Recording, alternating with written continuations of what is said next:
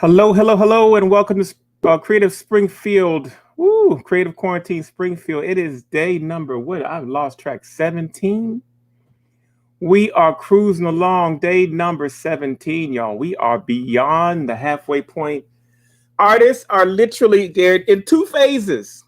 They're rolling like a freight train right now, or they're pulling out hair and eating fingernails. There's only one of the two places you could be at this point, at the halfway point.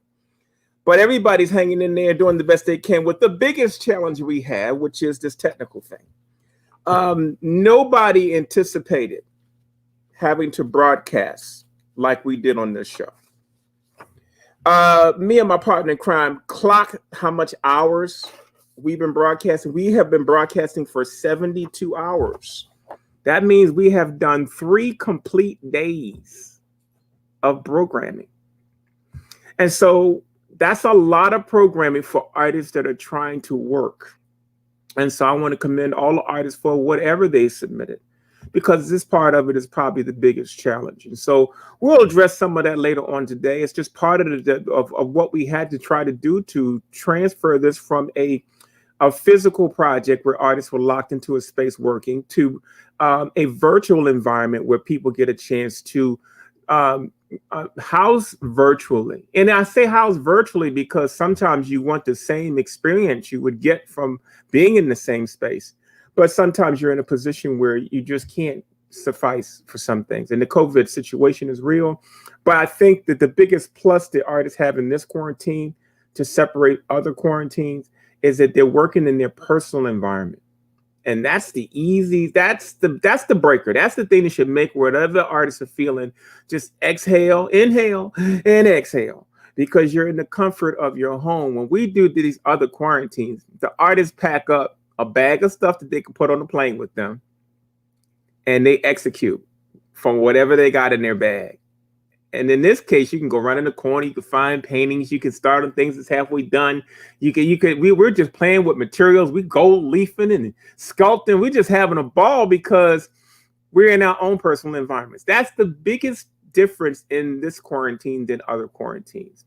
The connectivity issue is a very sensitive issue because all artists need different stimulation to create. And sometimes just operating in a vacuum, despite the fact that we're all isolated workers, can be a challenge. And so the connectivity issue, I think, probably would be the biggest challenge that we're all having.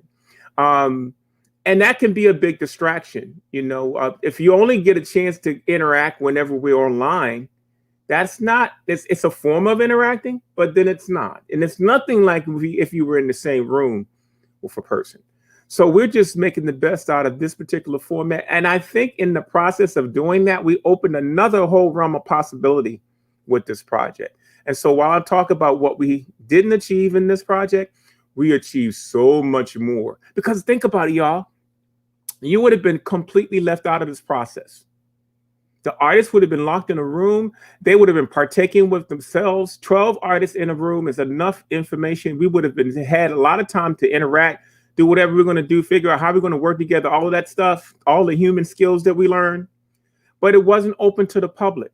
You would have only come in a couple of isolated moments when we had workshops, maybe towards the end when we had our reception. This is where it's different. You got a chance to walk down the day to day with us. 72 hours worth of it. I know some of y'all like the reality TV shows. Well, this is the closest thing you can get to the life of an artist, because we got all these different personalities. Everybody here is cheerful. Everybody's trying to do the right thing. Everybody's on the task. But we are individually having our own challenges. We've had deaths that have occurred during this. We've had people with health issues flare up while this is going on. And we have illnesses that have taken place while this is going on. And even with all of that being said, we are on day number what? 17. So with all that, that's on my heart. I try to open up the show with telling you or give you an update on what's happening. We got a conversation with my other co-founder a little later in the show with Mr. Charles Bibbs. But the first person I want to bring in is my co-pilot, I don't even know what to call her. We are the dynamic duo kind of, but that means she would have to be Robin. So I'm gonna introduce you to my girl Robin.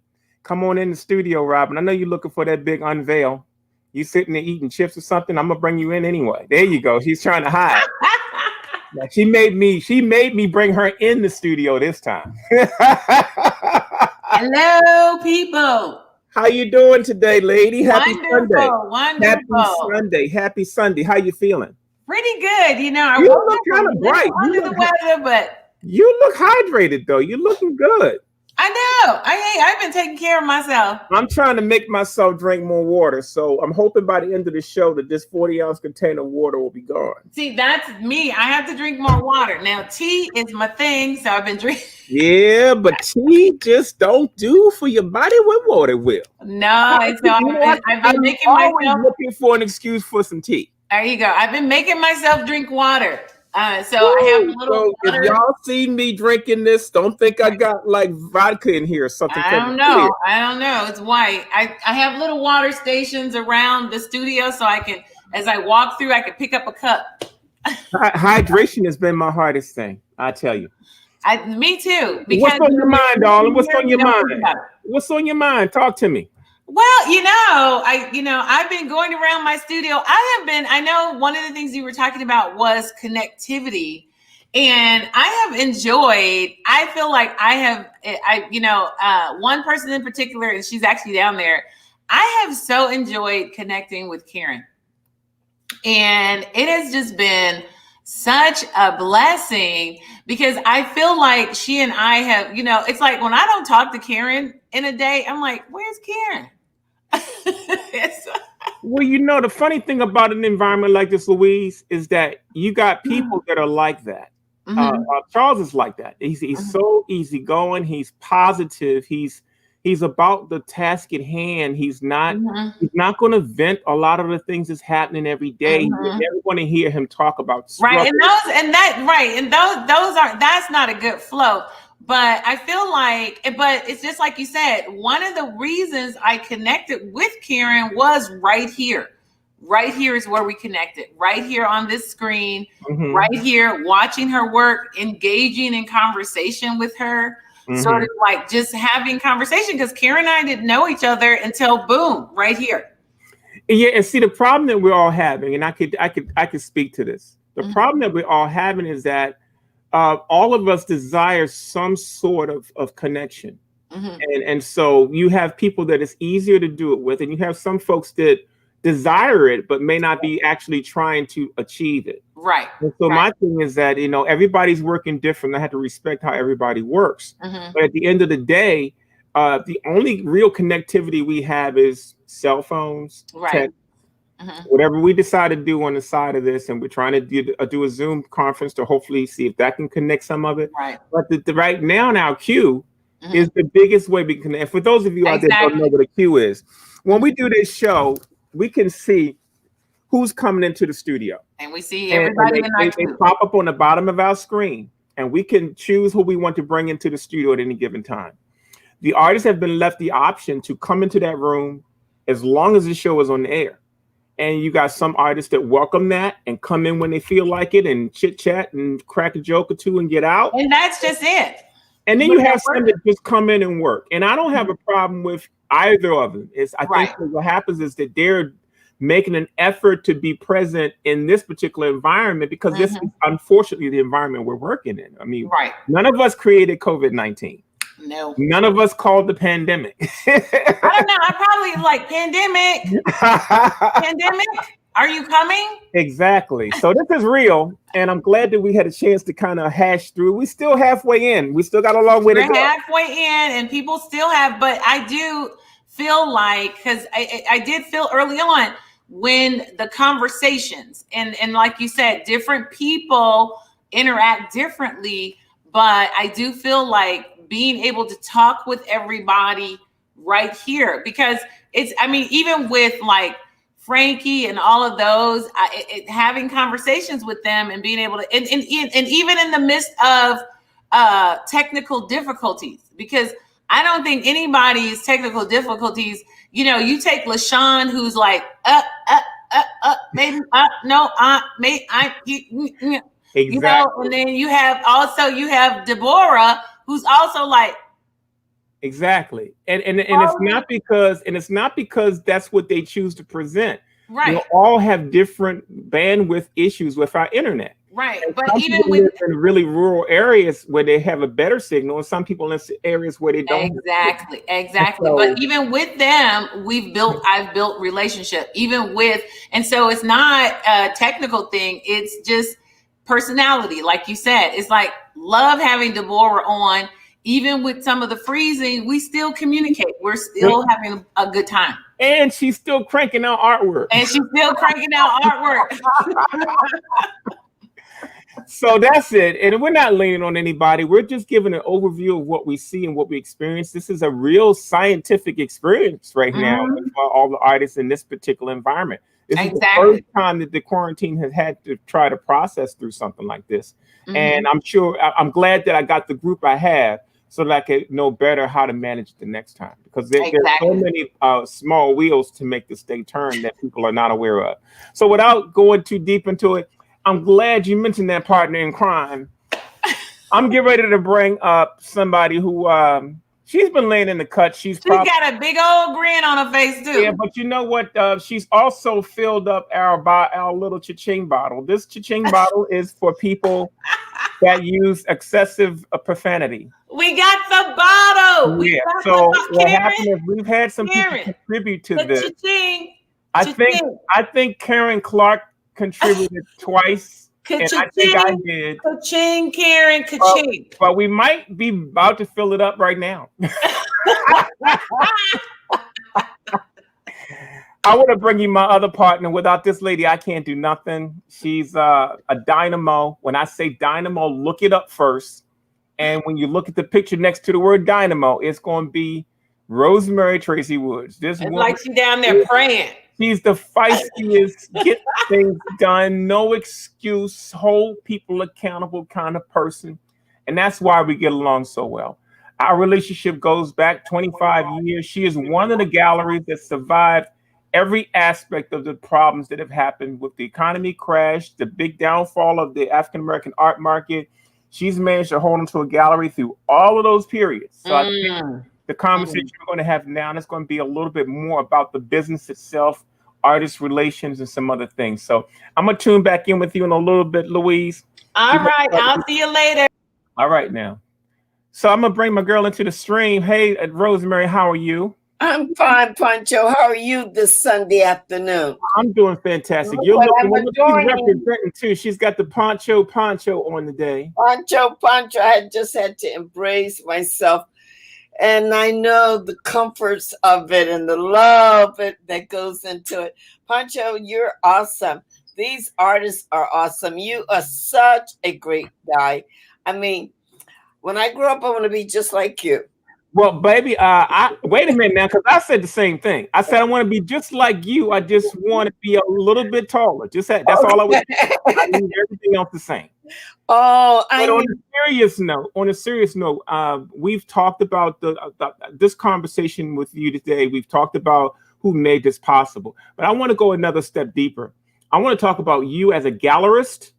I want to talk about gallerist and artist relations, how important those two things are. So my first question to you is that, what do you think is the biggest thing to impede artists and gallerists from working together? I think because artists don't realize that the gallery is a business. And particularly if you're dealing with a small gallery or a gallery that's not funded, it's, a lot of people often, you have to correct them. They'll say, the museum. No, the museum is the educational component. They're not interested in acquiring and selling art. Um, The gallery is a business. Its mission is my mission is to provide a venue, a place where artists, BIPOC or the new term, can sell their work and sell it at a price that they can have a nice quality of life. And I see that with artists who are not of color and the success and the abilities and the opportunities that they get. But to try to relay that to an artist, especially a emerging artist, Mm-hmm. um, established artists are easier to work with, but I think all artists need to take a course in business. Mm-hmm. I think that's a valid point. There's so many artists, and we don't want to paint this conversation with one brush because artists are in multiple categories. You have some that just paint for themselves. You have some that are hardcore on the road that do shows, exhibitions. You have artists that are established in galleries and in museums. So there is a breakdown. I mean, we have a lot of examples of professional artists that know business.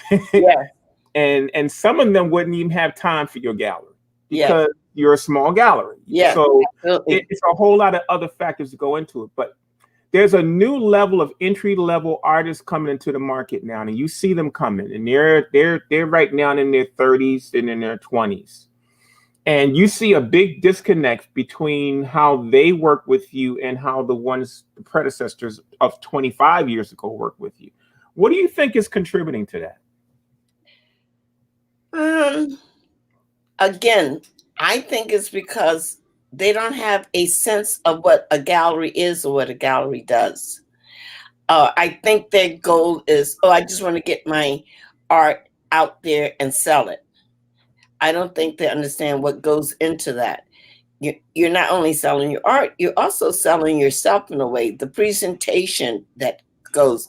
A lot of people, even getting to sit down and have a conversation with a gallerist, and I think I'm pretty accessible, but they don't want to make appointments. Just various little things that are just basic business Mm-hmm. that I see Mm-hmm. difference. Either way we communicate. Oh, Everyone tells me, oh, text me or email me. You don't actually, it's nothing like that personal one-on-one contact. mhm. I think that um, sometimes galleries get a bad rep. I know galleries that rob artists, basically rob them. But it seems if you have any kind of compassion or show any kind of compassion, particularly to artists. See, I can only talk about artists of color. I exhibit all artists, but um it seems that when it comes to artists of color, again, I'm not throwing everybody into one shell. It's difficult to make them realize what you need, even to get titles and prices. Um, it's how much time, and I mean, with some of the creation that artists do, I was right off the bat sell my work for thousands. But I don't know, it's just so hard to make them realize what goes into getting your work into the gallery and getting it so that it will sell. Mhm. Well, that's a valid point. Part of what we're trying to do through the quarantine is to introduce artists into other ways of promoting their work. And we're talking to now about embracing technology. And Yes. there's so many other factors to this. But I think one of the things I'm noticing is that, I came through a period that's known as the Golden Age of African American art between 1985 and 2005, to which you had a gallery in that Yes. period. There were legions of hundreds of artists that were commercially successful during that time. Yes. And during that time, they had to fast track the business side and even to just be able to compete in this business. And so there were a lot of relationships that were lost. There were a lot of dealer gallerist relationships that were suffering because artists were fast tracking to learn. And in most cases, the galleries were also learning. They had never done this before. Most galleries that were open, they didn't have disposable income. They were relying on whatever they made through their gallery. So that's not the typical artist gallerist relationship. And Yes. so I know you've experienced some of that too, because you've made some investments in the galleries that you have. So tell me a little bit about how you secured, because you have two galleries in Springfield. Tell me how that works and how that's set up.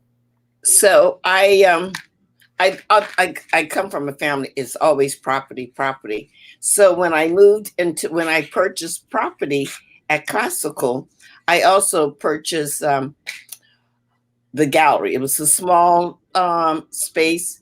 It was right in the atrium of the Classical, and I was selling art with a partner of mine, and we had a location in Hartford where I worked as well, day to day.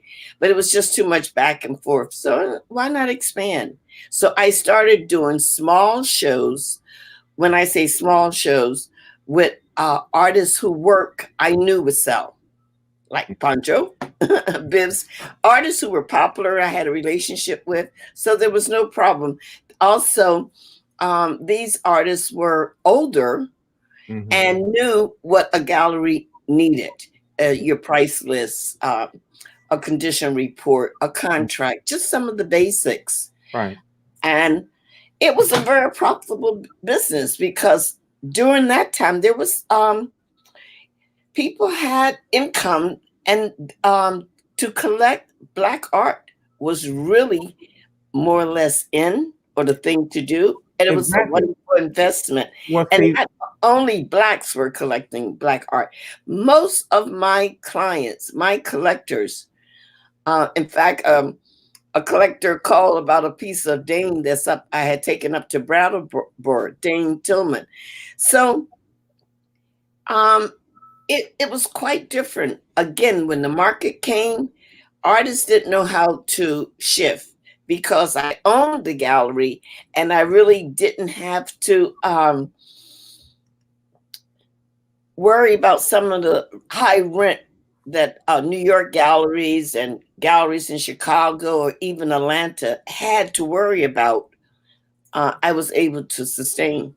And at the time I was working, I had an income, a full-time job. So I didn't have to depend on the sales. But the sales were better then than at some point when I'm in the gallery at Tower Square.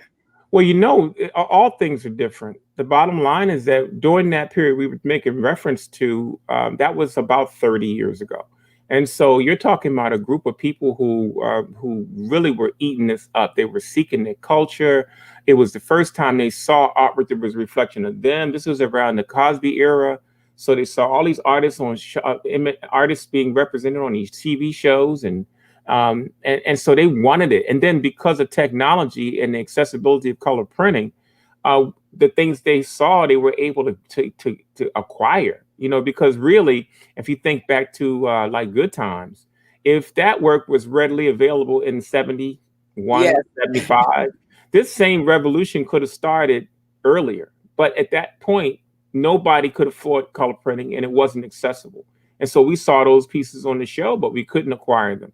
And so that's the biggest difference between the Good Times era and the Cosby Show era, is that it primed people to be able to look for people like you. Because at one point the argument was they'd never seen a gallery, or they didn't see any work about the gallery. They couldn't find work. And then suddenly there was 3,000 galleries around the country that were selling African-American art or specializing in African-American art. And so that's a big foundational point. And I can tell you what I believe happened. In the 90s, they decided to take artwork out of schools, music out of school, dance out of schools. I think now we got a generation of folks that are making good money, but never had art appreciation or never had any creative classes. And they got the same money or comparable money, but they have no cultural sensibility. I agree with you. And we've advocated, I personally fought for years to have art back in the schools. And I must say that with Governor Deval Patrick, and I have to give Governor Baker credit as well, we got to change. They started to realize. So now I'm proud to say that every school in Springfield has an art and music teacher.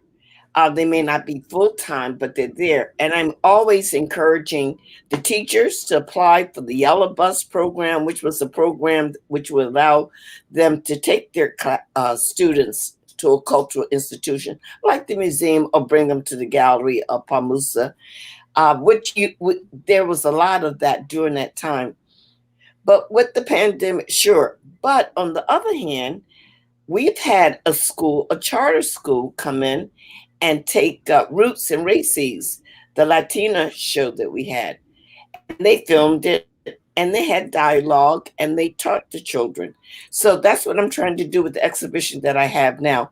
But you must realize for a small gallery such as myself, to go in educational, that requires additional money, additional skills, and usually staff that you don't have. We don't have the staff because we sometimes don't get the funding. Mm-hmm. Because again, everything is based on relationship. Well, that's a sensitive subject, because the funding conversation is something that people don't talk about. And even with this project, I know we first started talking about this project at least 8 years ago. And through all of the back and forth and trying to negotiate with people and trying to get things to fit, this is and this year last year we ended up getting a grant and to actually have some funds to work with. Tell me a little bit about the grant systems and how the grant systems support galleries such as yours. Well, I've been having a lot of conversation about the grant system.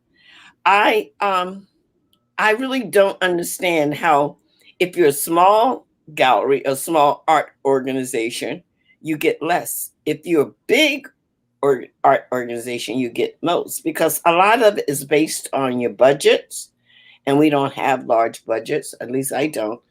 And it's just so much. And again, not beating the same old wagon. A lot of it's based on racism. Well, I mean, Rosemary, I get along with you because you're truthful. Yes. And we don't have to call things out, but we got to call things what they are. Yeah. And that's why I asked you that question, because I know the disparities that's happening within the grant system. Yes. But as I said, I've had some very, very good support. And it's about relationships. Laura Masusa, who was a TDI fellowship, came to the area and we met, and she liked the things that I was doing. And she kept saying, why don't you apply? Why don't you apply? I says, oh, I don't know. I applied for grants and it just doesn't work out. Even if you have a good grant writer, I've hired grant writers. I don't want to get you off your subject, but this is so important right now. How many grants do you think you applied for that you did not get? Ooh, don't start me. No, I want to start you because people don't have a clue. Okay, since I've become a nonprofit, I say I've applied for about 7, 8. And remember now, that's for a year. So grants run in cycle. So you can say, oh, that's not a lot. But if you apply for 2 in 1 year and you're dependent on that, and you don't get a chance to apply for that again to the next year, but then you just get tired, Exactly. That's what I'm talking about. Because, you just mentioned how many you applied for, but talk about the anxiety and the frustration you get to the point where you don't even participate anymore. Oh, well, that's easy. And my partner, Billy Myers, and I want to send out condolences and prayers to him who lost his mother. Is Native American. And he's worked in museums for years and at Smith, and started wonderful projects, the conservation, the only one in Massachusetts, the only one in U.S. on the East Coast. So we sat down and we discussed it. And I discussed it with other art organizations as well. And I found out, like, some of my colleagues who did have galleries, they were in positions where the market called for them. If they're paying $10,000 a month rent, they're in a market or in the area that's going to gross that in art sales, even after commissions. Right. But for small little galleries in your hometown or whatever, it was just so difficult. So we had already discussed that we weren't going to chase after grants because it was a waste of time, that we weren't going to get them. We just would have to come up with some ways to do it because we both were passionate about what we did. And I must say, it might have been stubborn too, because I've always been a person who believed in justice. And I just thought it was so unfair that artists, even not just African American or Black or artists of color, I saw artists with disabilities, female artists, Native American. Oh my goodness, when we did the Native American show, we had artwork come from as far as Mexico, and they were willing to walk it to the gallery. Yes, they have a Native American museum and an African American museum. We're not talking about museums where they're funded. Exactly. And not only are you selling art, educating the public, you're bringing people together, and you're providing jobs, internship, education, opportunity, period. Opportunities. And it's not just visual. In a gallery, you encounter jazz, dance, spoken word. It depends on the type of gallery that you have. Some galleries are just exclusive. They only sell art. They have by appointment only, and clients come in and that's it. And there's ways to build. I have some very good clients and I have some wealthy clients. They don't buy art every day, and they usually are looking for a particular piece of art. But now with Swan has always been there, but now with the auction houses, it's very easy for those rare pieces to be sold by auction houses, like Maya, Dr. Angelou, her collection was auctioned off. Oh, I went to Swan Gallery to see that auction. I was curious to see what works were going to be in the collection. I was also curious to see what rates they would sell for. And I was alarmed to see the numbers that some of the pieces got. Not alarmed at how high they sold, because a bigger piece sold for over 100,000, and people were like, "Oh, just screaming! Oh, Biggers is 100,000."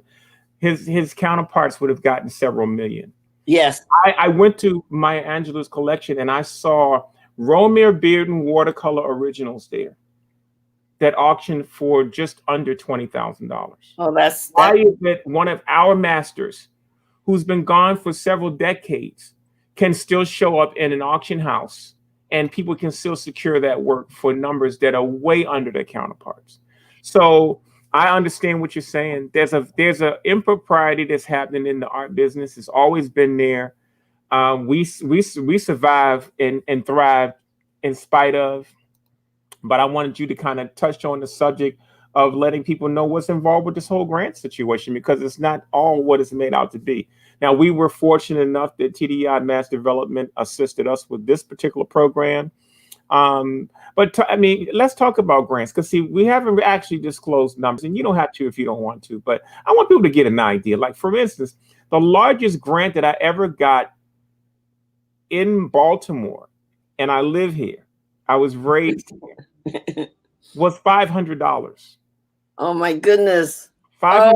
And I'm almost 60. Heartbreaking. And I'm probably one of the most popular or commercially successful artists in this region.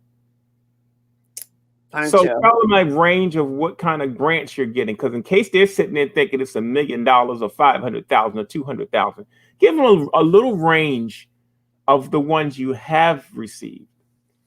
Well, I tend to receive the Springfield Cultural Council grant, which I applied for, and there, that's my friend Jeb Buckington there.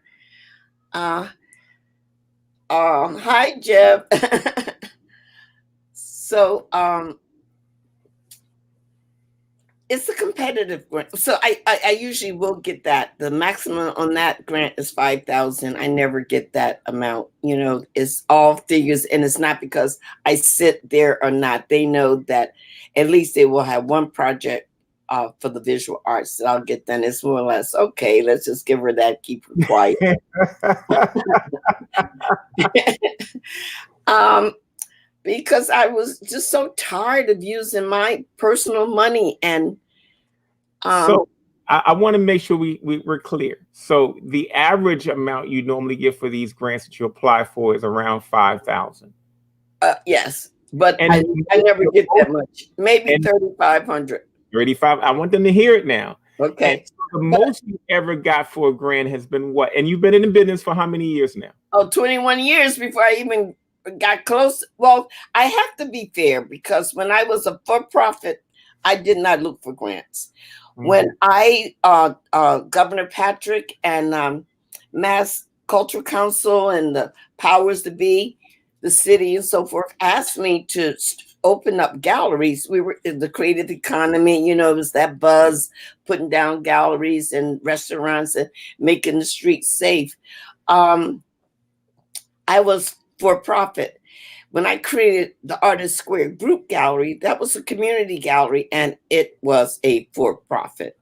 But after it failed, because artists don't want, again, not all artists, but they don't want to be in a gallery. They want to create, to be able to create their work, or they have a job or something. So it wasn't working. And I posed to them, I cannot do this. This is not a business, it's a hobby, and it still is a hobby. I just can't do it because labor of love. yeah, because I have a gallery. And then I was starting to travel and go to Europe and make great connections and get invited to work on projects there. And I was like, well, I don't have to stay here and be abused. So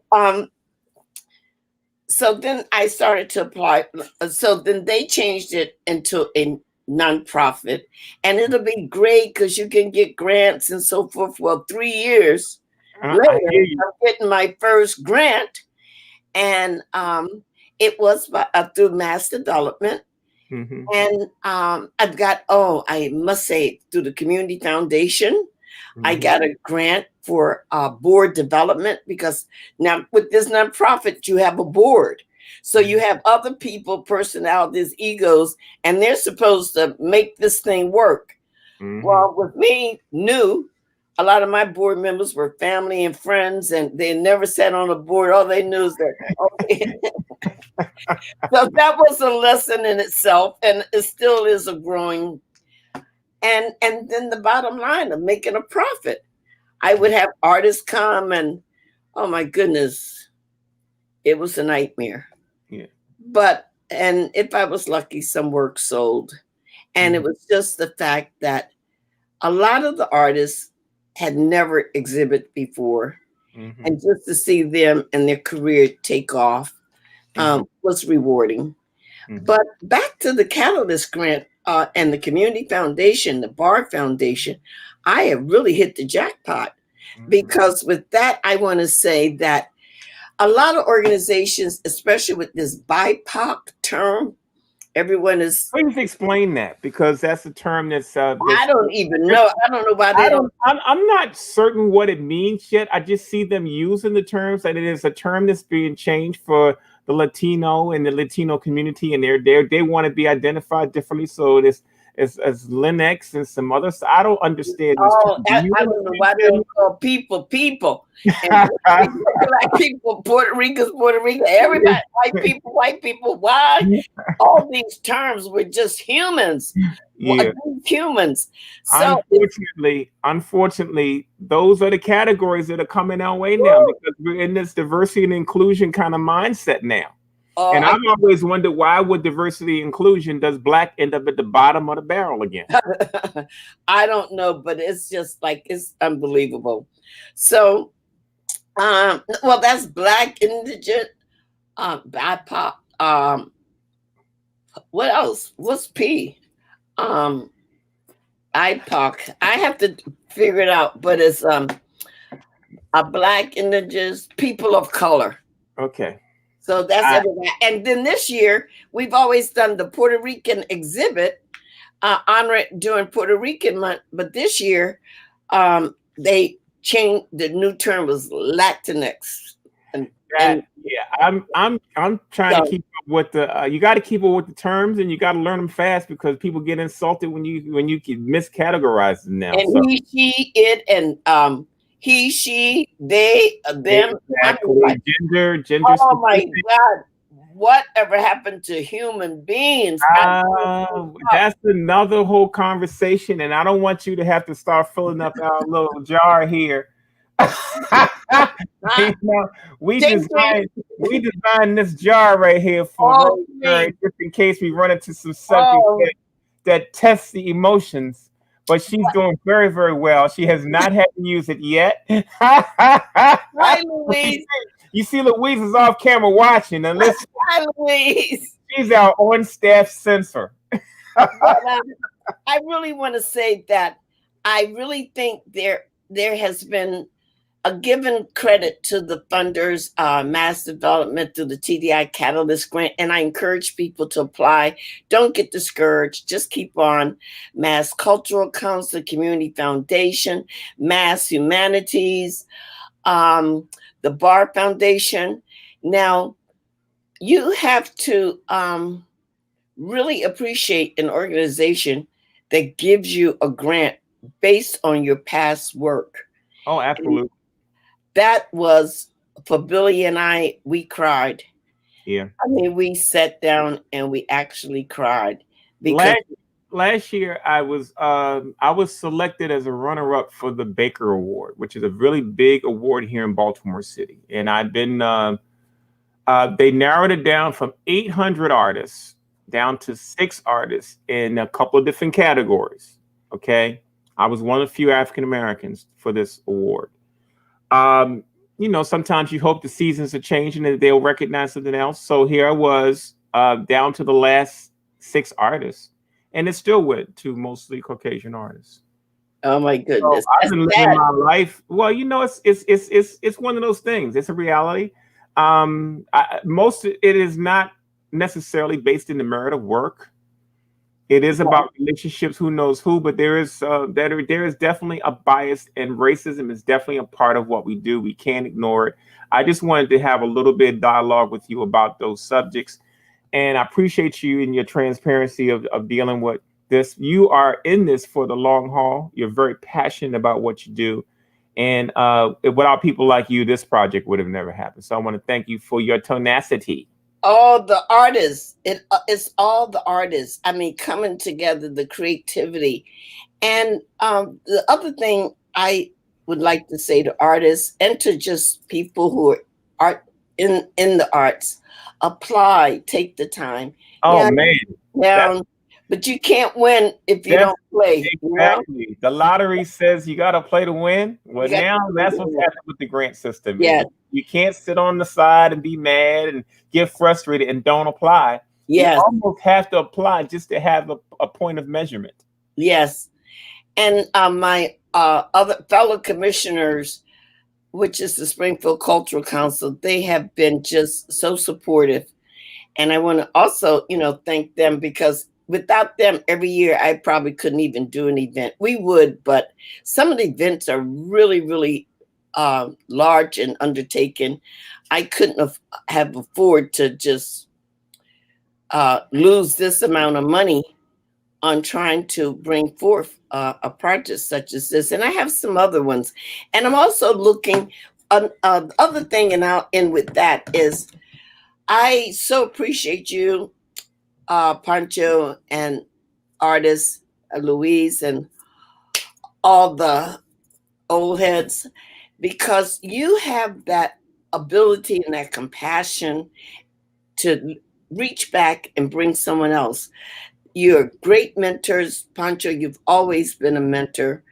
And that's what we need. We have to help each other.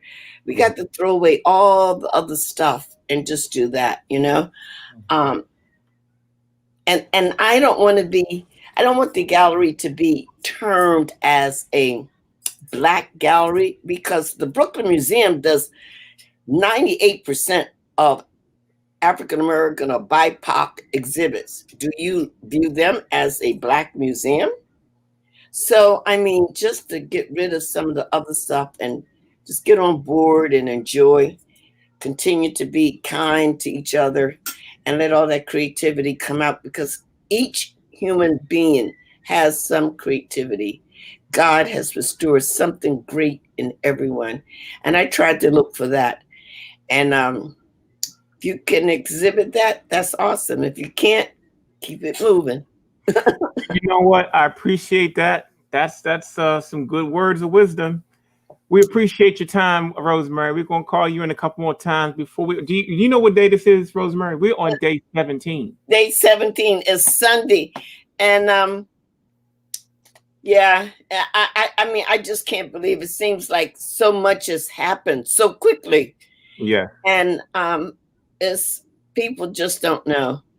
They don't. But that's okay. We're Yeah. trying to show a little bit of it and show the other side of it as much as we can. So I appreciate you taking the time to articulate some things that we just don't know and haven't heard. Okay. All right. All right. All right, Rosemary. Take care. Where's my partner in crime? She's out there somewhere. Hanging out. Right. So that was a good conversation with Rosemary. That was a fantastic conversation. I wanted to add this up here for you so you can see it. BIPOC. Thank you. Black, Indigenous, people of color.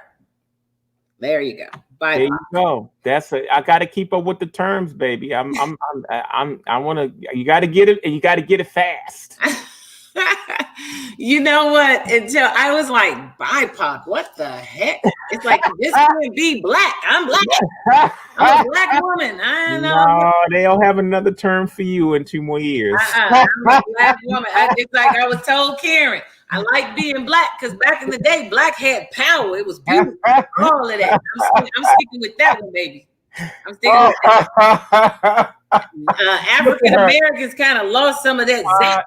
Hey, baby, I'm going to remain silent on that because you know I am super pro black. If you cut me, black might come out.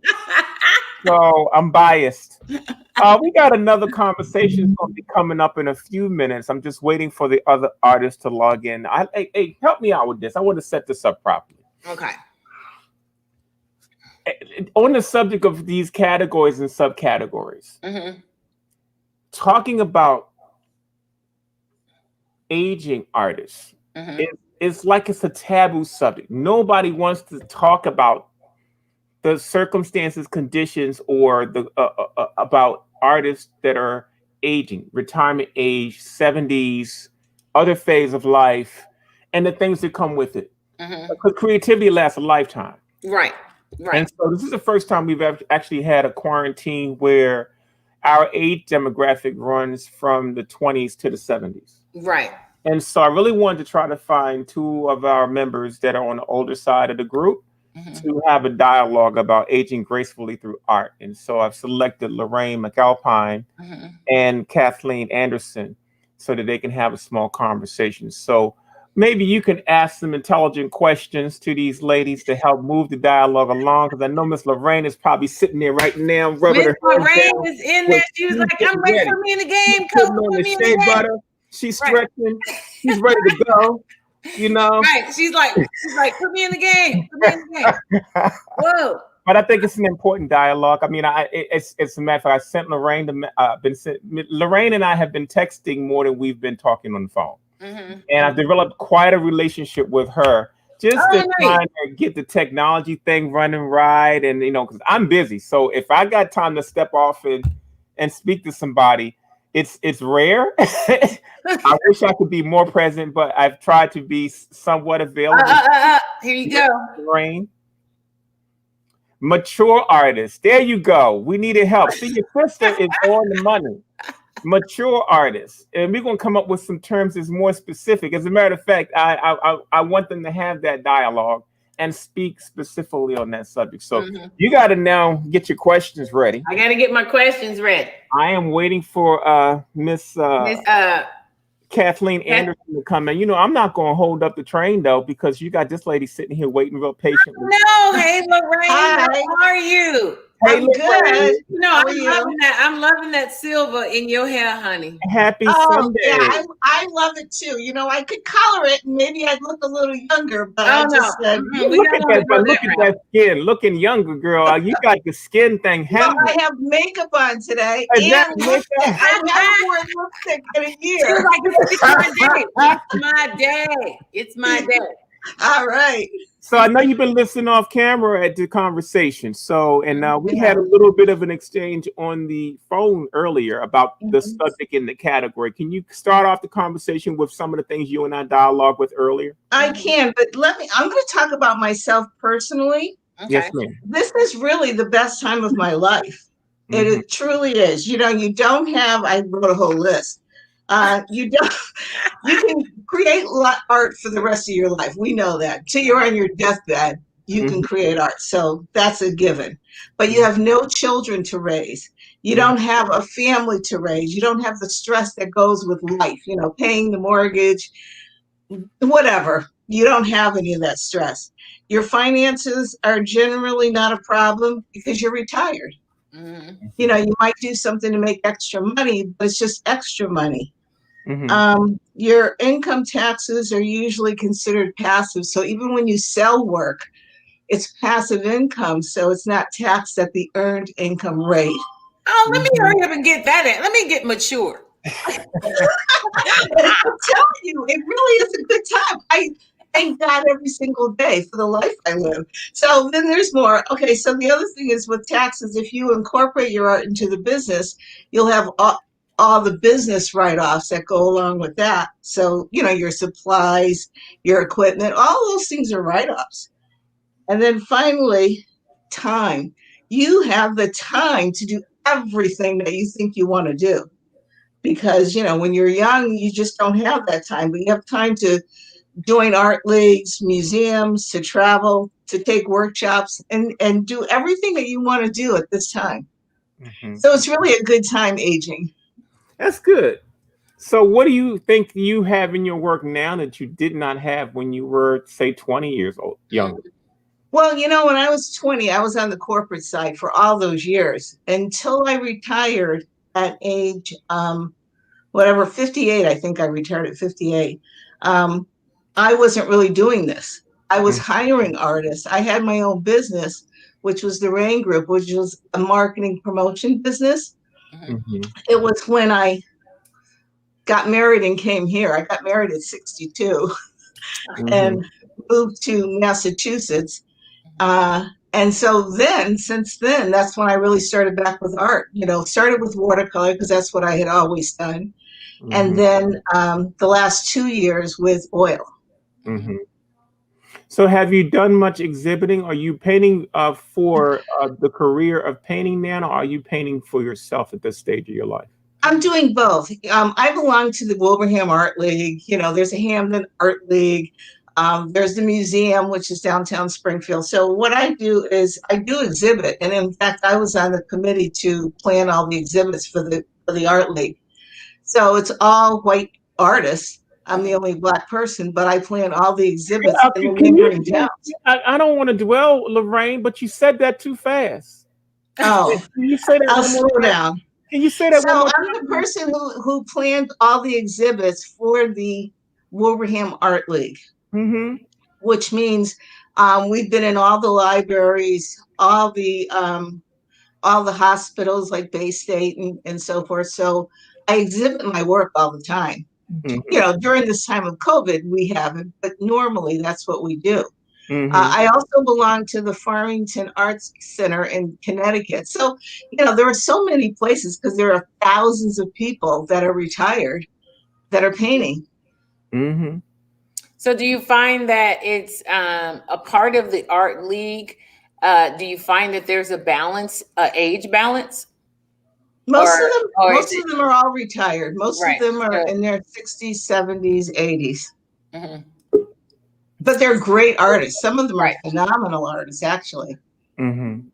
So, do you think that that group of people are they well connected? Are they still kind of individual like we can be, or is it more close knit? Is there how would you describe that?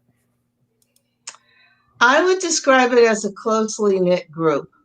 I've been in it for like 4 or 5 years now. Hi there.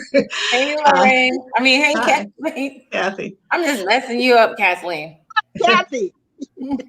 Well, go ahead, finish your Hey, statement, Kathleen. Lorraine. Okay. Finish your, Yeah, finish I've your been in statement. this art league now for a number of years, so I know everybody and everyone knows me. Mhm. Mhm. And really, it's about your work. It's not so, I know what you were talking about with Tracy, but at this point, it's your work that really speaks the loudest. Mhm. Mhm. Well, we want to welcome Kathleen to the conversation. The subject of this conversation is going to be aging gracefully through art. Lorraine has just given us her perspective of where she is at this stage of her life with regard to art, where it fits, and we want you to give some of that information too. We are not singling you guys out. I know it feels that way, but I wanted to capture something very important. We have two artists that are um, in a Mature. mature artists in our group. We've never had mature artists in our group before, and But we you have are two a women. mature artist. No, not by definition, because I'm Well, 58. you look it. That's Because what? okay. Because I'm 58. Oh, that sounds mature to me. Well, of course, I would expect you to debate me on every statement that comes out of my mouth because that's who you are. But you are on the screen now for a specific reason, and it's not to pull me down or pull me up with where you guys are. Mhm. Lorraine has been, in case you were not watching, giving us an honest account of her existence in her reality, and we just expect you to do the same. We're not going to get caught up in the labels and the titles. Unfortunately, there are labels and titles that exist. So if you don't like mature artists, pick the word you like the best. But I would like for the audience to be able to get something from the dialogue on that particular subject because I think it's very, very important. Huh. So I'm going to let Louise take over and answer you and address you some questions, and hopefully you'll be able to enlighten us a little bit. So I'll be saying, like, what is it like being in your vintage state? No. I'm just joking. Basically, our whole thing is, as we age, because we're all aging, I'm aging, just trying to get your view on how you feel as you age in the arts, as you progress. Like a lot of times you're progressing, you're bettering, you're getting better at what you do. And so do you find that as you age that you are getting better at what you do, you're learning more, expanding, changing, altering? What are some of the things that you have gained through these years of being in the arts? Anybody? Oh, I'm sorry. I thought you were addressing Kathleen. Here's what I'll say. I feel as though I've totally expanded. There's Mhm. another workshop that I do that's international. So Mhm. I've had an opportunity to work with artists in Australia and Europe and find out what they're working on and translate ideas. Mhm. So that I've tried new things that I have never tried before, and I feel like I'm getting better. Mhm. Mhm. My painting is more comfortable. I'm confident. It's easy for me. Mhm. So it's good. Nice. How about you, Lorraine? I mean, Catherine. Kathleen. I'm talking to Lorraine. I'm going to move you right here, Catherine, so I can. There. How about you, Catherine? I'm a Kathleen, not a Catherine. Kathleen. Right. How about you, Kathleen? I'm not quite sure how to answer that question. Mhm. I when I think of myself, I think I'm 35. Okay. There you go. Well, how is And your 35 progressing? yes. So let's see. So I have shifted my focus. I started out as a worker with yarn and Mhm. thread until I was a teenager when I started sewing. Mhm.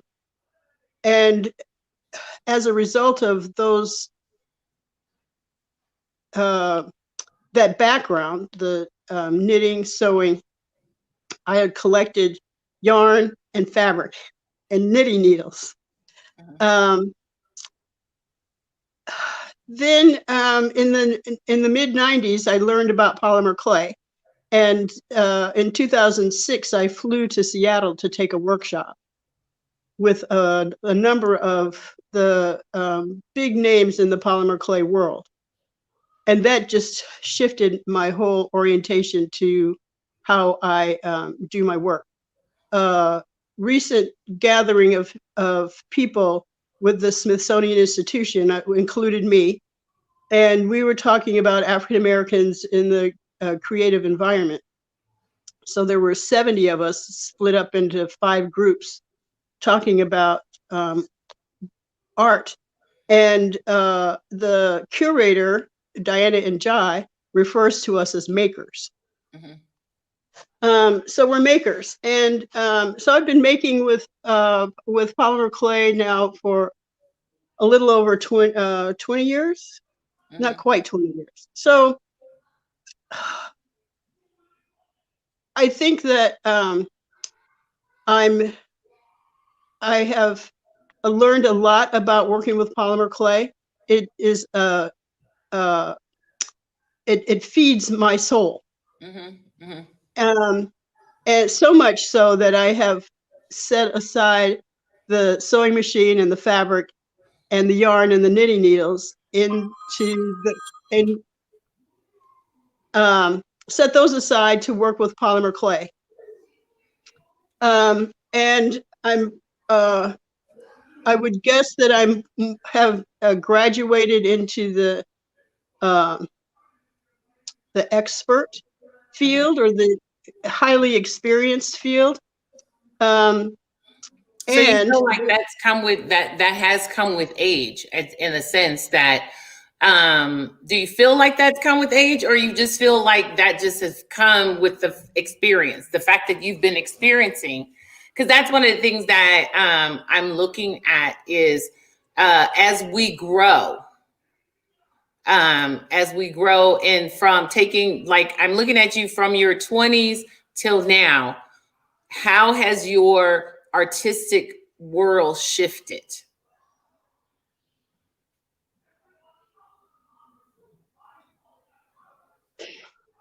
Well, it's shifted only in terms of the medium that I'm working with. Okay. So you feel like it's only shifted. And so Lorraine, you feel like, how has your artistic world shifted from when you were 20 till now, till, where you are now? I know what you're saying, but I started my career in my 20s as a fashion illustrator. Right. Okay. So it was using that pen and ink watercolor to just in the last 5 years taking up what is it that I do? Oil. So it has shifted, but it's not an age thing or a mature thing. I don't think. I think it has to do with the time that you put in. And that's why this particular quarantine is really good, because I find I'm painting more. But it's really all about time. It's not so much age.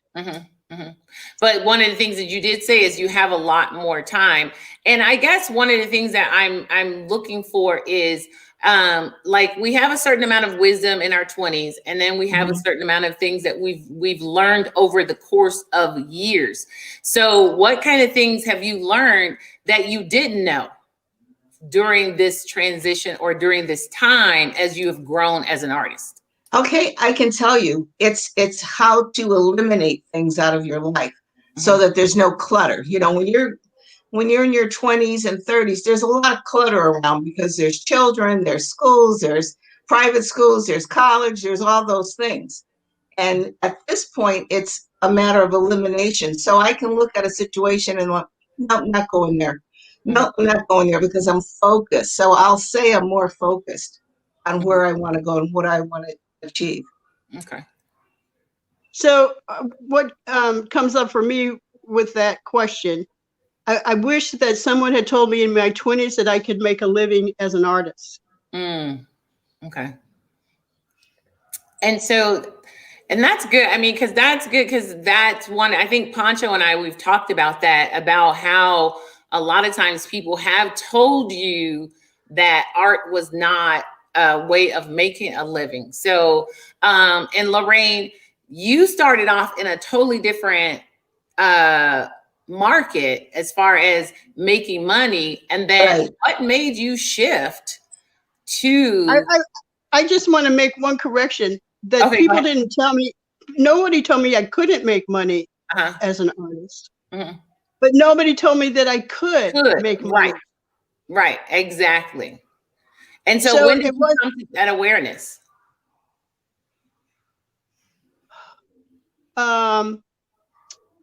Let's see. I don't know. I don't know when I came to that awareness. I can't tell you. Was I in my 40s? I don't know. Maybe. Mhm, mhm. Was I? So, I don't know. How old are you? me, I feel like I'm a mature artist. I think I'm 55, Woo! 56 or 50. I'm 50 That's a great something. age. Huh? I know. I love it. I love how old I am. And I don't mind going, I got some gray too. Can you see it? No, All right, it's in Yes. there. It's in there. it's It's in in there. there. And I don't color. I'm going gray gracefully. So, but I guess the other question I want to ask you is in the art world, and I know Kathleen, you're in the art world selling, doing shows and things like that. In the art world, do you feel like there is somewhat of a change? Do you feel like as you progress and as you get older, as far as slowing down, speeding up, where energy, not just energy level, but just in the pursuit of your career? This is all new for me. Okay. It's new, so Mhm. I don't have a lot of years to address that. You might have been professional in doing shows and stuff longer than me. Mhm. Mhm. So how long have you been in the actual art world as a professional artist selling your work? I wouldn't actually call myself a professional artist either, Okay. Okay. because I'm not making any money at it, Uh-huh. really. But you are So selling your work. that'll be nice to make some money. Okay. So are you okay? So where did you start then, Lorraine? I mean, Kathleen. Where did I start? Mhm. What? So, Where did you start? I mean, I know you did yarn and things like that, but what I'm asking is where did you start when you came into the art arena of selling your boxes and your jewelry and things like that? so let's see, where are we? 2001, 21 right now. Maybe 5 years ago. Okay. Okay. So you started selling your work about 5 years ago? About that. And Lorraine, you started selling your work when? I would say selling my work, and really, I probably have sold things all along, Mm-hmm. but I'm gonna say um, maybe 2013, 2014. Okay. Okay. All right. So you guys are still fairly new, which is great. Which is great. So you guys And are fairly let me just say this: I don't paint to sell work. right. I Right. paint for Exactly. the joy of painting. So if I never sell a piece of work, it's Right. not going to change my life. And that's one of the things that I want to target is with what you do, because I have met a lot of mature artists, and not saying that I'm not a mature artist because I feel like I am, that are older than I am, that their art, what they do in their art world is basically more for them than actually for art. Is that how you feel as well, Kathleen? Not exactly. Mm-hmm. Not exactly. So the knitting and sewing was more for me. Okay. And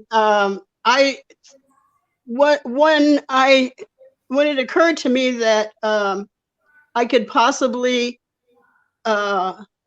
use my making as an avenue for income, Mm-hmm. I agreed to knit and sew for other people. Okay.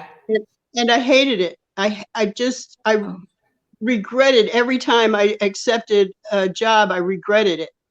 absolutely regretted every single second that I was doing it. And I realized that it was probably because the decision to knit and sew was personal. It happened the day I was leaving my best friend's house, and her mom, as I was leaving, told me that she knitted her own sweaters and she sewed her own clothes. And in that instant, as soon as I heard her say that, I decided that's what I was going to do. I remember. So I think that knitting and sewing was a personal decision, was a decision about a personal aspect for myself, and not something I would do for, not something that I could do for other people. Although my ex-husband wrote a play and I designed and constructed the costumes for that play, and that was joyful. But other than that, no. Knitting and sewing for other people like I said, I regretted. I had hated, and so I stopped making the decision to do that for other people. But when I learned about polymer clay and started working with polymer clay and making things, I realized that I could make things and let it go to somebody who wanted to buy. Oh, okay. So what would you recommend to a younger person that's getting into the arts, in the art world in their 40s and 50s regarding time management, and how would you balance your art growth with your family, job and family? Because I know, Lorraine, you were like, family's gone, done with that. Right. So, and Kathleen, I don't know if you still have younger people or family, husbands in the picture still, but how would you, what would you guys tell to somebody that's joining into the art world, because you guys had jumped in at a later stage than, say, someone at this time?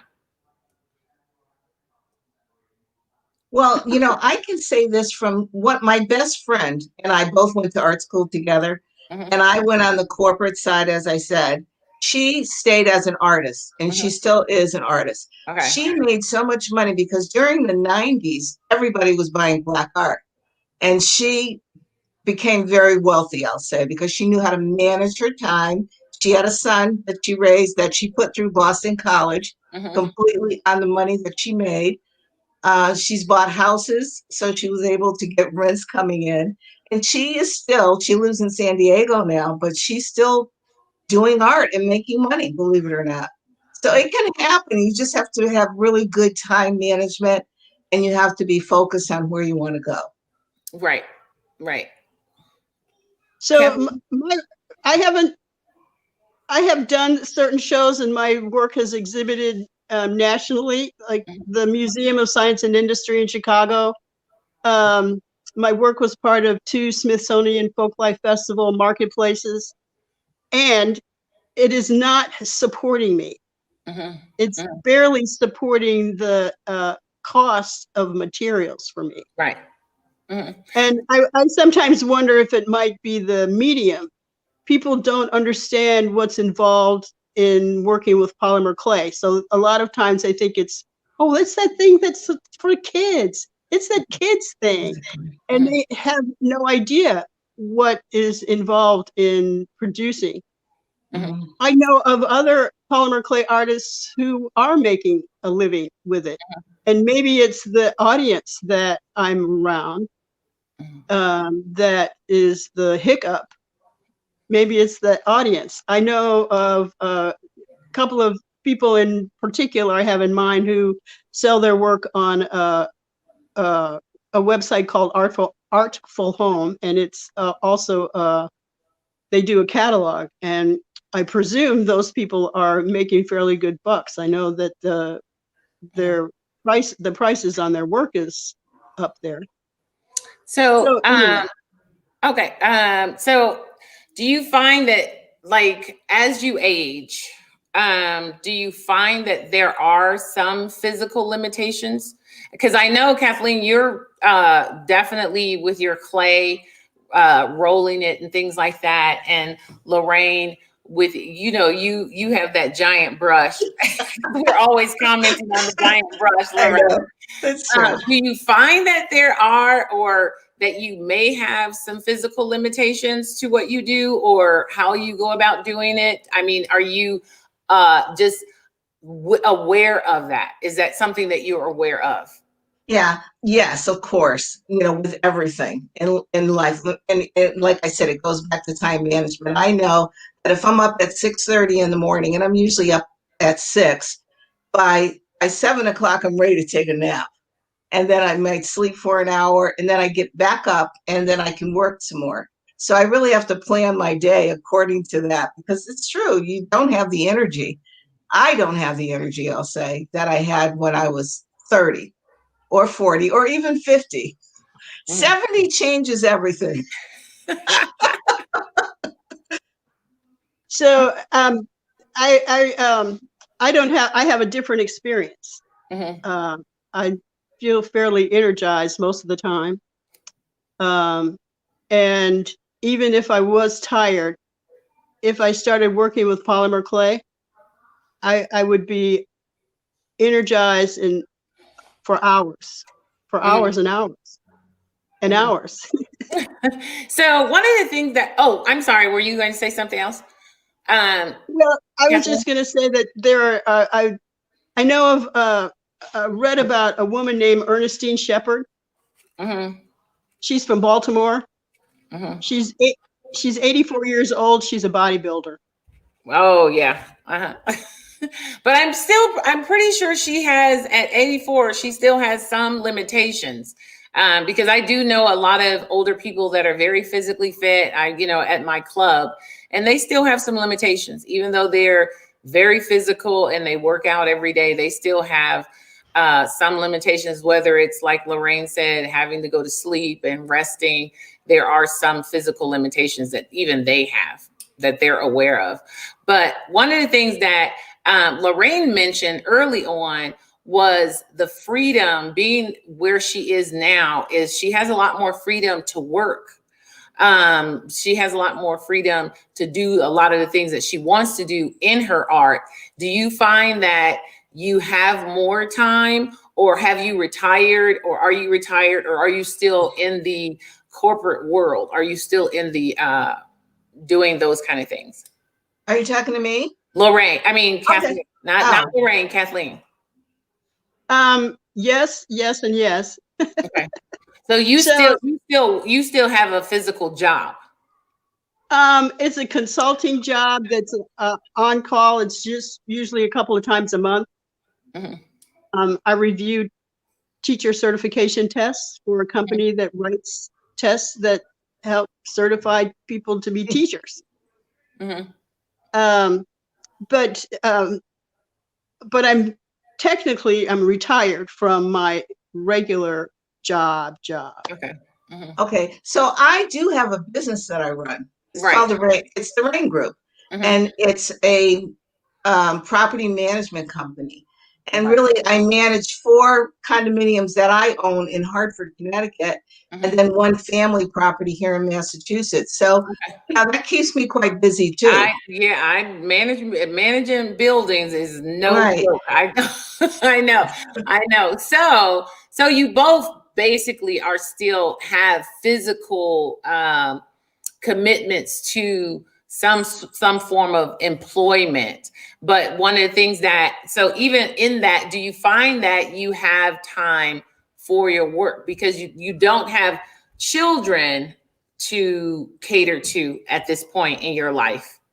I mean, you might have grandchildren and things like that, but do you find that you have more time to really focus on what you do, focus on your craft? So I'm a community person, and I was going to say community organizer, activist. So I am quite busy with, I'm on a subcommittee for the school board here in town in Amherst. I'm the New England co-chair, female co-chair for the National Coalition of Blacks for Reparations in America. I'm part of several other smaller groups that are looking to address reparations both in the state of Massachusetts as well as nationally, and in the town of Amherst. So I'm so I have a schedule that is very much like having children, in that it, you know, it takes a certain amount of time. I'm part of a gallery in a neighboring town, so I have certain kinds of responsibilities with the gallery. Mine is with the setting up, doing the media stuff. So I think that my time is flexible. It's not rigid, so I don't have to be at a particular location at a particular time. Like when I work for the school district, for example, you know, I don't have to be there at 8 o'clock in the morning and work until 3 or 4 o'clock in the afternoon. So my time is flexible, but I still have responsibilities. Right. So do you, this question is how much of your time does your art actually occupy, as far as, because I know you said that you're not a professional artist. So how much of your time does your art actually occupy? Doing your art and being creative occupy? Well, I have sort of been on a hiatus for a while. I have been making with polymer clay consistently for so many years, and I have an abundance of pieces and projects near completion or at the beginning stages. So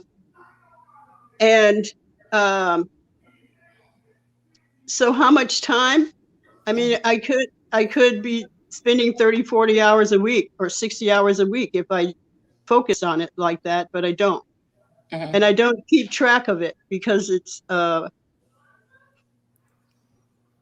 don't keep track of it like I would. I don't, you know, punch the clock. Clock in and out. How about you, Lorraine? Well, you know, my art studio is right down the hall. It's right in my house. So I can pop in and out all during the course of the day, to be honest with you. And as you know, I really like to paint fast and get it done fast. So, you know, I can do a painting in an hour, a small painting. A large painting I can do in 2 hours or 3. So really, I don't really have to spend that much time with it. Okay. So okay. So, and for me, it's different. I can't think of any of the projects I do that take an hour or 2 hours. Days. Right. I'm looking at days. What prompted you to do this creative quarantine? And the reason I'm asking that is because it does require a lot of time, and it does require commitment. And so I'm looking at and trying to find what the commitment level is from the, you know, and not just, you know, not even looking at your age or anything, but trying to see where is your commitment level and what prompted you to do this project, knowing that it had so much commitment dedicated to it. Yeah, for me, my goal was 30 paintings. And that was I'm pretty sure that number was, you know, creating, which I don't necessarily do. You know, like I said, I did do 50 paintings last year, but it was 1 a week. So to do 30 in 30 days is a major, major challenge. So it's the challenge that I took on that I decided to do this. Okay. And for me, it wasn't about quantity. It was about the idea that experimental processes were to be one of the focuses, that we're to look at ways in which doing things we haven't been doing before.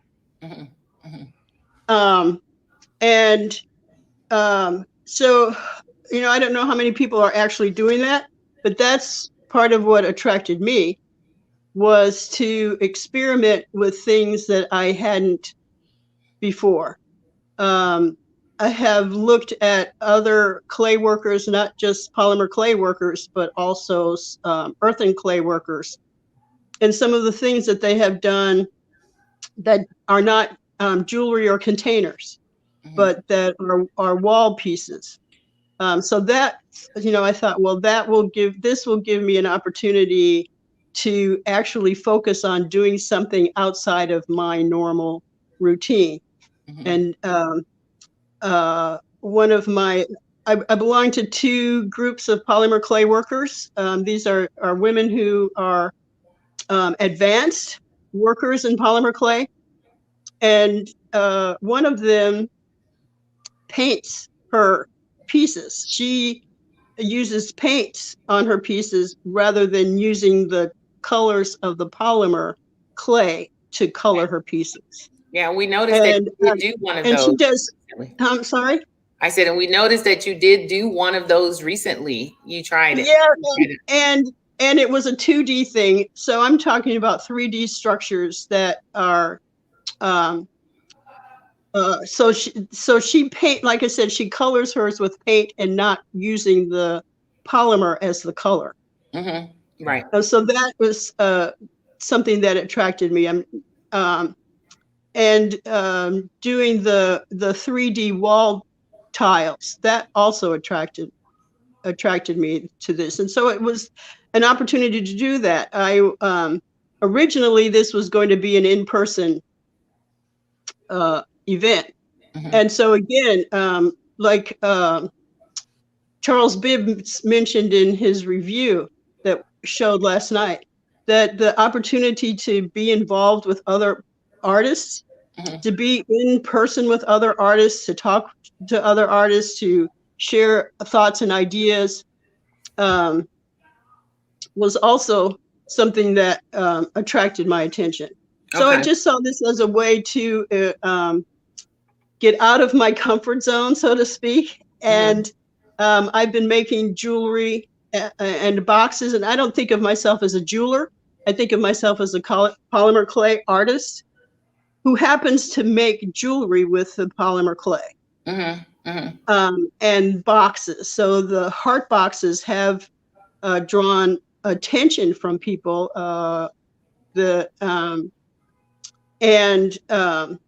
People seem to be interested in them.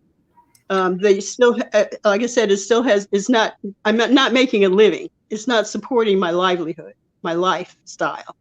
Well, but maybe one day it will. So the more exposure that they get, I get.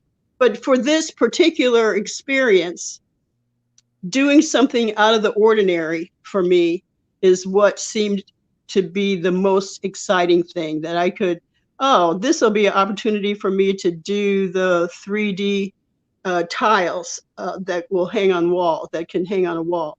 I'm not, so like I said, I'm not a painter, although I did paint that thing.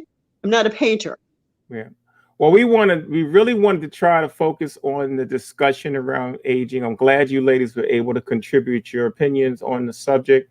I know it's one of those subjects that people don't want to discuss in any way, shape, or form. We feel uncomfortable about bringing up different things, but I want to thank you both. Both of your perspectives were definitely different.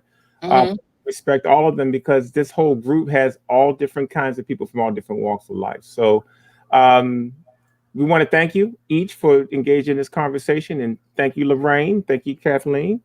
And we will have other discussions on different subjects as things go on. So you guys have a wonderful day. Ladies, have a wonderful day. Thank you, guys. Thank you. Bye-bye. Bye. Good seeing you both. You too.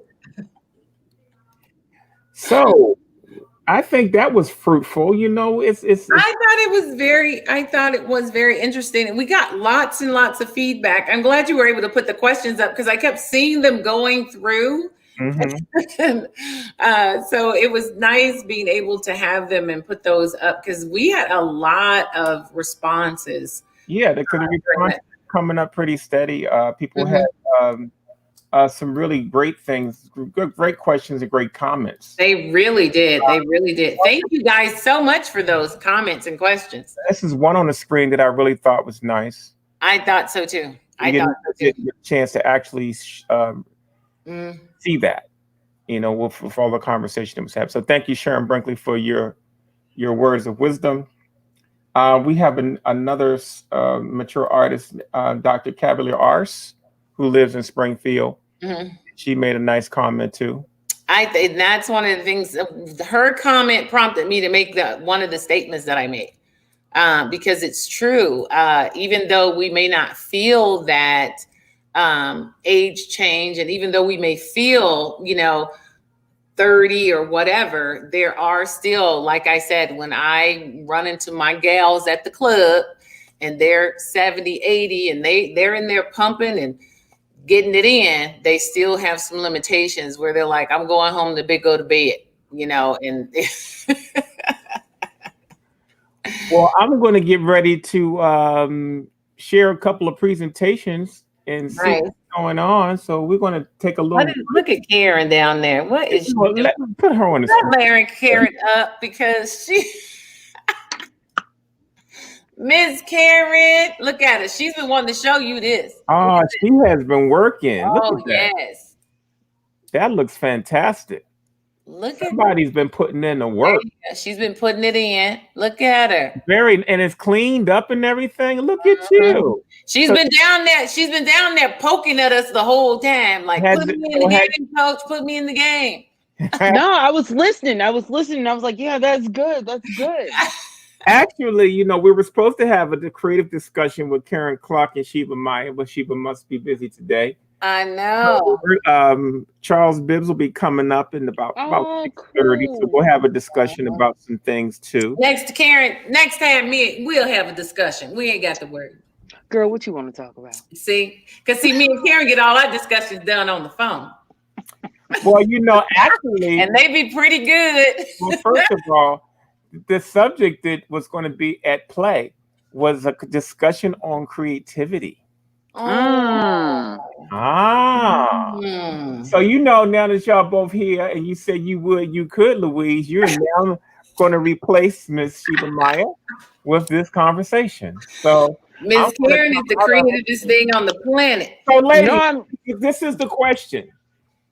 I want you to describe to me what you think true creativity is and how it governs your life.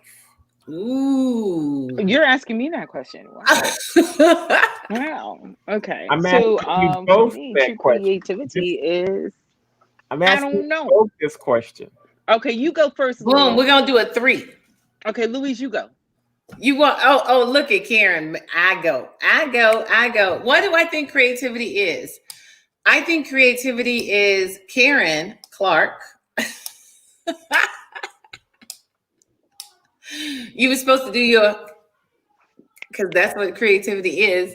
I'd have to let me look it up.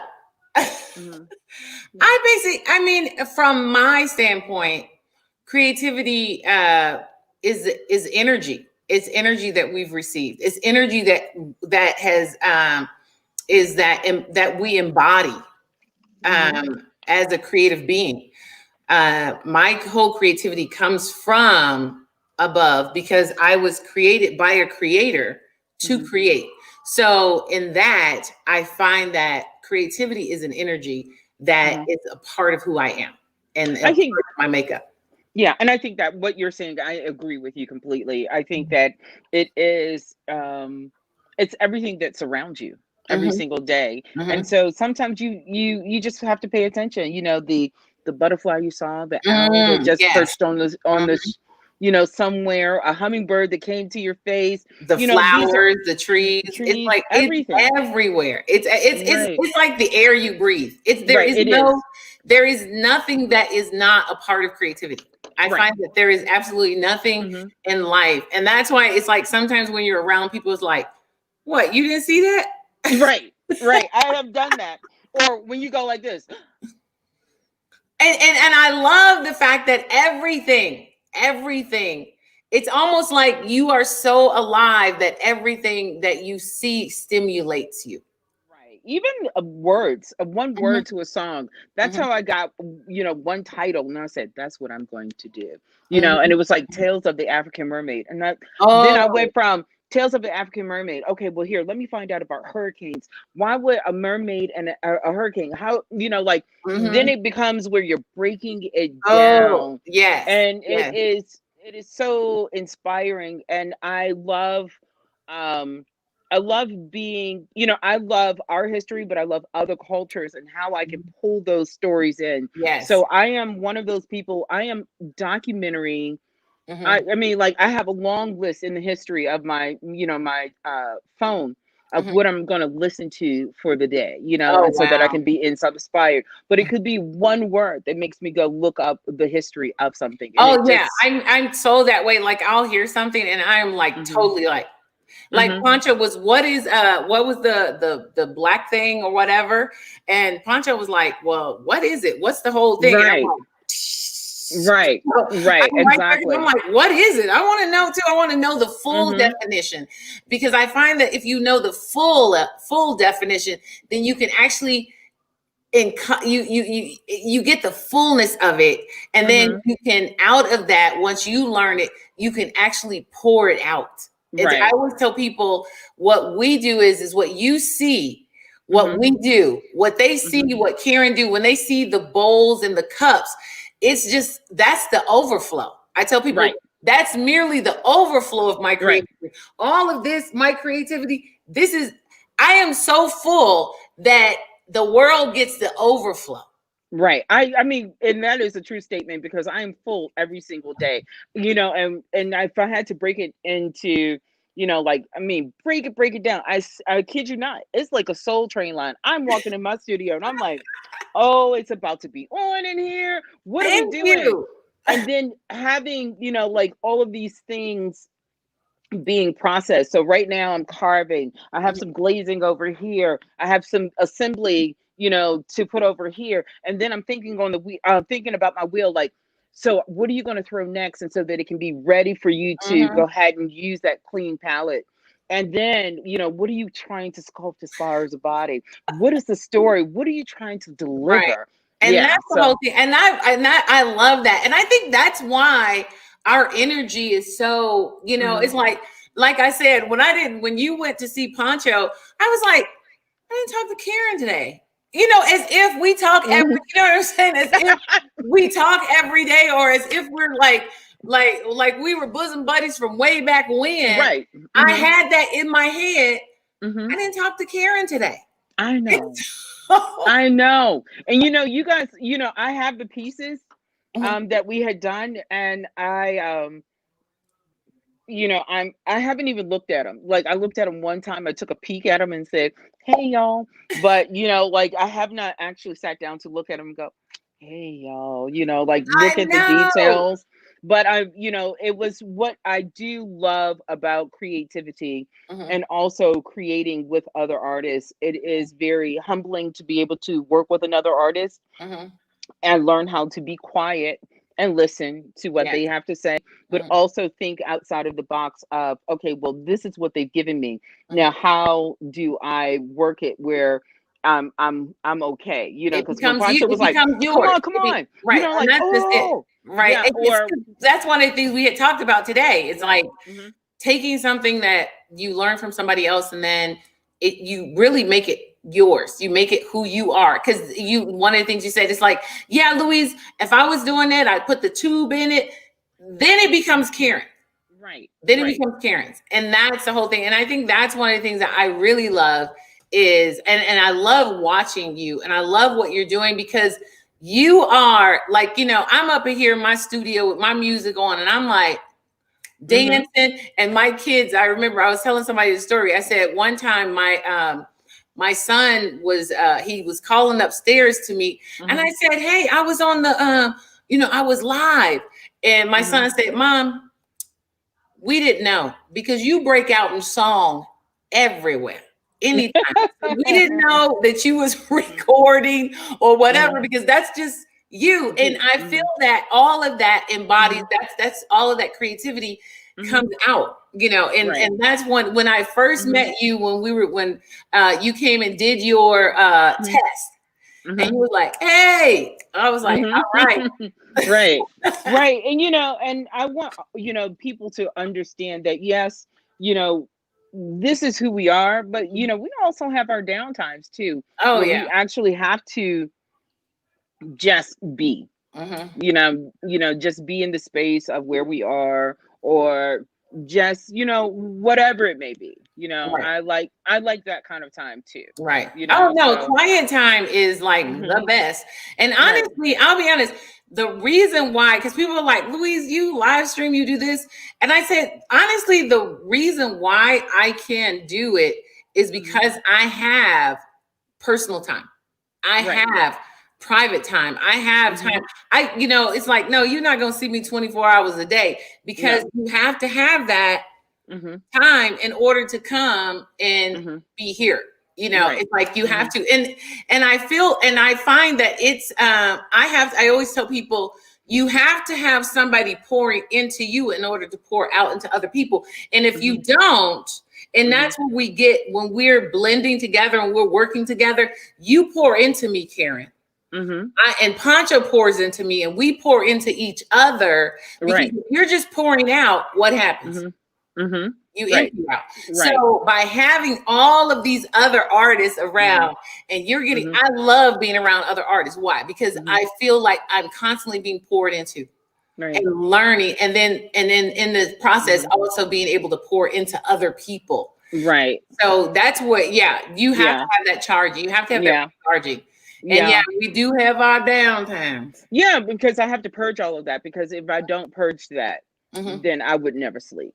And so I have to purge it and put it on paper, or, take a photo of it, or take a note of it. And so, and I always like the verbiage that somebody uses, saying, you have a plate, it's on the plate, eat what you want off of it, and put the other plate, put the other stuff someplace else. And I always call it, take the meat and you throw out the bones. Right. Yeah. So it does. It really, it's cool to, it's cool to be a creator. I love creating because I love to be able to tell a story, and it's my story. But I love when people look at the work and they're able to tell a story that they see within there, and so that gives me something else. So I'm like, oh, that's the story. Okay, well, here, let me take a little pinch of that too and put it in my little pouch. And that's so I love that. And because one of the things that I wrote on my if you go on my website, it says that my work embodies every person I've ever met, every place I've ever been, everything I've ever done. Everything. My work embodies everything, who I am, what and that's what I feel like. It's like my travels, and and it's the same. It's like your work embodies your travels. When you show those different things, I am just like, these are amazing. These are amazing. And then once I talk to you, I see all of those things in your work. All of those things in your work. Right. And I'm going to read this question and you talk, Karen. Okay.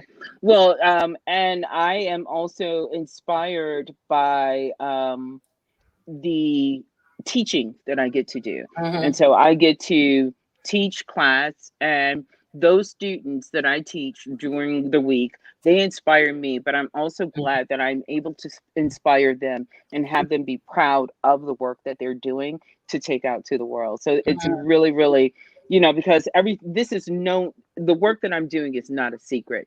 And I love teaching people to make it their own. And how can they tell their story within a cup or a vase, or it doesn't matter about their person. It was one young lady recently. She was adopted. She found her biological parents. Her biological parents are from the Dominican Republic. And now, and she's an intern where I'm teaching, but the intern wanted to learn from me. And so I said, okay, well, here, tell your story. Not just, think about what's going on in your present day right now. You just found out that you have parents, biological parents, you're from the Dominican Republic. Why do you eat Spanish food? or Latin American food. Why do you like to dance like this? What type of music? What kind of colors? How do you express that inside of the body of work that you're doing? And so that is that is how she is getting ready to jump into this swimming pool, and so that she can find other avenues of going into her storytelling. Ooh, So I would love to see how that turns out, because it is. I because can't wait. You're working in clay, and it's like it's not painting, it's not drawing, and so you're asking her to expand her whole thought process. Right. Like if you tell me, Louise, share your, who you are on paper. I'm like, you know what I'm saying? Because it's like I can tell a story in writing and pictures, but you're saying encapsulate that around a 3D piece. How do you that's amazing. That because it's like I enjoy. I work with kids a lot, and one of the things that my gift is always to pull out who they are, pull out that person. I've done theater and all of those kind of things, and I'm grateful because in that I've been able to help young people find who they are, their identity. Not my kids; they still lost, but. Like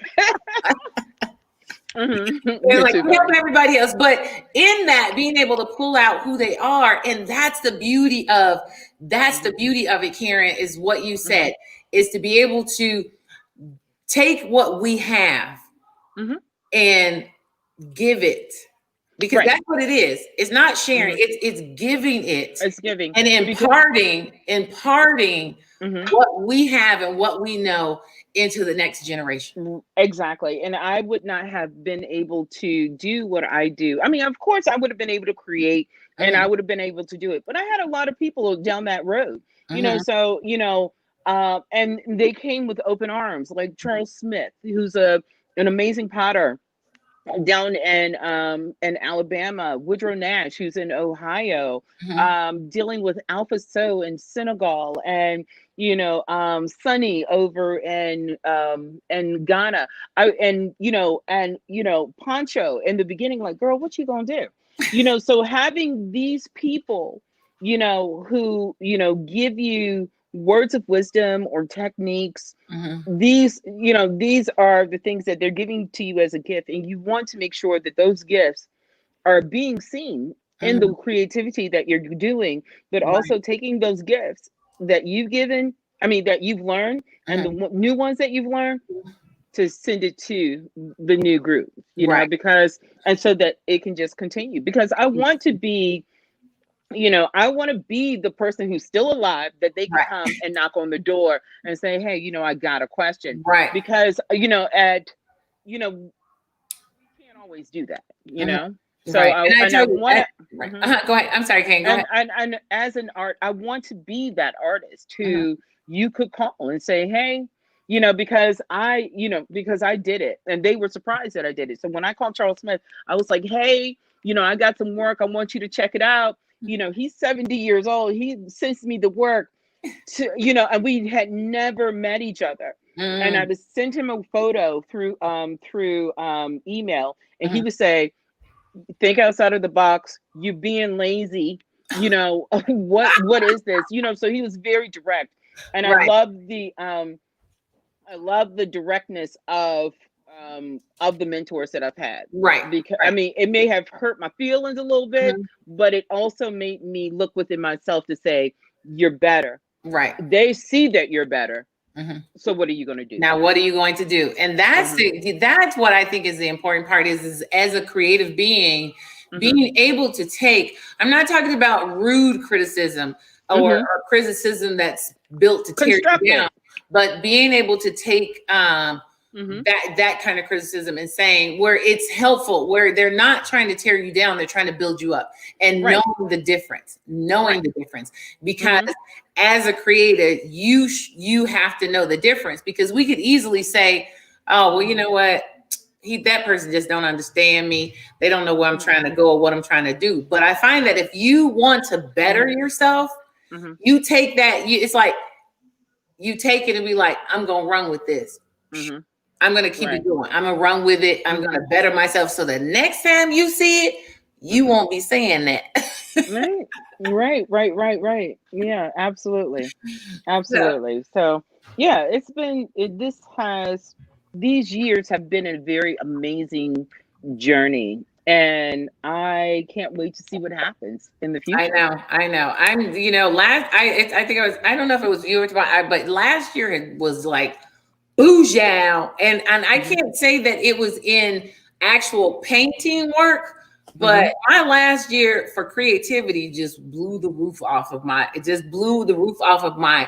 Mhm. mind and my Mhm. imagine. It just expanded me so much, Mhm. and it's just Mhm. continuing on because I feel like the people that I have met, Mhm. and you are included, you are a part of that, within that year, and now it's just like Mhm. booyah, you know. Yeah. Yeah. We gotta get a recording on that so we can play that throughout the show. Booyah. Booyah. Bougie. Yeah.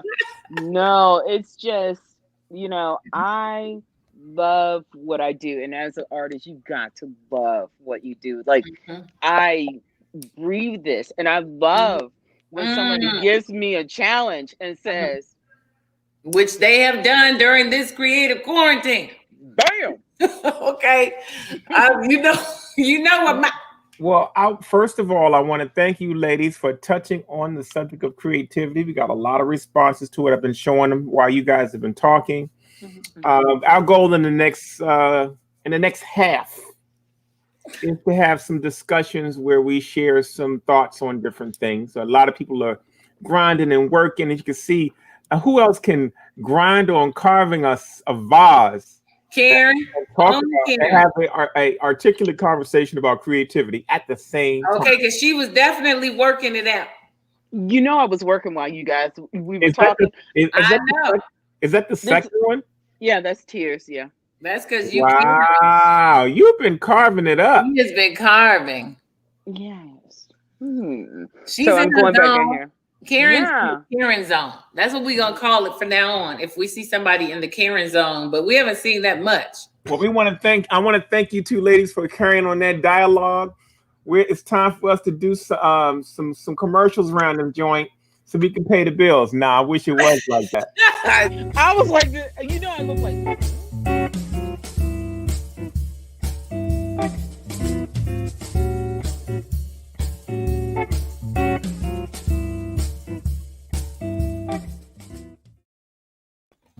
It's coming. Okay. It's coming.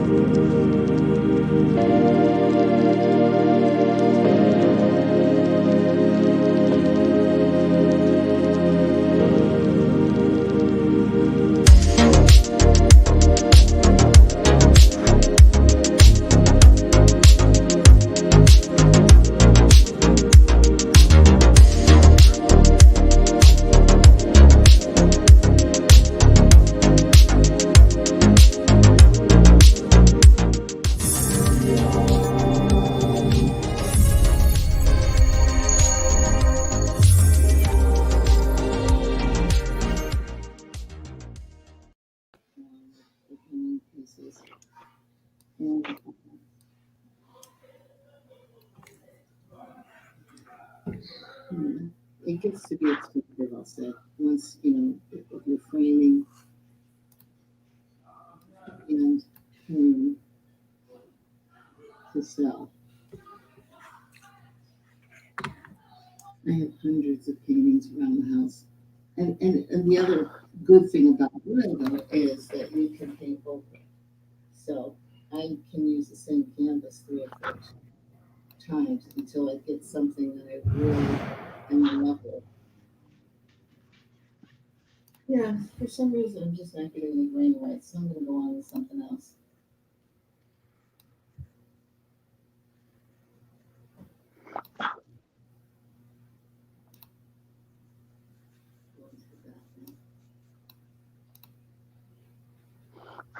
It is sometimes you'll paint the color and it just isn't right.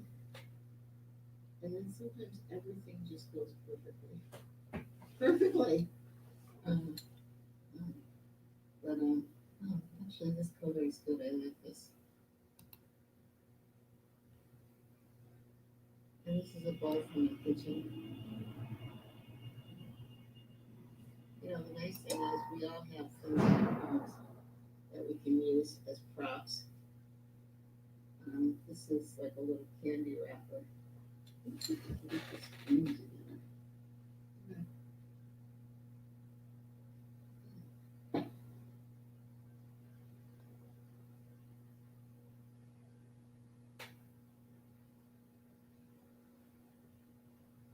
Mixing colors. Sometimes you just have to keep working at it to get a color the way you want it.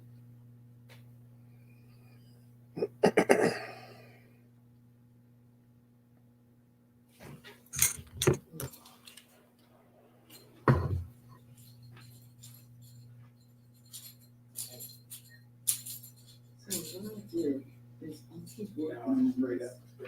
Goals. I'm trying to frame a couple people. You see where I got, because everything I said to her, she was gonna go the opposite. And I told you she's the undercurrent. She's gay too, so she's got some other issues entangled with what we're seeing.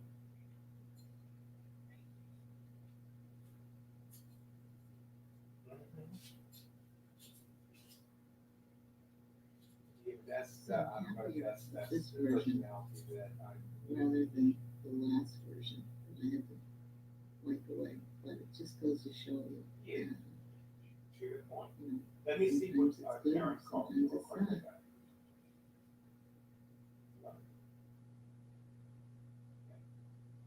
Okay. Okay.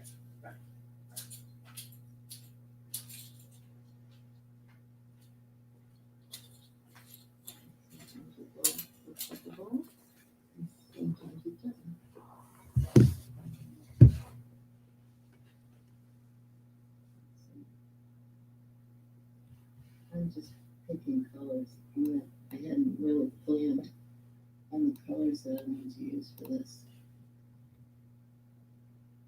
But sometimes spontaneous is the best way to do things.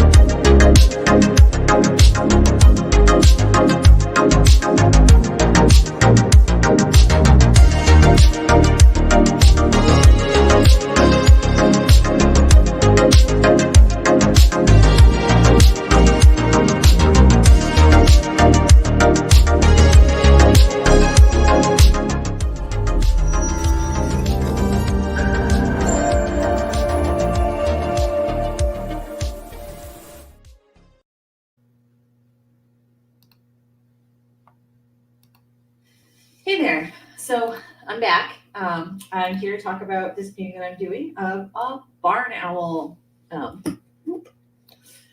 So I dissect owl pellets with my kidlet as part of like a science activity, which leaves us with a bunch of little bones. And here I have both little shrew skulls and vole skulls. And I figured that I would use them by incorporating them into a piece of art. So I drew kind of around a life-size barn owl, and I'm going to sprinkle these bones into this pile at the owl's feet for texture. So I thought I would capture that process. I thought it was a good way to use these bones, and it would be a fun thing to try. I've never done something like this before. I cleaned them off as much as possible. There's still a little bit of fluff, but I'm going to paint over it with some clear modeling paste. I want to spread out the skulls. I don't want all the skulls in one area.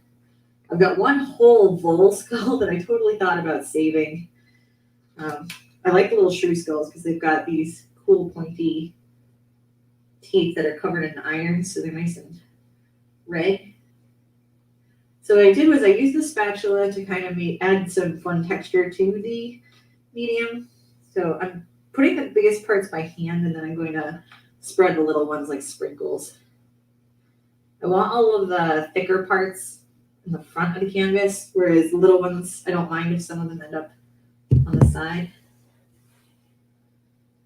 The skulls are what's going to add the most texture.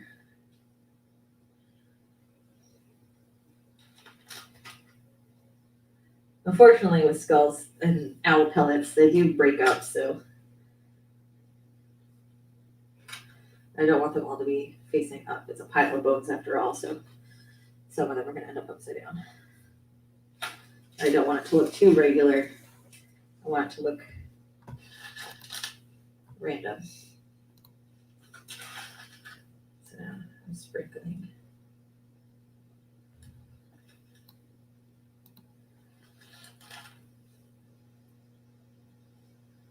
I thought this would be a cool incorporation.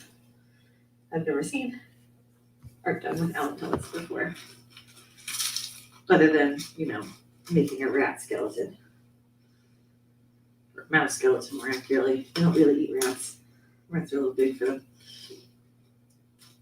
So I thought that incorporating the bones would also add a little bit of an ecological story to it, Many of these bones, I don't know, they're going to be barely there, but I thought I would paint the pile black and dust it with gold or something. I don't intend to leave the bones their bony color. I'm going to be adding in color over it. But I need to make sure that the bones are pretty secure. I don't want them sprinkling out, All right, that looks pretty good. So I'm also going to add some swirls to the background because I don't want the only texture to be on the ground. I was thinking.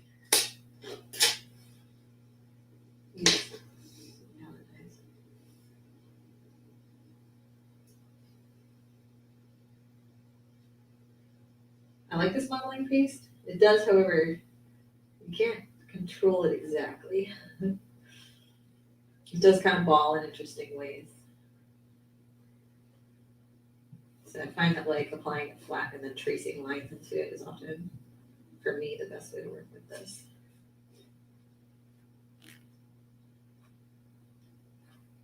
I like to leave my subject kind of flat against the texture, which lets me go into a lot of detail. I thought some stripes may look like wind or something.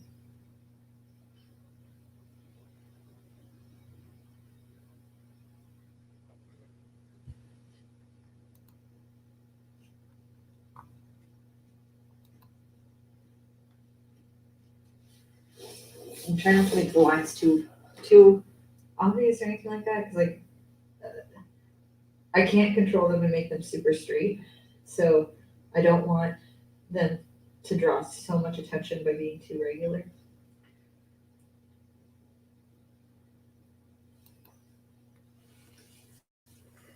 So what I'm probably going to do is let this layer dry, and then I'm going to apply with a brush some gel over it so that to make sure that the bones stay down. Because I don't want them to be falling off. That would be awkward. And I painted it purple just to offer a base coat. I'm going to have to base coat again. The second base coat is going to be in Payne's Gray. But this way, it keeps it from being like one solid color. The purple can shine through in some areas. I find that that's a good way for working for me, is to layer the paint in different colors, especially when doing night backgrounds. I'm just kind of adding generic texture here. I don't want really strong lines.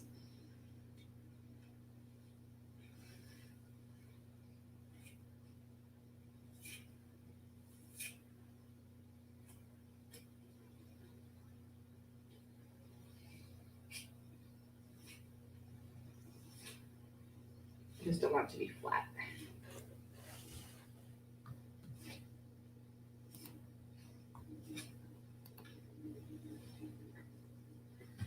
And stuff is a lot like applying frosting. It is almost the exact consistency of frosting.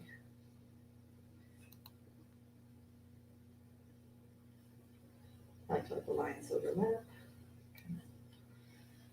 Create some ease.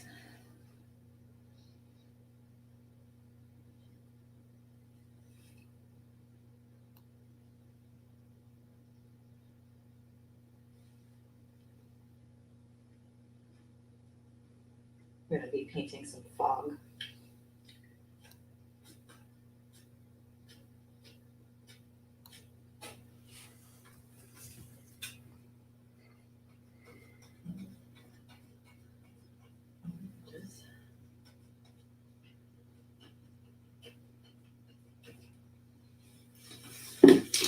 I'm going to give this painting like a day to dry. So I'm doing it now so that tomorrow, when I have a lot more time, I can put a lot of the base coats on this. So this is intended to be my project for the weekend, because I really like to finish some larger pieces for the Creative Quarantine show. It's been nice to experiment with smaller pieces. My carpal tunnel's been acting up, so I had to give myself a break last night. But the nice thing is that worked great now. I'm ready to go.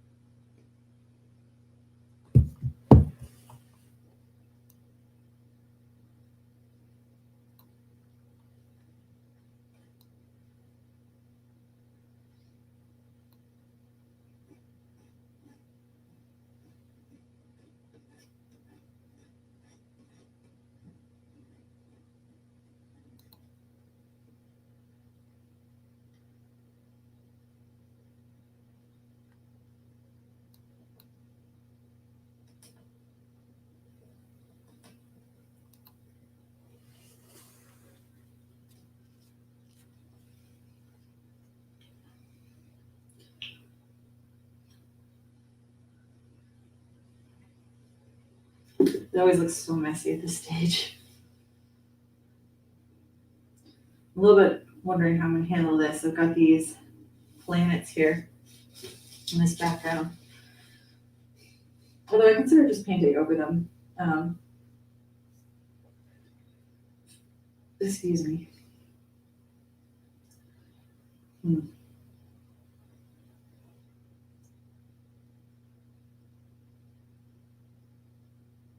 You know what? I think I'm gonna. I wanted to do these two planets, but I think I'm liking the way the swirls are looking. I think I would prefer to just do swirls, and I think that is enough to fill this space. I wasn't sure how I would handle them anyways, because I didn't want them to become light sources. So this actually may be a better option. So just kind of fill this with swirlsy texture.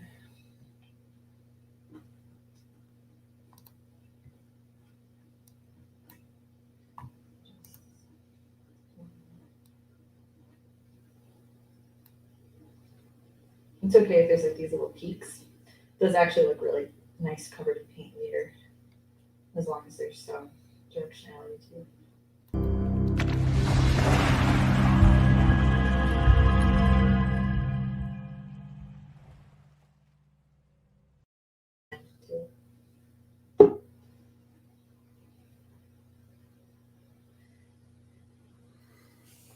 I don't like the stuff that made it over the owl, but I want these to be arcing. I don't want them to look like I added them too wiggly.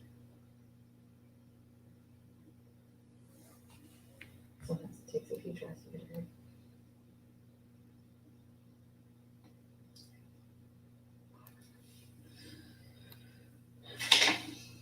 And now the nice thing is like you can add and subtract the color. I may have to do a second coat because the problem is I'm getting to the point where this is getting a little unwieldy, and I risk knocking off things that I've already applied as I try to edit new areas. Oops.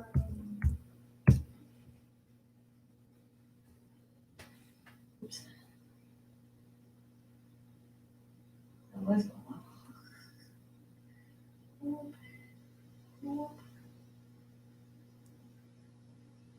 Mother Nature's a little random too, so. I remember reading about how there are some cultures that artists would purposely make mistakes because perfection offends the gods. I like to pretend that maybe that's why I make mistakes. See.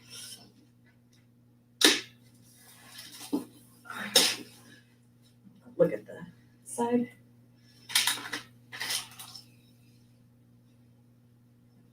It's gonna be a nice textured painting. Texture is always fun to paint.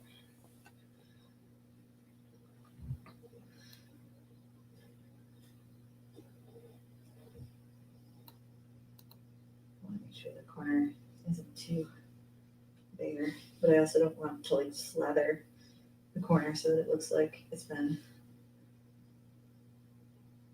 doctored later. I want it to look like it's part of the painting. I like to have the edges be part of the painting. It doesn't reproduce well online, but it certainly looks nice when you're standing next to it.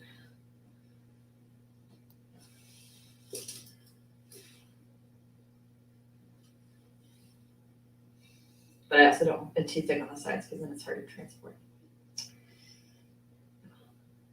I want enough that it blends and that it looks like it's part of the same painting. So I don't want the edges devoid of texture.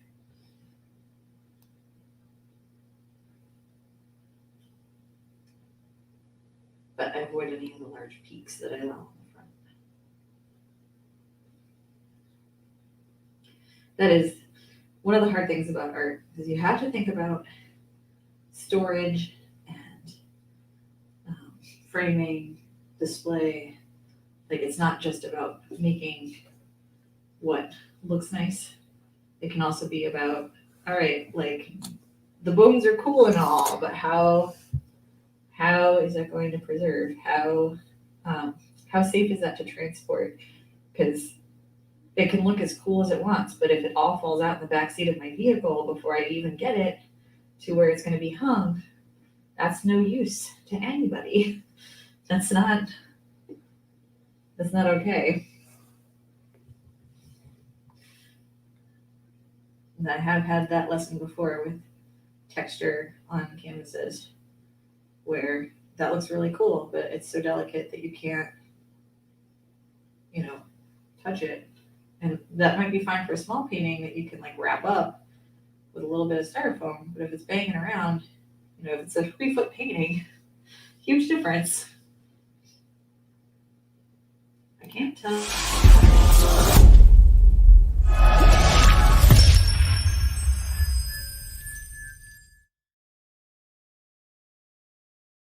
I'm trying to use a light touch. The color will help a lot of when it's all painted over, it's not going to be so obvious where the texture is. You know, it's not going to be blinding white on a purple background.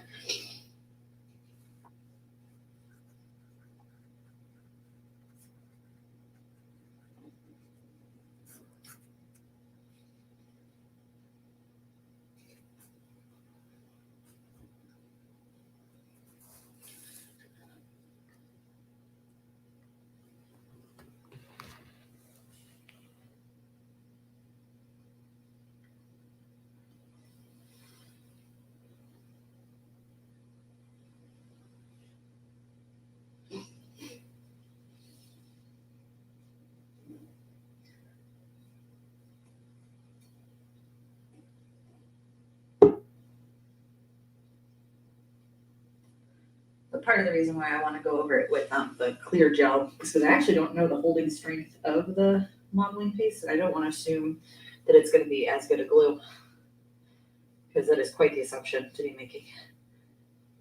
That would be baking my painting on it.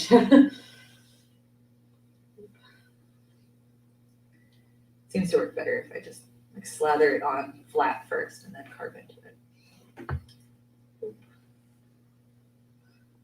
I'm sure some of it's starting to dry now too. Some of this I applied earlier.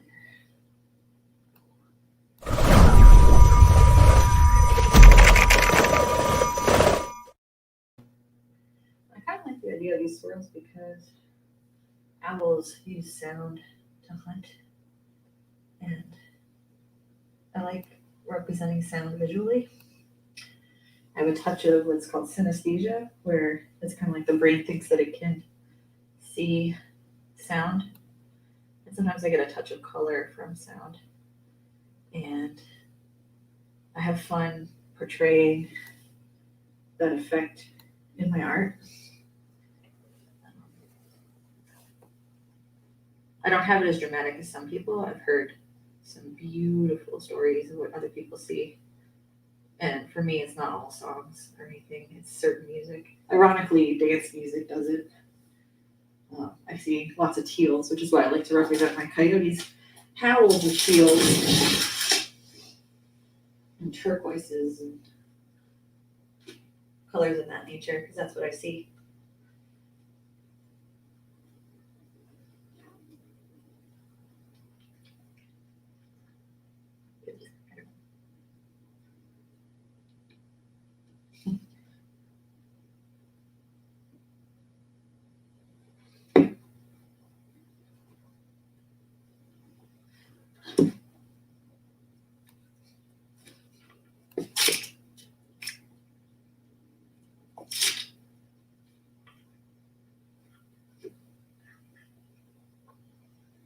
I don't want anything sitting up too much. It's gonna be a cool painting. Even if it doesn't turn out exactly like I thought the bones might be a little bit more dramatic than they are. But honestly, maybe them being subtle is perfect. We'll see when it gets painted. I don't know why my brain was thinking that they'd be more dramatic than they are, because it's not like I didn't know how big they were. But seeing them on the canvas, I'm like, ooh, they're a little smaller than I thought they were gonna be.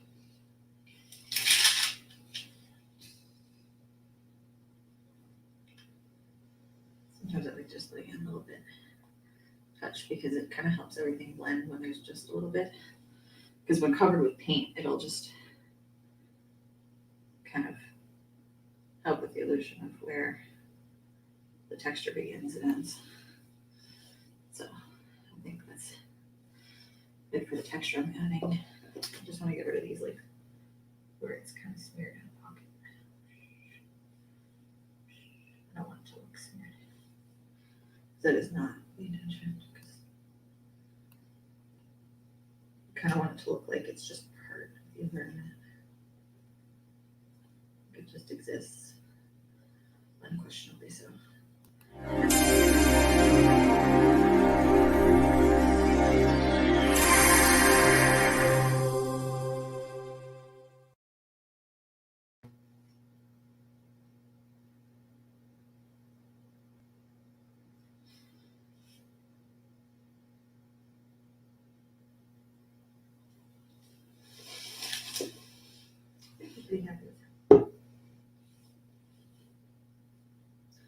Yeah, I love this stuff. I bought it on a whim the last show I did, and I did my favorite painting ever with it.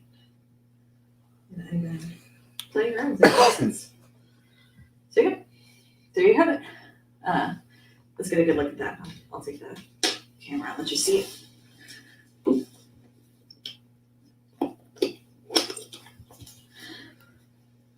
Yeah. Pretty awesome. Here's those bones. Pretty cool. All right, well, I hope that turns out.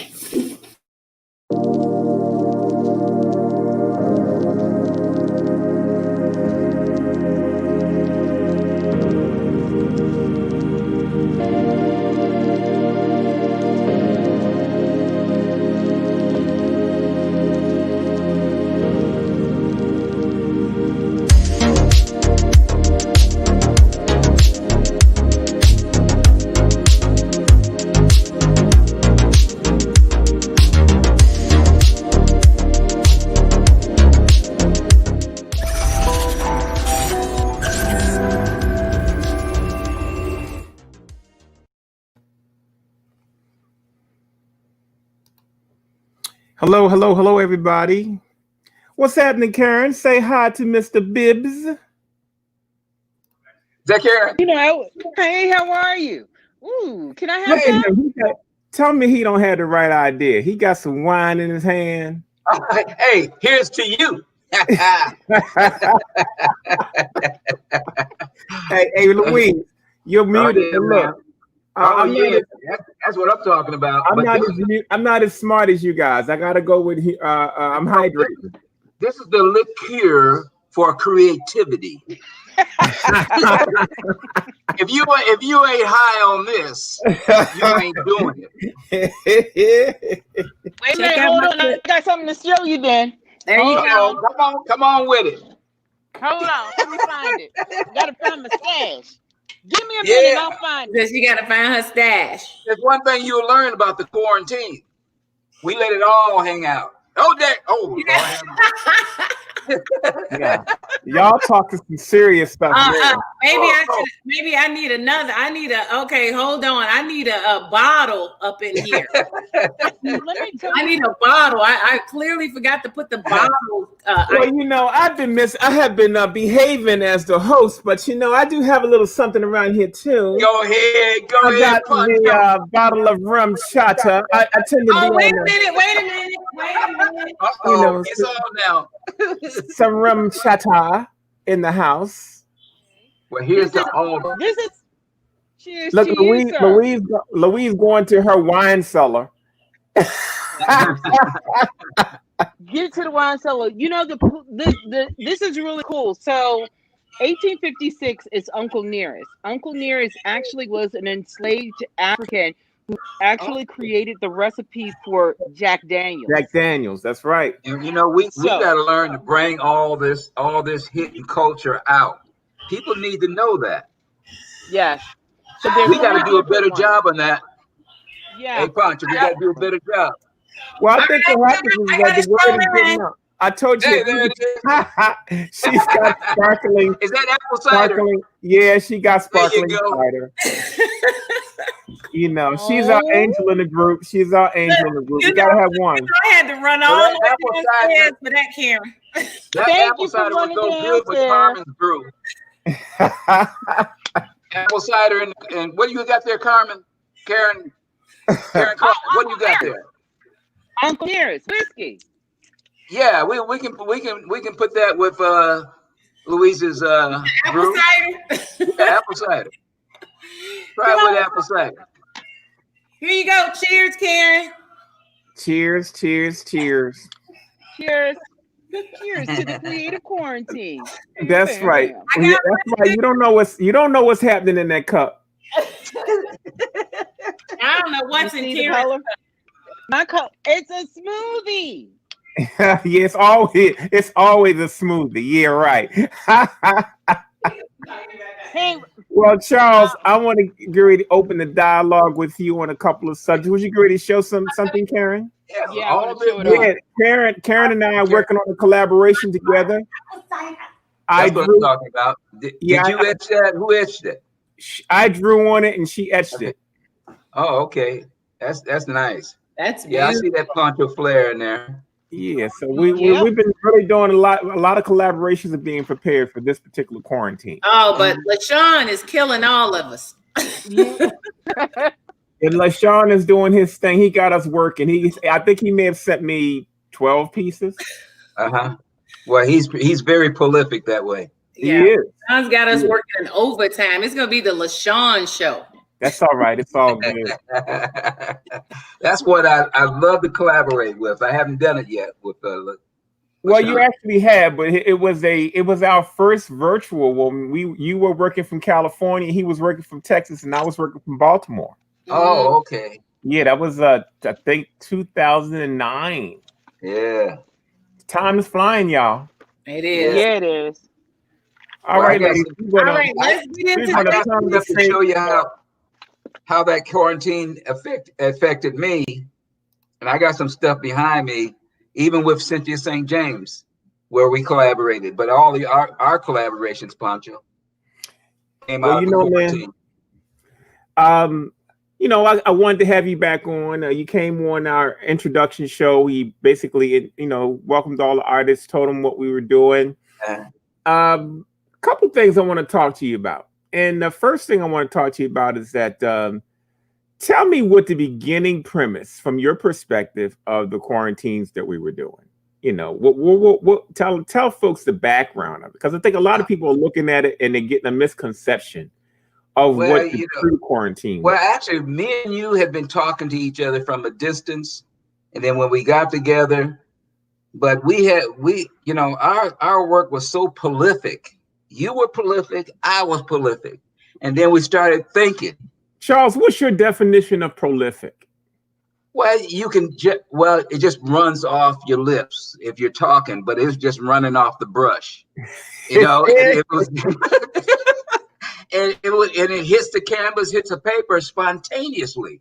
Not all artists can do that. When you have this backlog of ideals and concepts, and it just starts to flow. And we just kicked it off, man, because we can sit there and just you throw some work at me, I hit it, and I throw it back at you. You hit it, and before you know it, we got a masterpiece that we can sell on the open market. I mean, how many artists can do that? I mean, it takes a special, communication within, and that artistic communication that's rare. Okay, well, we have no bias in what we do. It just flows. Bam. Exactly. What we used to always say? Bam. Bam. You got it. Yeah, and that's the way you expressed it. Bam. So, Charles, this is what's up. This quarantine is different than anything you and I have ever done.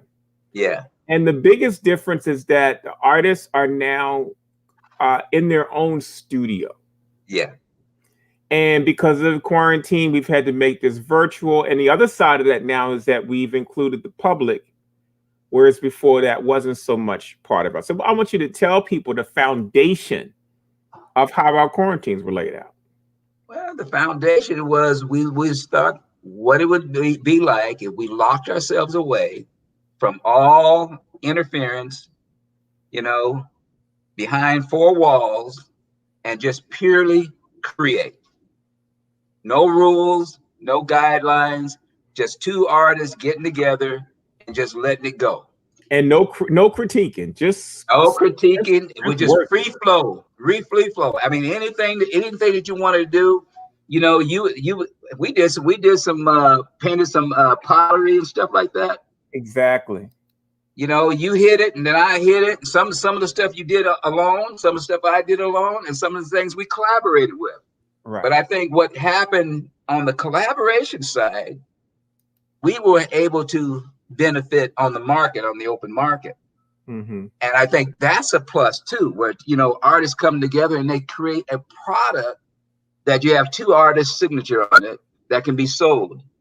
Okay, but you know what? You know me. I'm all about how can the artist benefit? How can the artist benefit on a social way economically? Right. Okay, and that's the way we sold it.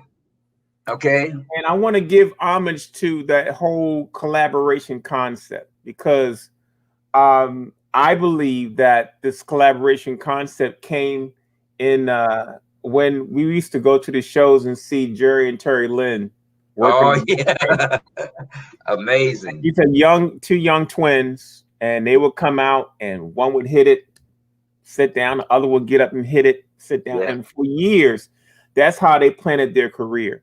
And Right. so really the collaborations that I think that we are doing now are really an offshoot of watching them working together. It was the first time we ever looked at each other and said, man, what would happen if we worked on the same thing? You know. But we've done some powerful collaborations, man. Tell them about Yeah. Our biggest collaboration to date probably was Lady Locks. Oh, see, that's all right, y'all. You know, earlier in the program, I mentioned that Charles Bibbs had stolen an original from me. And this is proof that this is the stolen painting. We did this. What year did we do this in, man? 97 or? Wait a minute. Let me see. 03. 03. Wow. And it began with me doing the lady, the figure. I sent it back to Charles with fabric applique. To that point, Charles had not really done much on fabric applique. Yeah. When I got it back, Charles had completely painted over my applique. He also added a fan And that cross hatching. He cross-hatching on top of it. He thought my woman's behind was too big, so he trimmed it down. You put her on that. I want to put that on note that Charles Bibbs reduced a black woman's hips. But this piece became one of the top-selling collaborations, and it really started out. I got. Do you have any more? I have a couple in my stash. Yeah, I got my private stash, but that's it. Yep, and we published 1,500 edition on these. Yeah, I think it was most of those sold off within 6 months. That's right. And Charles, tell them the revenue, approximated revenue generated from this piece. Let's see, a project like this was about $300,000. I need you for folks to hear the entrepreneurial side of what happens when you work together and you collaborate together and you market together. And Charles Bibbs is a prime example of that. And I'm honored to have had an opportunity to work on pieces like that. But I want it on record that the stolen piece that I've been looking for is in Charles Bibbs' hand right now.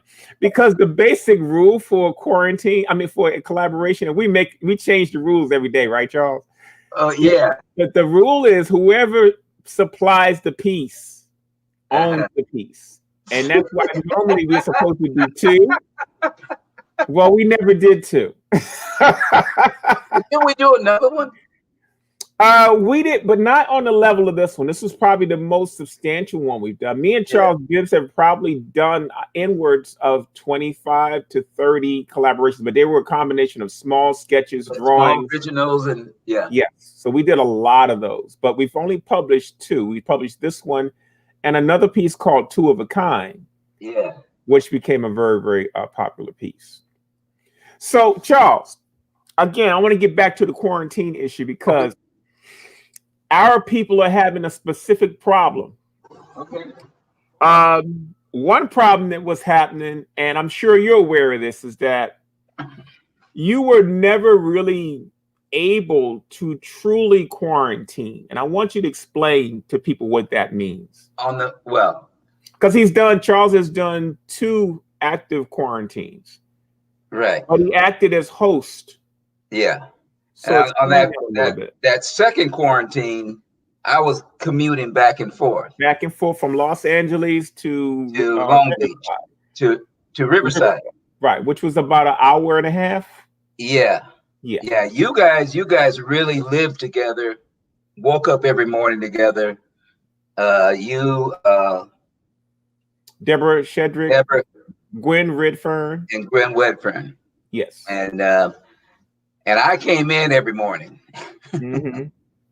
And left in the afternoon. Can you explain what that's like? Because even when we did our first quarantine with me, you, and Cynthia St. James was working from Los Angeles off flight. You were still at home trying to do your thing with business popping. So explain to me how that affects the flow. It affects the flow in a way where the true ideal quarantine is to be locked away with each other creatively, okay, without any distractions, okay. That way you put your 100% focus on the work and everything that comes with it, and the discussions are pivotal. I mean, are very important. The things that you discuss during this process. We were locked up in like that second one was perfect, other than me leaving every day. But we were locked up together, you know, working constantly, but also communicating. Okay. You would come up with an ideal, Deborah would come up with an ideal, and we would answer questions for each other. We would counsel each other. I mean, it was like it was like a family. We were brothers and sisters locked up together. I remember you coming up to you had that picture of you behind bars because we had nobody was allowed to come in, so people were passing by the gallery looking and wondering what was happening, wondering what was going on. Yeah, because we were working around the clock. Right. But I want you to talk about that because, you know, there's a connectivity issue with this quarantine that didn't exist in our quarantine. But I still want folks to understand that the premise for conversation was based on working. Yeah. We were working and humping and focusing. And then the byproduct. One of the rules, Pancho, is that you had to hang up your work. Exactly. In the studio, so everybody see what's going on. Exactly. Yeah. And so the dialogue came about not just because we were sitting down fellowshipping and talking. The dialogue came as a result of the work that was being created. And from that it formed a connection that I think is probably missing from this quarantine. Yeah. This quarantine is virtual. So everybody is, and I know you're going to laugh at this, everybody's in their personal studio, which is already foreign. Our quarantines, you had to bring whatever you was able to bring on a plane with you, and you just worked out whatever you bought. But there's a good thing that you did it anyway, regardless of the pandemic. This is a thing that you had to do in order to make it work. And I think it's still, you're not 100% quarantined, but you are. Yes. And that's because you're still sharing your techniques and stuff like that. I guess the only drawback is on the collaboration side. You know, you're really not there interacting physically with each other. Exactly. But what we've done, and we've done a really good job of, is the first week, I have 3 people that are quarantiners. Mm-hmm. Deborah Shedrick, LaShawn Beal, and myself. Right. So they immediately started working on possible collaboration pieces on the first week and got them in the mail. So we all have them. We'll probably have more collaborations created in this quarantine than any other quarantine we've ever done. Mm-hmm. And so, but the problem we're having on this end is that there's a connectivity issue. So artists are not able to connect unless they make a special effort to email, to text, or to come into the studio stream. Then there's a lack of connectivity. And I think some artists kind of require that connectivity to do what we do. But so tell me what you think is the, you know, we've added a lot of different things to this whole equation. And some of it has surprised me. Like, we have people at home that are watching the show who are taking out their drawing table and they're painting right along with us. Yeah. They tune in every day. You know, we just started another whole direction with this that we didn't anticipate. The educational component. Please explain to them how private this was.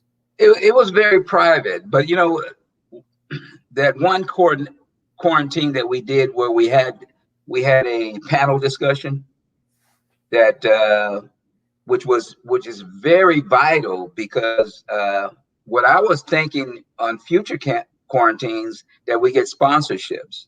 Right. Okay, so you get a major museum saying that there's going to, Charles Bibbs and Larry Poncher Brown is going to be in town for 30 to 40 days doing a quarantine.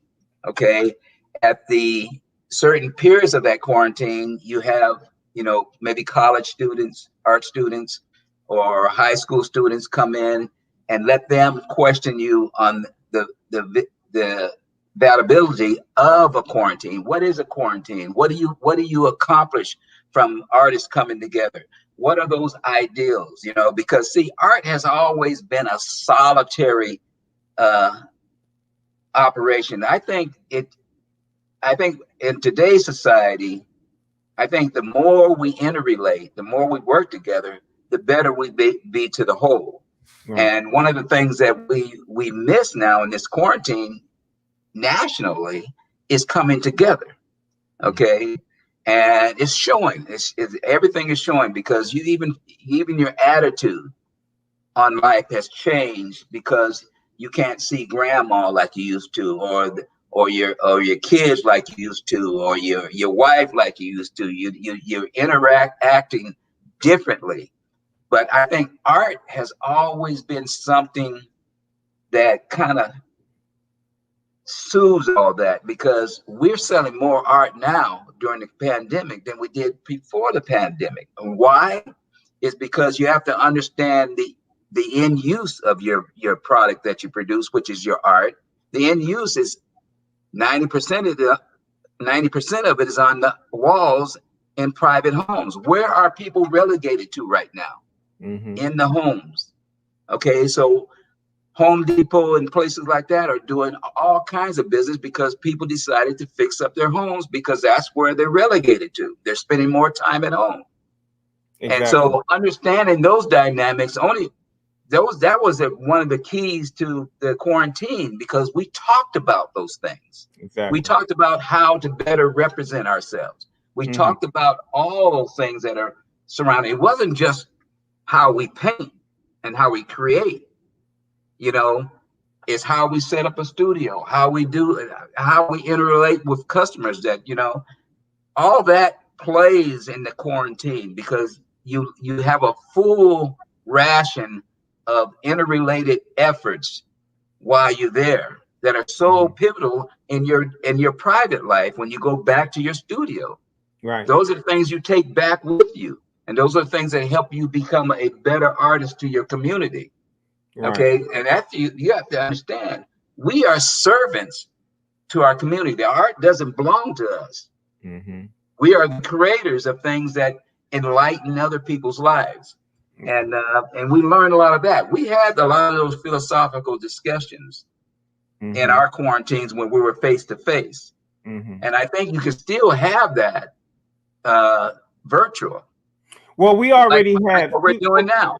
Well, we already have. We've made a lot of leaps and bounds with artists that are making the effort to connect. I think with this particular format, artists need to make more of an effort to connect. We have a lot of artists that are disenfranchised because we are not connecting enough. Mm-hmm. But we need to start finding other ways to connect, especially in this particular environment.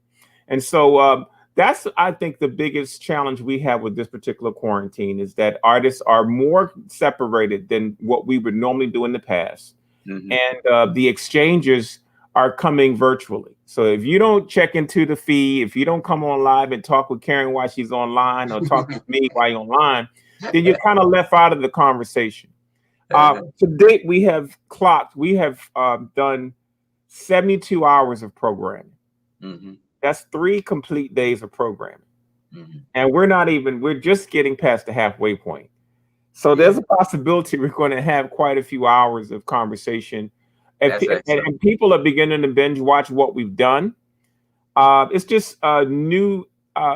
Trust me, I'm longing for a period where you and I can get back into a studio again. But we got to do it fast because we're all getting older. We're running out of time. That's gonna be crazy. We run out of time. You have single-handedly changed my life creatively, and I've got some work to show that. You know, even like this piece right here. Okay, you did this. You know, I've never done anything like this before. Okay, until that quarantine, until we started interrelating, I had no creative capacity, and you open it. It was always there, but you open it up. Right. Okay. And I know there's some things that you learned from me. Oh, and absolutely. See, and I think that's the vital part of the quarantine. Okay, because leaving the quarantine should make you a better artist, and understanding that you have flexibility. Okay, your style is yours, no compromising that. But you can feed off other people, okay, to even expound upon. Because a lot of times you get in a rut, a creative rut, okay? Because then you may come in a phase. Well, man, I can't seem to solve this particular problem. But then say somebody like Pancho can come along and says, "Damn, Charles, try this," and then that's all you need, you know. And the funny thing too is that in the process, like this whole thing of style, originality, those subjects never became issues. It's like we're so busy kind of, I guess, feeding off of each other, not stealing from one another, but feeding off of each other. And interpreting what we do in our own way. But having an understanding of why the other artists may work a particular way. I think the biggest thing I learned from you, Charles, is I watched you in our first quarantine have to put your cross-hatching pen down because your natural inclination was to paint and then really get in there and bump that cross-hatching out to make it finish. And I watched you pick up the thing. It was one point one night we were working really late in the cabana, probably 12:30 at night. We listened to jazz, and you were at this point where the piece was finished in my eyes. And you were getting ready to take that cross-hatching pen out, and you was going to hit it for about another hour. But you put the pen down, and I saw you pick it up, and you put the pen down, and you just signed it. I watched your life change in that moment. Because we get so caught up in our crutches. Right. Because you can overwork something. You know, sometimes you gotta learn to know when things stop. See, we're spontaneous artists. We're not highly technical where we're not trying to create anything photographic. You know, in my terms, that's the trick. You're trying to, you know, because if I want something photographic, I get out my camera.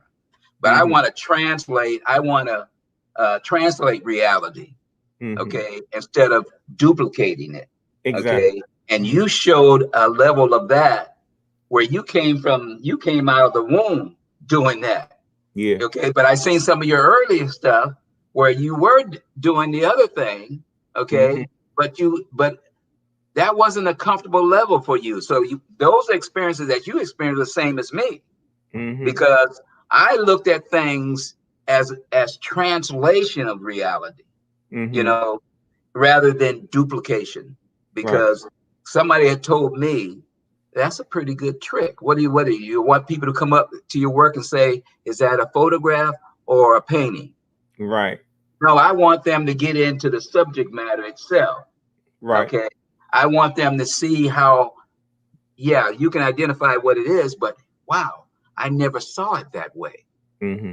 Okay, so it gives them a new experience. And that's what creativity is all about. You don't see Hollywood doing the same film over and over again. They'll do phases of it, okay, but they'll tweak it every time because now they got your attention, right?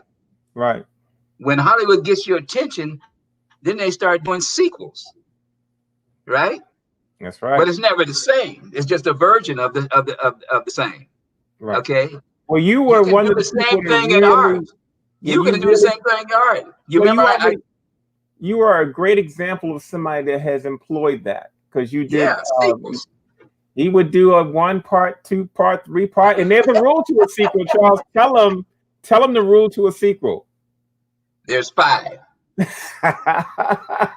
Once you do over 5, then people stop coming. That's what happened to Rocky. Exactly. Everybody saw, but when it said Rocky 6, it was over.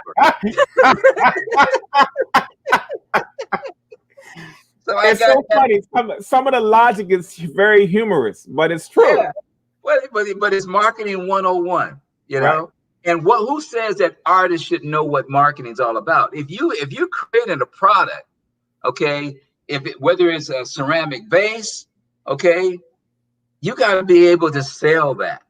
Exactly. Okay. I mean, an artist without the skills to know what the public wants and give it to them and never compromise your style. So you never want to do that because they're going to buy into you. But you can do coffee cups in your own style. You can do chairs in your own style. Give me a Bibbs chair. Give me a poncho chair. Okay. They know when they look at a poncho chair, that's poncho all over. Exactly. See? That's what we got to learn how to do, you know. And no, I think one of the things that I've always took my art as a product, okay, and it wasn't for me. I understood that from the get-go. It's from the millions of people that want to buy into Bibbs or buy into poncho. You have to understand that elements, okay.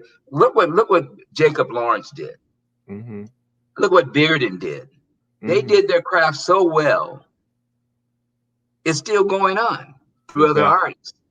And I call it a beardness period. I see a lot of artists doing collages and stuff like that. Okay. And it reminds me of the grandfather of collages for African American art. That's right. All right. So it's okay to take something from somebody, and that's what the quarantine was all about. I took a lot from you. You took a lot from me. Okay, but we kind of merged it or morphed it into our own style. Right. Okay. So I think that's one of the true elements of coming together. There's got to be a benefit for any type of things that you do when you collaborate. And that whole word collaboration is very important. That's the learning process. When you can peer over somebody's shoulder and see, and you always wondered how they did that, and you can actually see them in action, see how that's performed, and then you can take some of those techniques and use in your own work, or you can take a certain look and use that. There's nothing wrong with that. Right. Okay, I've been scoping you for a long time. I still can't. I'm amazed about your productivity. Okay. I mean, you're one of the most productive artists in the market now. Okay. And that's all you have to do is step in your studio. It's amazing what you've accomplished, man. And well, you know thank you for saying that, man. You know, I'm driven, but we got some folks in this group that are really, really driven. I tell you, we had, if you could have seen our girl, Karen Clark. Yeah. She is, and we got a ceramicist in the group this year that is kicking behind. Yeah. She's really doing some phenomenal stuff. You know, Deborah Shedry, she's always in the cut. She's doing her piece. LaShawn is single-handedly the person driving the collaboration movement in this particular quarantine. Yeah. I think LaShawn spent the first week painting about 20 to 25 paintings to give to other artists in the group. Wow. So everybody has works by other artists in the group. Everybody was exchanging papers and different things like that. So I'm anxious to see. Well, I'll show you one now on the screen since you're right here. Okay. This is one of the first ones me and LaShawn Beal did together. Let me look and see if I can find it. That's the first one me and LaShawn Beal did together. Wow. Yeah, I saw that one today. Yeah. And so this is the second one me and LaShawn Beal did today. Now this one here, Poncho, the one where you got the face and the flower together, it looks like one artist. And see, that's the key to it. Sometimes if you can collaborate and do it in a way where it merges. Right. And then you did that was a great one. I didn't see. It's hard for me to tell who was Pancho, who was exactly, because in this I get a chance to adapt to his painting style. Oh, there you go. That now you guys see now it's starting to gel. It's starting to gel. See, now this is a collaboration that me and Karen Clark did. Woo, that's awesome. She sculpted it, and I showed her how to do the alcohol resist technique on it. Now, and so she created a couple masks here at the studio the other day, where we just did some different stuff. So we're going to have some collaborations through this quarantine like we've never had before. Man, well, that's amazing, man. Those ceramic pieces are kicking. I need to get one of those. Let me ask you, what advice do you have for the younger members of this group, or for artists that have never done this process before? And keep in mind that we are totally isolated and virtual. I would say let go. Keep your aesthetics intact. This is the hardest thing to do, but you gotta free up your constraints, your personal constraints that you build up most of your life. You know, learn to reach out and just experiment, because the quarantine is all about experimentation. Okay. And it's about helping each other. Okay. And I think that's the way you learn, because now you're not in that classroom environment anymore, but this is similar to it. It's like going back to school, and see what things that you can do that will broaden your expression. Okay. Sometimes we get stuck on one thing, one way of expression. It's expressing yourself. Okay. Then you get typeset creatively. Right. And then you get comfortable creatively. You don't want to get comfortable in your creative abilities. You want to be able to experiment. You want to be able to evolve. Most great artists don't stay the same. You can look at their work in periods of their lives where they actually, from the time they beginning to the time when they pass away from this earth, you can see it's not the same work. But if you look at the whole thing, you see how they evolved for all those years.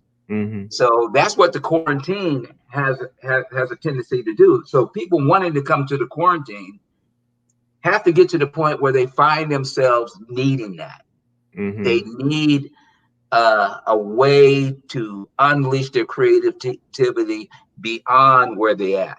That quarantine will allow you that experience to do that by associating with other artists. Okay, because some of the artists in the group understand that, some of them don't, but it'll give them an opportunity to learn it. Right. Okay, to be free. And now I think the conversation is probably the pivotal. It's not the work, it's the things that you release yourself verbally. Okay, because you need to talk it out. Okay, that's me and you, man. We talk shit. We have to stop and say it's time to go to work. Remember? Yeah, but we also was slaying that brush. That's right. That's what I'm telling you. At the same time, right? We were constantly talking. Yeah, it was like hand to mouth movement. We never got to a point where we were just conversating and there wasn't some work being done. Right. And I think the group has to click. I can't wait until this whole pandemic's over, because there's just one dimension that is missing in the world, and that's association. Right. Personal, one-on-one, hands touching association. That type. Yeah. Okay. I think pound for pound, this project is missing that more than anything.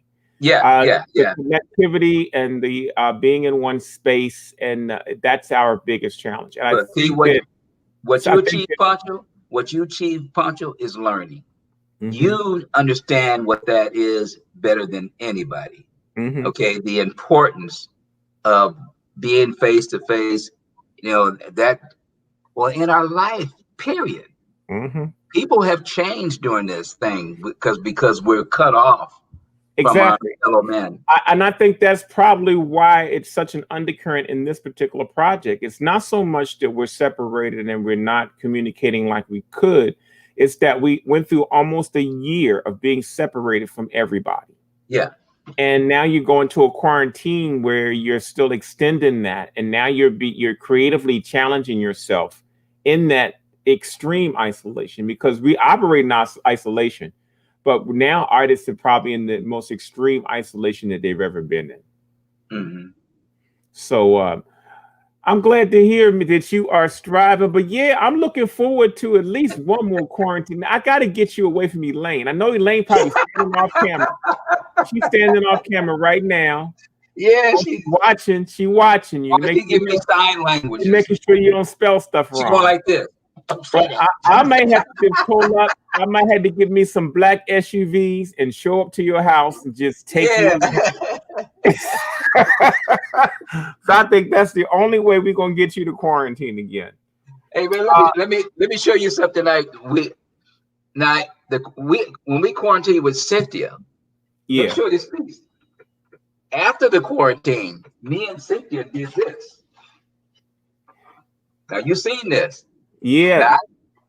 Now she's dominant. You can see that's Cynthia St. James. Exactly. Yes. But you also see Charles.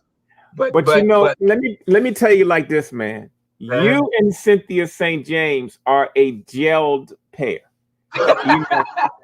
Just like you and I can merge together. Yeah. You and Cynthia merge together very, very well. I can't merge with Cynthia St. James. I've tried. I got a painting here from 1996. Oh, you do. Okay, and I still haven't resolved it yet. Wait a minute, she might be listening. That's okay, because I wanted to think it's gone, and then it's going to show up like bam.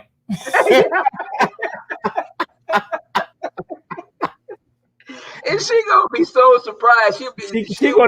She's already written it off. No, she ain't written and it it's off. in the back. That woman is so busy now. She ain't got time to think about this stuff. I know. How many? Let me ask you this question: how many pieces do you have laying around your house right now that are potential collaborations that's been sitting for a little bit? Okay, I got 4. I know you do. I had it from over 10 years. Okay, well, there you go. Gilbert Young. Mine is a record. Mine is 1996. I had 2 Gilbert Youngs for 4 years. He's ready to, have a fit now. But I got Cynthia. I got Kenneth Gatewood. Gatewood. I've been holding on to Kenneth's piece for probably about 6 years now. Wow. Yeah, get Kenny's though, man. So that's the downside of collaborating. It's not all fun and games. Yeah. Well, Charles, I appreciate you. I think what we do, what we got, if I'm in another collaboration, I think what we try to do is collaborate with an artist and actually publish that piece and put it on the open market. It's time for it again. Yeah. When we did it back in the 90s or early 2000s, the market hadn't really seen anything, and it also spawned me to do a 3-artist collaboration with me, LaShawn Beal, and Leroy Campbell. Yeah. And to this day, that was probably one of the only ones that was actually published. Well, if God willing, if we got on our plans is to bring Images magazine back. Mm-hmm. But I think the quarantine has to be a very important feature of that. Okay, because we can't be who we are if we don't have collectively a way of telling the general public who we are. Exactly. Okay, we have actually African American artists, when Celah stopped publishing, and then Valentine's his magazine went away, we have no voice now. Right. We're just out there. And academia doesn't cover it like they used to cover it. Right. So we got to bring that back. But I'm trying to get it together collaboratively okay, because that it's a big responsibility, and it takes a full staff to make that thing work, as you know. Yes, But yes. but we do need a voice where we can where collectively we can come together and help each other.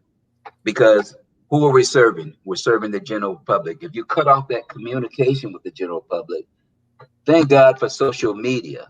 Yeah. Okay.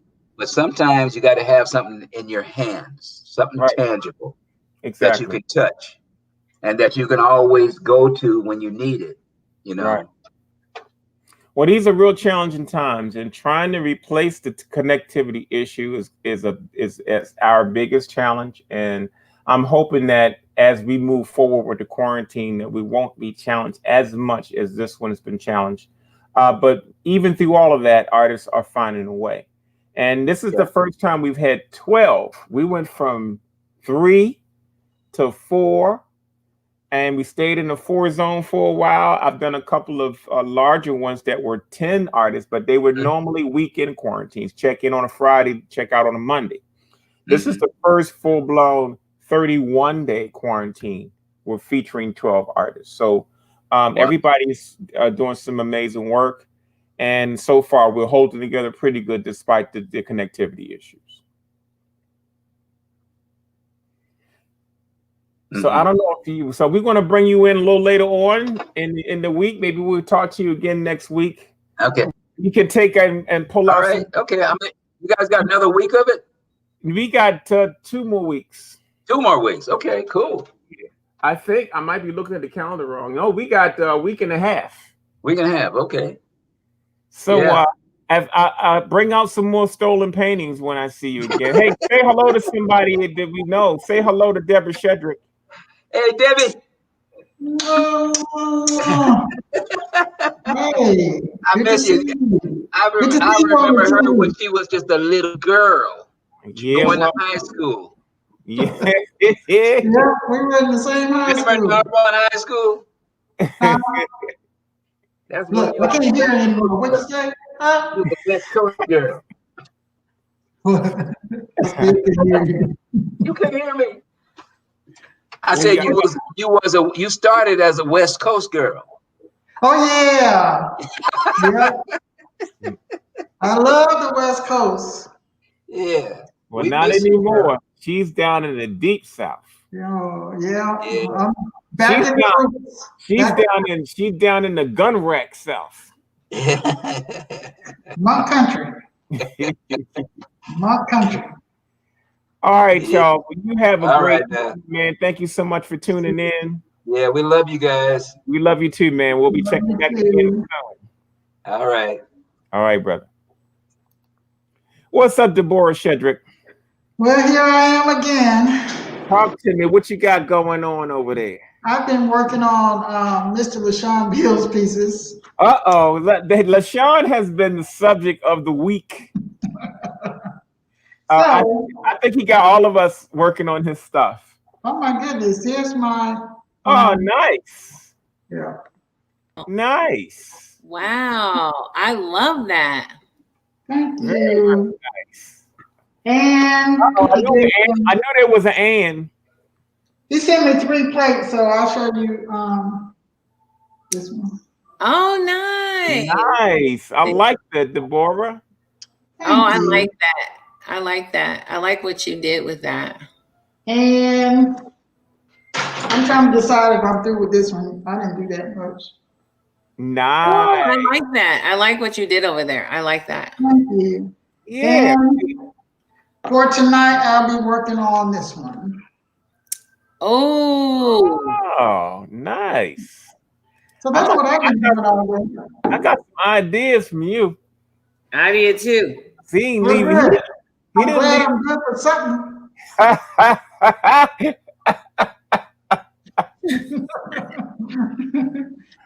I'm good for something. What was that you say?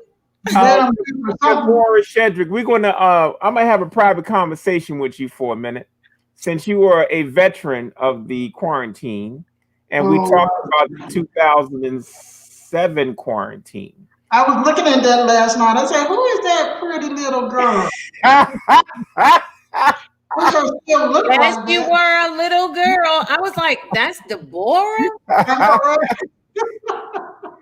right? I got some old films here that I'm just trying to get converted over. So I want you to kind of go back a little bit so you can. You've done what, 2? Yeah. And No, I think we used to do these little competitions anyway, where we would take and say whoever can get the most pieces done in a month. We've done that like several times. So that, we've always competed. exactly. Friendly competition, though. But I want you to talk a little bit about the connectivity and the isolation part of a quarantine. Well, this is really isolation here. Yeah, expand on that for me, please. Because, I don't get to walk around and look over your shoulder, or I don't get to actually see the process. This is all film. So it's new. We have to get used to it, but I'm old school. I like the past quarantines where, you can take a walk with one of your artist friends, and clear your head. It's just,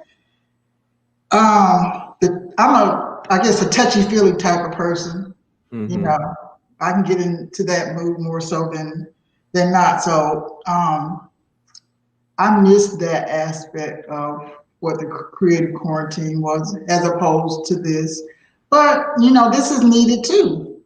So if we could gel both worlds, if we could have a quarantine where we are 6 feet apart and have someone other than the artist filming, I think that would just be a great marriage. Yeah. That's a So, suggestion. Talk to me a little bit about the camaraderie people. I think that's something else that Charles didn't mention, that a part of it, that whether we had arguments, disagreements, or whatever, there was still a certain camaraderie that happened in a space. You govern your behavior different in somebody's space than you do virtually. Yes, even though we were there together as opposed to me being alone, I got more work done because I think we fed off of each other's energy. Exactly. And it was positive. And we were, feeding off of each other. We were feeding off of each other as individuals, and we were feeding off of each other's work, Right. So and specifically when we did the Los Angeles quarantine, we had, you and I probably had the sleeping pattern that was most similar. Yeah. Because we had one artist that was coming down when we were about to crash out. We would sometimes finish 12, 1 o'clock, 2 o'clock in the morning, and she always worked from 4 till when we got back up. And then Charles was coming in at 6 in the evening or 2 o'clock in the afternoon and working till enough time to get back to Riverside. Yeah. So we had people working. Work done too. I'm sorry. I said I think I have more work done too because your energy fueled my energy. Mm-hmm. Because if I was by myself, I probably would have took more naps. Oh, we got a lot of photographs of you napping during that quarantine, right at the table. That's refueling my energy. That's right, power naps. That's what we call it. Power naps. I don't care how old I've been, I've always had a power nap. Well, let me ask you this. How do you think you've grown as a result of participating in this quarantine environment? I've opened up. I give what I think I know. I'm more open to trying to push other artists, forward in a more positive direction. I kind of will explain my process and my ups and downs, and what you can do to avoid, the mistakes I think I made, but just being able to watch people work and people being able to watch my work, you don't even know that you are really learning more than sitting up in a classroom, having somebody teach something to you. I think this environment is the best teaching environment that you could possibly have. Watching somebody work and being caught up in their collective creative energy. Yeah. Whether real time or virtual, because I still think that same fueling is happening now. I think that the fact that we're taking time and showing time lapses of us doing our work, and it's just another whole paradigm. When we did our quarantines, they were private. They were not intended for the public to even peer in. Yeah. And so being able to do this has challenged all of us to, number one, articulate what you do. You got to make at least 20 minutes a day to get content ready, or you got to go live and do content. Yeah, it's me. Yeah, I don't know what it works, but it's like, oh Lord, I got to be on TV. I gotta be on the TV. Oh my goodness! Because that's been a big challenge. Because I don't have a set schedule. So this has put me on a schedule that it's like, whoa, I got a job. Yeah, but you man, you done went through you are managing to stay very, very productive. You had to break away for a couple of days to take the family business, and I just want to thank you for being consistent and for understanding what this whole thing is really about. A lot of people now are making mention of the biggest problem, which is connectivity.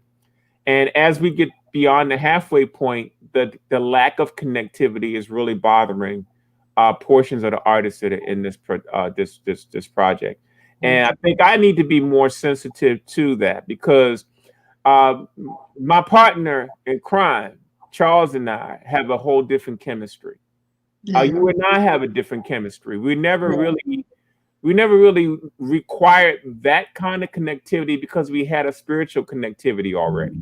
Yeah. And I think that's what everybody's missing. Again, I want to reiterate the fact that we're already living isolated lives, but now artists are coming out of a year being quarantined.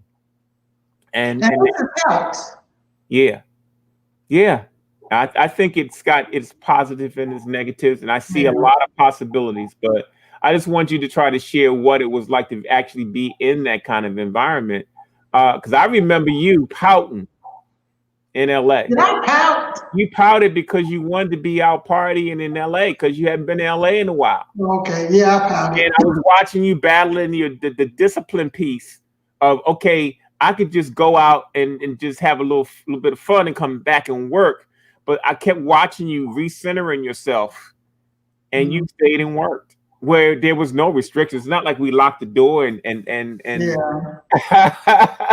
but I watched you challenge yourself to, okay, I know I could be doing this, but no, I got stuff that I got to do. Yeah, you have to have a certain amount of discipline, as an artist to get anything done, really. Right. No matter what you're going through. Yeah, well, you have blind discipline. When you're ready to do what you're ready to do, you focus in, you hone in. It's not personal, it's not emotional. It's like, this is what has to be done. Yeah. And that's what I admire, because I don't think all artists have that. You have artists that are very prolific, and I think I consider a very prolific person. When I met you, you were surviving off of original paintings, where I was surviving off of reproductions, and you were still. Yeah, I had to work. So you were working harder, but you were still working. And I was so amazed to see how much work you were able to create despite the method that I was using. I even know I remember the most prolific thing you ever said to me was that, where I would load my van with 1,000 posters and print bins, and you said to me, people can only buy what I bring. And that was like a brick upside my head. Like, why am I bringing half of my shop to take on the road with me? I used to get so mad at the end of the show because Deborah Shedrick would be out of the building before everybody. Oh yeah, I had to make it easy on myself. She brought the same amount of artwork. She slipped her pieces between the panels in a minivan, and she was waving goodbye while I was loading all those frames and panels. And hasta la vista. That was one of our friendly competitions. Yeah, I miss those days. I really miss those days, but I'm glad we're capturing and found a way to reconnect and do some things. So I want to thank you for your part.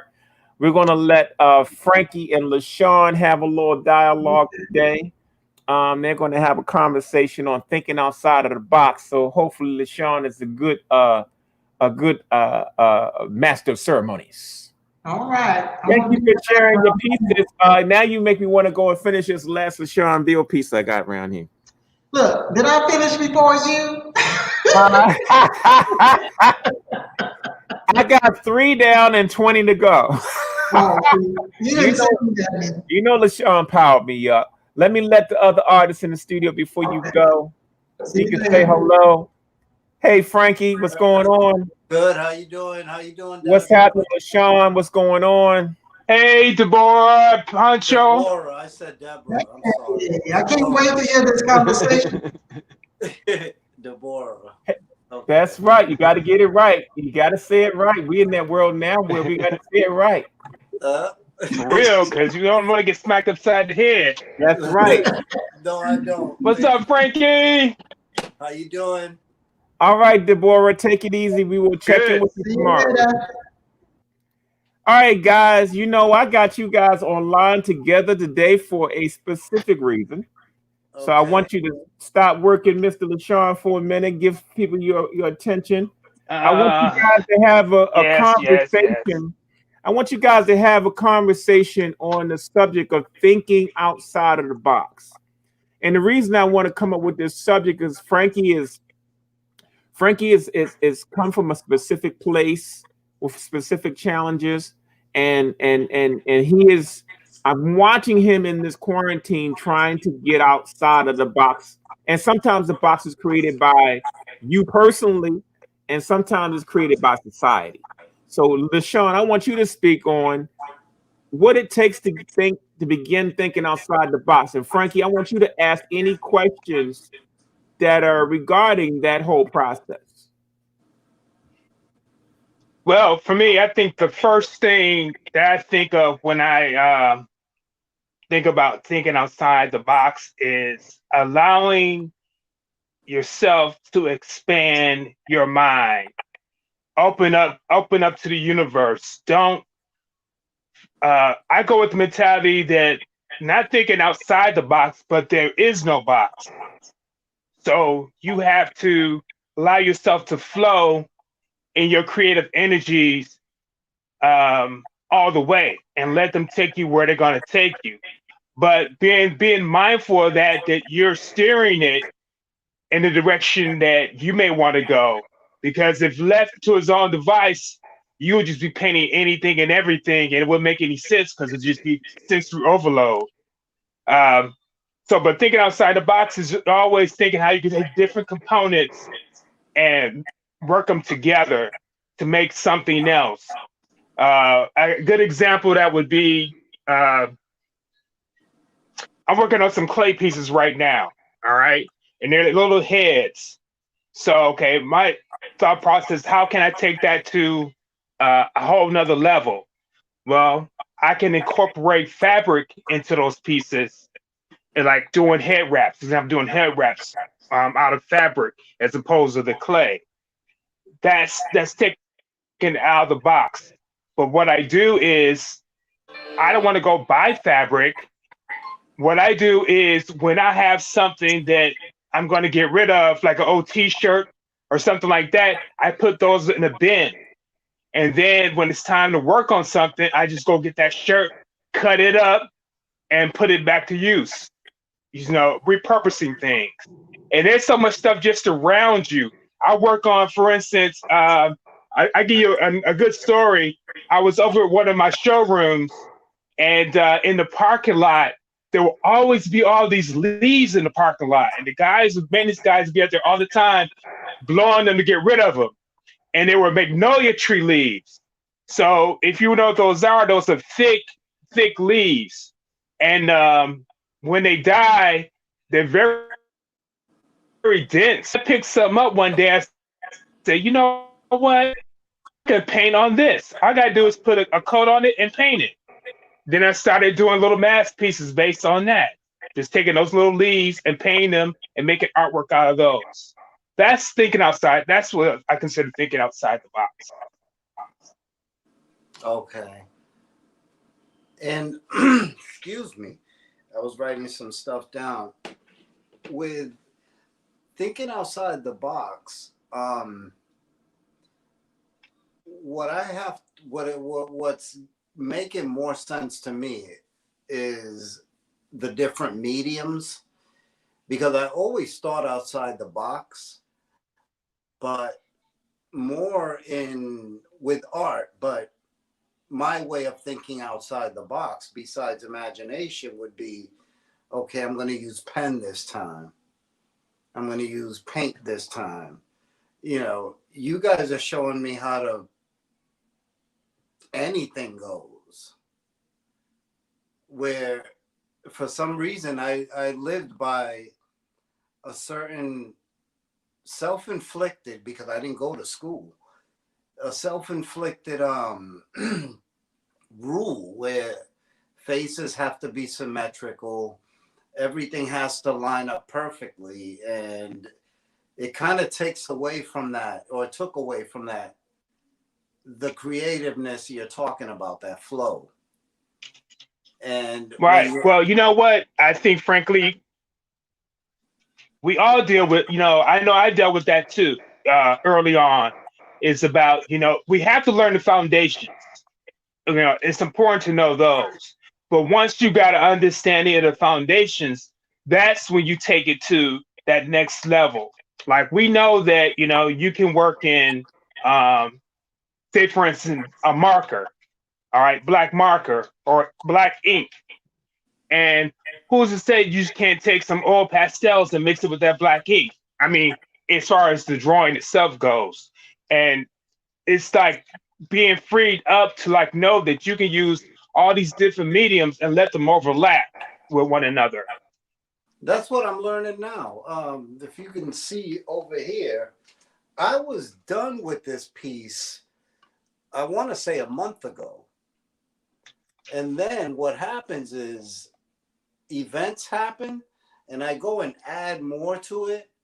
And I'm finding out more and more that it's not a done deal when you finish drawing, that you can always go back and add to it.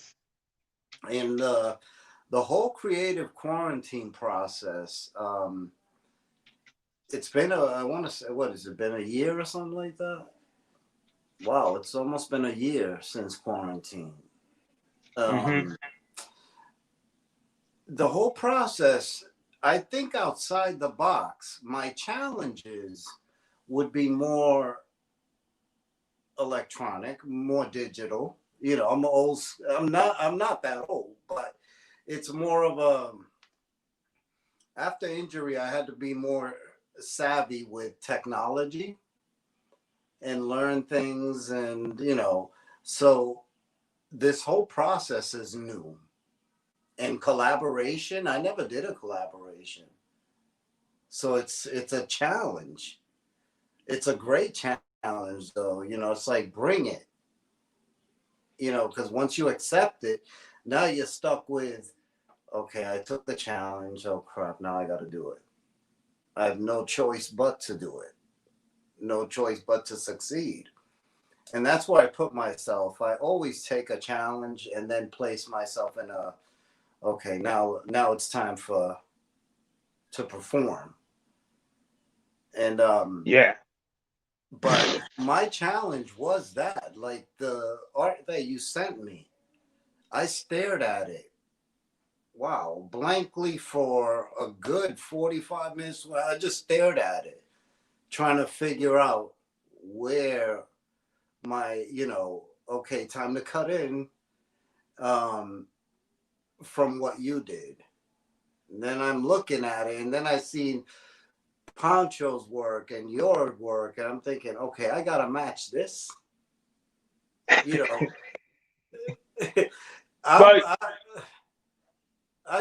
It's not a matter of matching. It's all about looking inside you. That's the beauty of the quarantine. is that it allows you to look inside you at an unexpected angle. So I would suggest to you is just look at it and think about what you would do if you were superposing your work on top of it. And that's a great, that's one way to look at it. Or what could you do to like enhance this piece to make it more interesting? It can be completely out of your natural style, but it's just something you're doing to like add some flavor to it. And that's all you're doing is you're adding flavor to it, you know? So go ahead. No, I was going to say, it almost seems harder to unlearn than it is to learn things for the first time. Well, that's the beauty of it. Yeah, unlearning. The thing is, you do something for so many years. Now you have to unlearn or break out of it. Whereas someone who's never done it just goes right to it.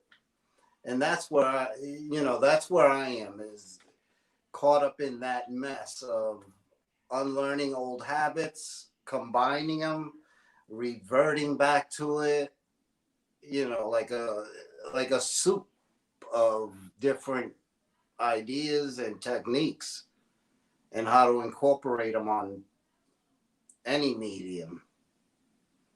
So I'm learning that. That's a big... Yeah. And you brought up something interesting. You said soup, and that's really what this all is. It's a soup. In a soup, you have your basic ingredients that goes with pretty much every soup. You need a liquid, then you need the vegetables, things of that nature to go into that soup. Okay, that's pretty much your foundation. But everything else that you add to it, that's the flavor. That's the flavor. And that's what, that as an artist, it's not a matter of trying to like forget the old ways that you did things.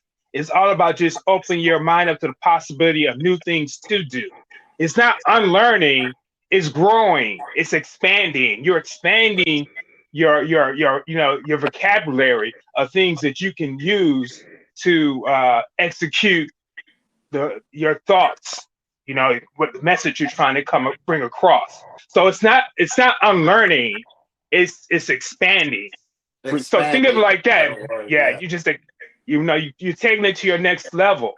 And the more you do that, the more creative you're gonna find yourself being. It keeps it interesting, keep working, it keeps work engaging. A lot of stuff that I do is very repetitious because I usually work in sets of things. And so it's one step, next step, one step, next step, one step, next step, until you get to the point where you're going to put that flair, that little, something special to it.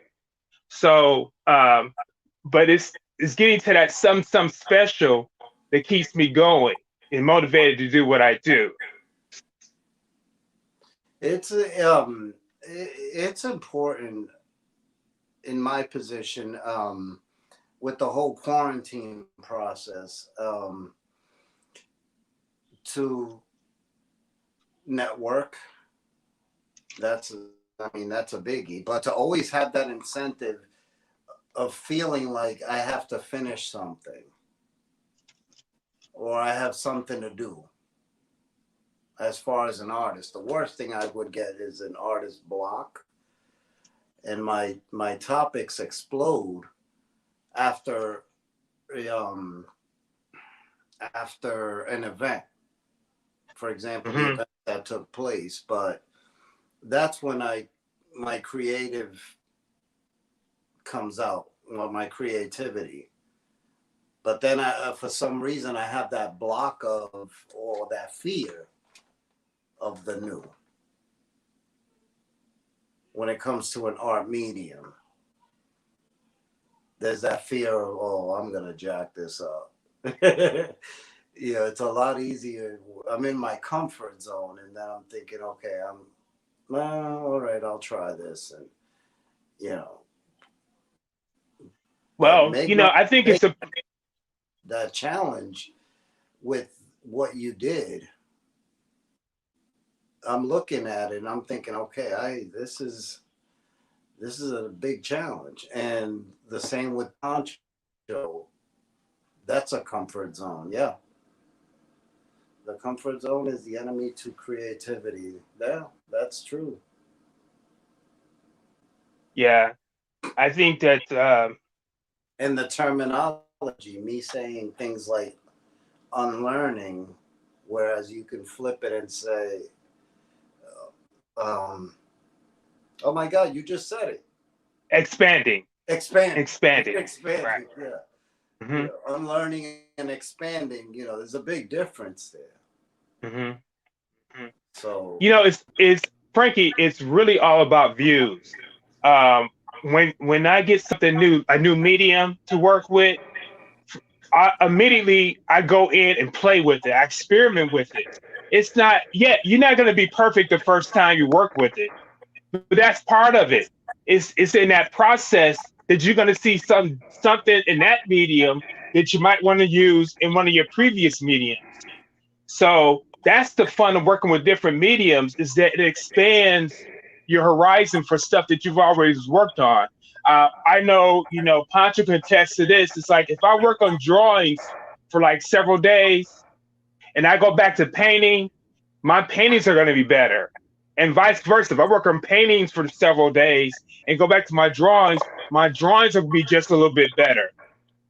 But it's that constant working, and until it becomes second nature, you know. So I applaud you, even when you don't be feeling like it. If you think you have like an artist block, pick up a sketch pad and oh just yeah. do some sketches. Just do some sketches. Don't even worry. Don't let your mind flow. Just don't concentrate on anything in particular. Just start doing some circles, squares, whatever. And then as you continue to do that, something beautiful is gonna come out of that. Perfect. Frankie, I think the best thing that I could say from watching the last few weeks is that you are so caught up in your process that you've blocked yourself from being as creative as you can be. You're a very creative being. I mean, look at that painting, and none of us could create that because you have so many layers of ideas and mediums and color and concepts that are being laid on top of each other and laid on top of each other. And I think you're probably in that's part of your creative flow. But you can become enslaved by that way of working. And what me and LaShawn and Deborah and some other artists have found is a way to get out of that enslavement. Because the moment you get out of that enslavement, you actually explode on another level. So working different sizes, familiarizing yourself with other, like you've been working on that painting for a long time, and you're not working on other pieces to divert even your I attention. noticed, yeah, it's like Go back. And see, all of us are working on sometimes 5 or 6 pieces at a time. I'm not saying that it's about quantity, and I'm not saying that you should break the way you're working, but I implore you to not become enslaved by your process. Right. It does. I do. And some of it has to do with your journey. Yeah. You had a traumatic brain disorder. You had to learn things all over again, and now your brain is like operating on this level that none of us can comprehend. When I look at that painting, you're doing some stuff to that painting that I can't comprehend because you're in a totally different mind space creating that. But I also know your fatigue level has to be very high, going back to that same painting over and over and over and over again. It's a form of creative enslavement. And so you can always start. I know you got more than one piece going at a time, but you might have to increase that number so that when you go to each piece, you're going with a fresh mindset. And then when you come back to that piece again, certain things are going to already be resolved. And I've learned that even in my own work. I normally always have at least 5 pieces going at a time. Oh yeah. And when I start my quarantines, the first step of my quarantine is grabbing pieces in my studio that have never been completed and force them to a level of completion. And I build my momentum from forcing myself to finish those first 4 or 5 pieces, and then I branch off and start working. So I'm always trying to find ways to to disrupt the flow of how I work because I can. I'm not defined by one thing or one action or one thought or one method or one medium or one process or one style. You know, It goes way down the line. you know what's ironic? It's funny because I tell people that when they ask me about my art, what keeps me going is that I have about 5 or 6 pieces incomplete. So I always have something to jump into. Mm-hmm. But when I get obsessive with a piece or I zone in on it, you're right. It's the right word. It's an enslavement to that piece. Mm-hmm. And But why you're is just that? like, Because and why that's dangerous is that once you become captive to your process, it becomes work, and you're not as productive as you probably would like to be. So I'm loving this. I'm hoping that from time to time we can pull each other together, have these conversations about things that everybody are concerned with, talk about. I appreciate you guys having this discussion on thinking outside the box. I think we Sure could all thing. benefit from that. Sure thing. Hey, Frankie. Hey, go ahead. No, I'm I was going to say, Frankie, that you know what? I would probably suggest that you go ahead and take that picture down and start working one of the other ones, just to give yourself a mental break from looking at that big piece right there. Whether you know what, and go ahead, like that, some of the pieces I sent you, you might want to just splash a little color or something on them, and then baby steps, nudge you along. I'm already going to work on this week is going to be my new project is that plate. The plate that you sent me, the way you started, I'm going to be working on that one. Okay. So that's I say all that to say that your work, what you're doing, that piece is phenomenal. I can't wait to see that piece in the exhibition when we get ready to do the exhibition next month. But I've been watching you going through this process throughout the time of this quarantine, and just take some of those things under advisement. I think they will greatly benefit your productivity. Gotcha. Indeed. Yeah, Frank, it's a struggle. It is a struggle, man. I mean, even, I can tell you that I struggle a lot of times, and I have to force myself to okay, let's just get this done. Let's keep it going. Let's do something else. Let's work on something else. I probably have Frankie, right now, I probably got about 30 different projects that I'm working on in various stages. Mm-hmm. So it's about going back, doing a little here, a little there. And next thing you know, in a small amount of time, you have a whole body of work. So, and the biggest thing is, and I don't want to frame this around body of work so much. I mean, I get what you're saying, LaShawn. You're absolutely right. But the biggest thing, and I'm speaking to Frankie, is that you give your brain a break. Yeah, your brain needs time to reset, to recharge, to re-execute. And if not, you can easily fall into your own trance. Oh, I know that. So it's like that's where working on multiples can be a great asset. And another thing I obsess with is the size of it. If you see this in person, it's a big piece. Mm-hmm. All of my pieces are this big. They're like 30 by. But understand. You got to watch how you say that.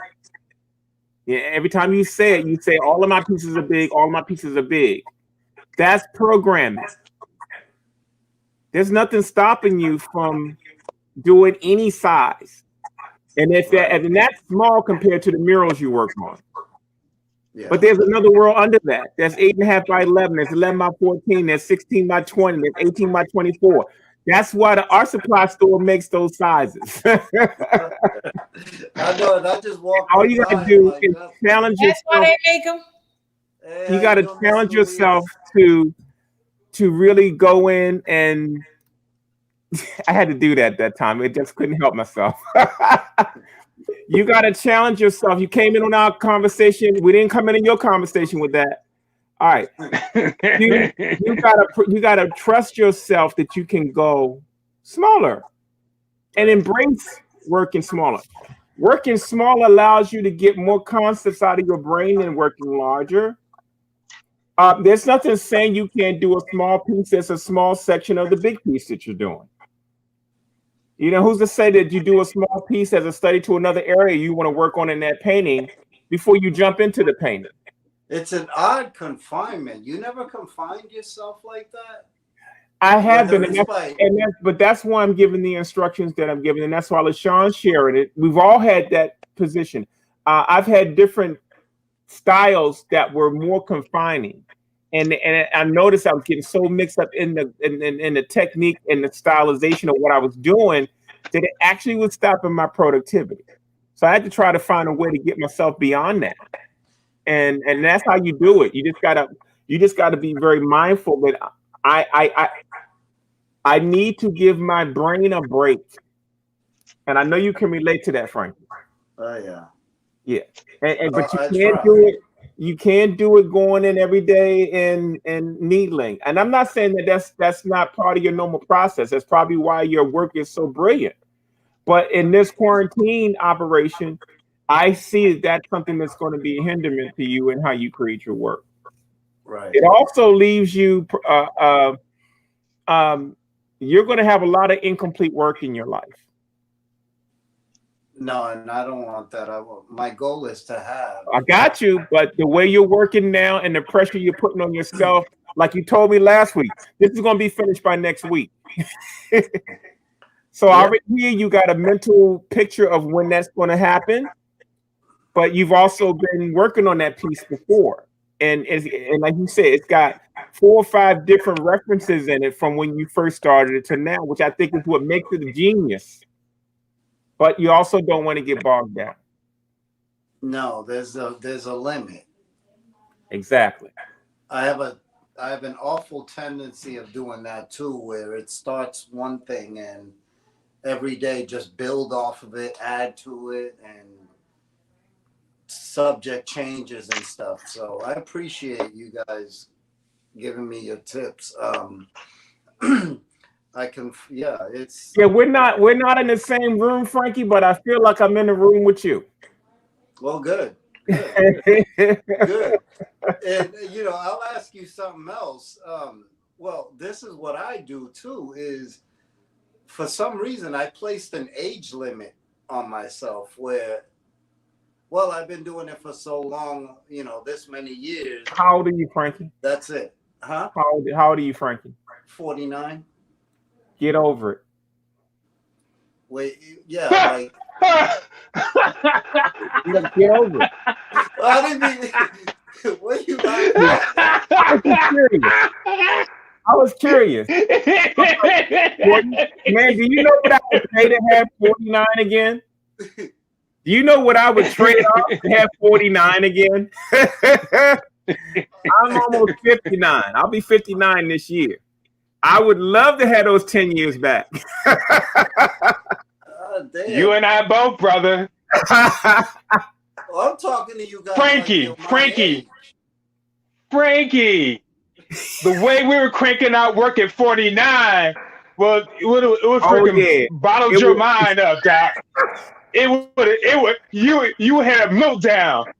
Man, we were vicious. Yeah, I am definitely. We were vicious. I'm not the guy I was when I was 49. The guy at 49 was just off the charts. He was cranking. We've just found a smarter way to work now that we're older. I'm thinking you guys are my age. I'm trying to talk to you like if you can relate to my. Well, you are, but no, we can't relate. We can relate to it. We've already been there. All of it, because you're just close enough. You're just close enough to us that there's some parts of us that are very similar. 10 years is not a lot of time, but it's a lot of time when it comes to them aches and pains. Well, I'm glad. It's inspiring to see that though, because damn, I did that. Well, I'm thinking, okay, I'm at a certain age. Get over it. I'm gonna say it. Every time you say it, I'm gonna say it's every time you say it, I'm gonna say get over it, Frankie. You gotta get over that. Stop sounding like an OG. You not an OG yet. This. No. Let me be my position, Frankie. I'm not cracking on you. My best friend Charles Bibbs is 15 years older than me. I am constantly reminding myself, despite the fact that we're equals, we share, we're on the same page, we do things together, that I am not in the same developmental part of my life than Charles Bibbs is. You have to remind yourself. I have to remind myself, because we got to remember, my dad, I never told you my part of my story. My dad was a teenage parent. I grew up with my father. He was born in 1945. I was born in 1962. We're both baby boomers. So we were brought up in the same generation on the polar opposites of the baby boomer situation. So I am my dad all the way. Okay. But my peers in the business were 15 to 20 years older than me when I got in the business. And they all embraced me. They all shared information. They all took time to talk to me. They all took time to share. And they always treated me like an equal. And it took me to understand that when Charles says, hey, man, I really want to slow down a little bit, that I can't, just because I'm his boy, go, yeah, it's time for me to slow down a little bit when he's got 15 years on me. So, Frankie, at 49, you better absorb that time like you don't have it. Exactly. Exactly. And Frankie, you know what? A good way to start your day off is just like that. You begin your day off saying, what if there's no tomorrow? What am I going to accomplish today? Do you want that to be the last piece you work on in the back that's behind you right now? No. No, you don't. Okay. Okay. What does that tell you? It's time to move on, brother. You gotta work on something else. You gotta get some other stuff done. Because you're not promised tomorrow. We're not sorry. So you gotta make the most of today. Gotcha. You know, so it's training your mind to like, okay, move. Let's get it done. Let's get it done. Move on to something else. Let's get it done. Move on to something else. So that you can reach your goal, because your goal, Frankie, is to be prolific and produce a lot of work. But the process that you're using is not lending the stuff to reaching that goal in a timely fashion. Well, what I'll say to you, Frankie, is that I've been watching you work. And what I notice about you is, despite the fact that painting is very complex, you work pretty fast. You're doing more thinking than you're actually doing painting. I watch you paint. You've already processed that 10 times before you actually paint it, whereas some of us are working the opposite. Like, what do you mean? You're in your mind, you are thinking about those areas long before you paint them, and you paint fast. I watch you paint and you execute, but you also plan. You got the color blindness issue, so you found a way to put down color and make sure your colors stay straight. Then you'll get an idea, and you'll go and you'll put a capital where there was no capital. That's amazing to me. There is nothing wrong with your process, Frankie. What I'm saying is, don't become enslaved by your process. Yeah. And because if we keep talking around it, it's going to sound different. But simplistically, that's all we're saying. You got to give yourself a break. You got to move around, do some other paintings. You will be resolving certain areas by moving to other work. Every time you come back, you're going to have a fresh perspective, and you'll be more productive. Because at the end of the day, you want to be a productive artist. If you're not creating a minimum of 12 pieces a year for me is poor for an artist. Oh, for a 24 year? pieces, 24 pieces a year for me is poor for an artist. Because we gotta, who do you know that can survive off of doing something twice a month? No, I bang out. I crank out way more than Well, I'm glad you do, but I'm just saying, I'm just not just speaking to you, Frankie. There's other artists watching that have a whole different perspective of what their productivity is. Mhm. You know, I've already created 30 pieces for this quarantine, despite the fact that I'm managing this whole project. Now, I'm not saying it's a competition, and I'm not saying it's a race, but I'm saying I'm freeing my mind up so that I can do these little explosions of creativity that have nothing to do with what happened inside of my head every day. You know? 30 pieces Yes, and counting. and counting. And by the time LaShawn get finished doing the way he's working, and Deborah do what she's doing, and look, and our biggest person right now is Karen Clark. Karen Clark is working in a medium that's very slow. And she's really going to be, I bet you at the end of this thing, she's going to have a comparable amount of work done. Again, this is not about quantity as it is about you working through a process of productivity. And so I want to thank LaShawn. I know he's been on for a while. His phone's probably having some technical abilities. I'm going to give a bring another artist in and have a conversation with him for a few, and with Ryan Murray. Hey, Ryan Murray. We got a full house. I'm putting all of y'all on the screen tonight. What's happening, guys? Sheldon, Ryan, what's up, man? What up? How are you guys doing tonight? Doing good. Frankie and LaShawn and myself were having this discussion on thinking outside of the blocks. Somebody's sound is up. They need to turn that down. Got you. So we want to try to elaborate on that because we got some younger members in our group. We got Ryan Murray, who's been very consistent. Somebody's got their sound up on their device. Oh, I know what it is. It's you, Sheldon. It's your other window. I got it. All right, I think we got it. So we want to have a dialogue about creativity and thinking outside the box. I'm going to phase out Frankie and LaShawn because they've been on for about maybe 20 minutes talking about the subject. And I want to talk to you two guys to thank you, LaShawn. We will check in with you tomorrow. Thank you, Frankie. We'll check in with you tomorrow. So, guys, the conversation here is a discussion on thinking outside the box. Working in the quarantine, we've had certain challenges. We've all had to face certain things. But I want to ask each one of you, what do you do to think outside of the box as you approach a project like this? And I'll start with you, Ryan. Well, the very first question I asked myself is, what wouldn't I do?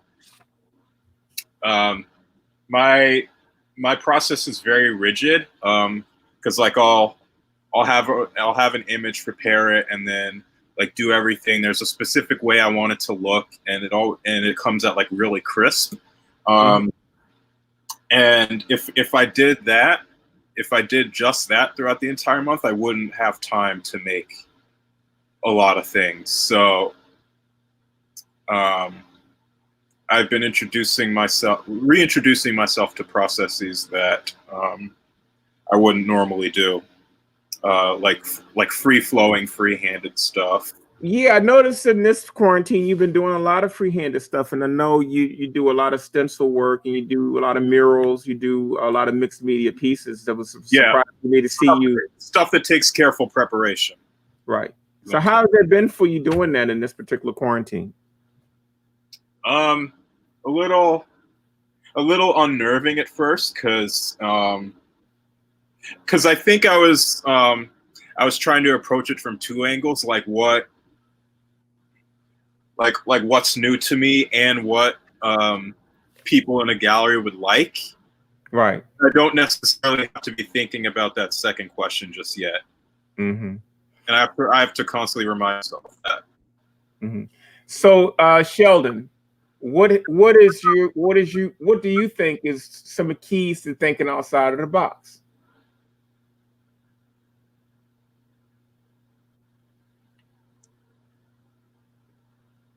Is Sheldon alive? Something we don't have any sound from you, brother. Let me see if you hold it for a second. You got to unmute yourself, brother, because I can't do it from my side. You have to unmute yourself because I'm blocked on this side, Sheldon. There you go. All right.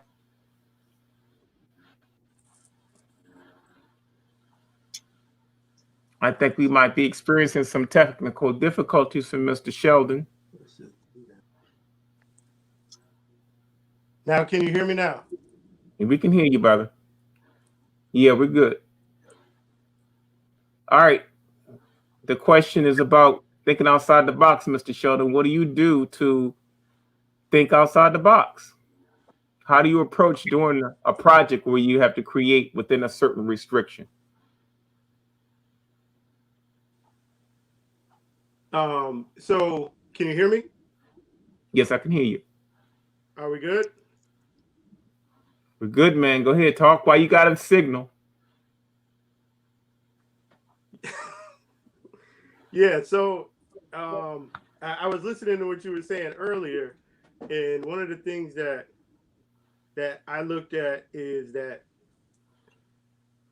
do you want this to be your last piece of work that you work on, type of thing? And like 30 days that, God forbid, hopefully I make it through 30 days. Oh, you will. As just the opportunity to create. And it's like it can be self-motivated, but to push that everybody is maybe not in the same place, but like, together, I know other people are working, and it's constantly on my mind of just like creating, and I get bored quick, so I don't want to keep working on the same type of work that I've done in the past. So I'm doing a little bit of everything, same methods, like same media, but just different styles. Like I haven't done anything like this in a long time. Just like drawing, doing like portrait style, and a bunch of abstracts. I've messed with spray paint. I've done lamps and stuff. I've been mixing it up. So it's really just, well, it's I not a mean, competition. It's to me, myself. mixing it up is a necessity. It really is a necessity, and it's not so much a necessity just for our normal creative lives, but when you're in a creative quarantine kind of a environment, your productivity becomes part of the factor. And so we're all working a little quicker than we normally do. We might be working some sizes that might not be what we normally do. So what do you think has been the biggest challenge for you, Ryan, with adjusting to this pace of this 31-day press? I think holding myself accountable has been the number one thing. Like outside of stream, can I keep myself working enough for 31 days? So yeah, it's just been like a motivation thing. I've had some struggles with motivation in the past lately, especially with the pandemic going on. Well, you seem to have found a balance somewhere, my friend. You are turning in some really good work. I've been very impressed by what you've been doing so far. Being the youngest member of this group, can you speak a little bit to what you think your generation is facing as creatives? A lot of hurdles that didn't exist before, at least not as intensely. So I mean, the arts aren't really respected in the academic world as much. I can say that going to getting my bachelor's at a university that's actually it can be well known for its elitism.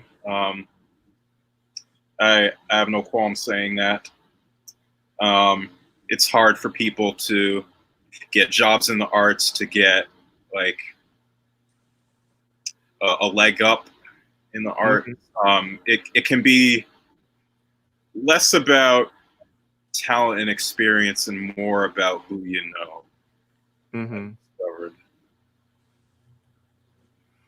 Do you think there's an attitude difference with your generation than, say, my generation in how we approach our work? What do you say? What do you think is the biggest divide between what you're experiencing now as an artist to some of the things you've seen?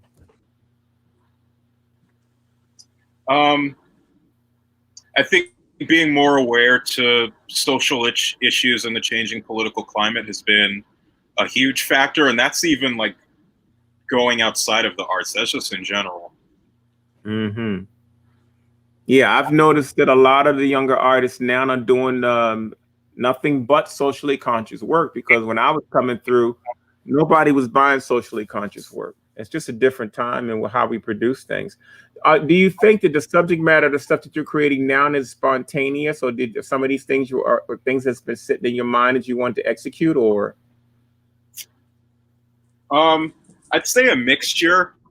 I mean, I thought when I started this month, I was going to touch on some of the same themes that I've been painting for the last few years, but again, I ran into the issues, which is those take careful planning, and I kind of just need to like let my hands do the work for a little while.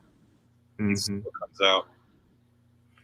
So Sheldon, what would you say is the biggest challenge you've had with this quarantine? The technical aspects,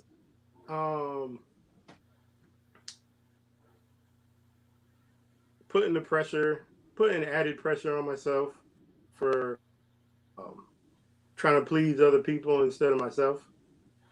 When you say trying to please other people, what do you think? Not so much, is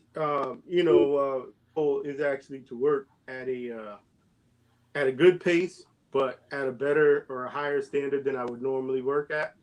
Right off the bat, that's something I kind of am striving for, to be a lot more focused on what I'm doing, versus doing it just to make me happy, but to create a body of work. Something happened today.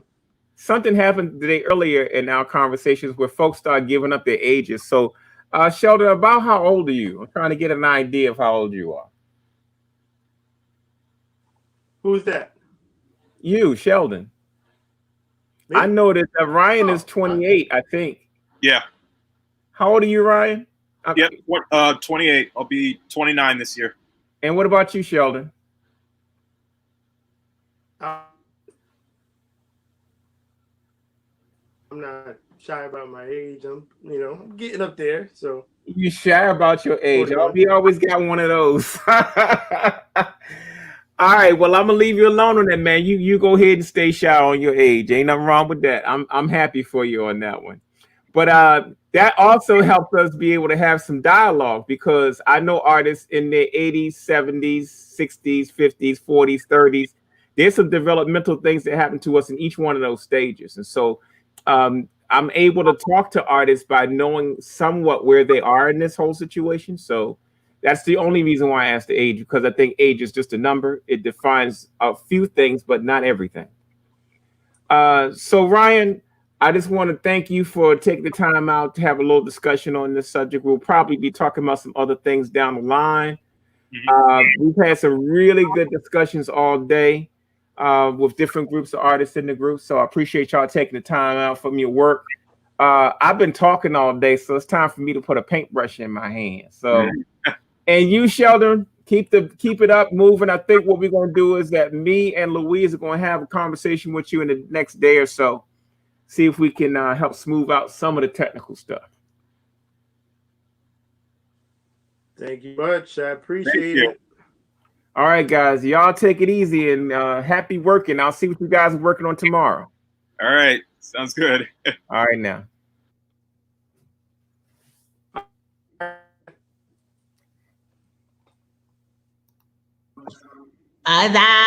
What's up? Oh, she's got the resin in her hand. She's got the blue gloves out. She don't have a mask on though because she's using the healthy stuff. Yeah, my resin doesn't have a scent. So my resin is awesome. I can turn the sound down and get it back up.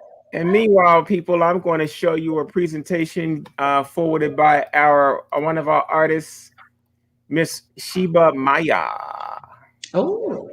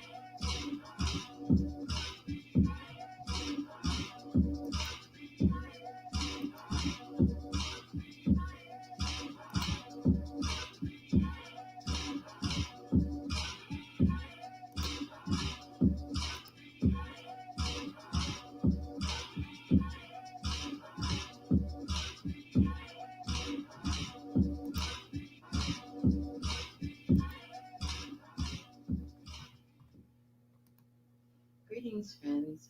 Okay, so today I thought I'd continue on our journey of this illustration. So this is part 3, actually part 2 of the grayscale portion of this. And so we're kind of taking a look at where things started. Part 1 landed here, part 2 landed here, and part 3 landed us here. So what happened in the transition between part 2 and part 3? Let's take a look. Okay, so today I thought I'd slow down the speed painting or speed drawing, the time lapse, but started with where the grayscale kind of began. So we can kind of review where things picked up here and then where I picked up today. So yes. In the beginning of talking about this illustration, I talked a lot about the idea behind it, the concept behind it, how I set it up, and how I got it started. Now things are on a roll, and I'm obsessed with the texture and how things are developing. I'm really excited about it. And what I started to do was to kind of block things in to get an idea of the contrast value.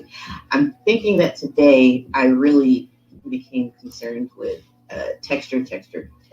Like, and that was something I talked about in part 2, I think, like my approach to this. And I continued on that thought and also wanted to continue on other parts of the illustration before things got overdeveloped on the left, because I was creating a lot of work for myself everywhere else.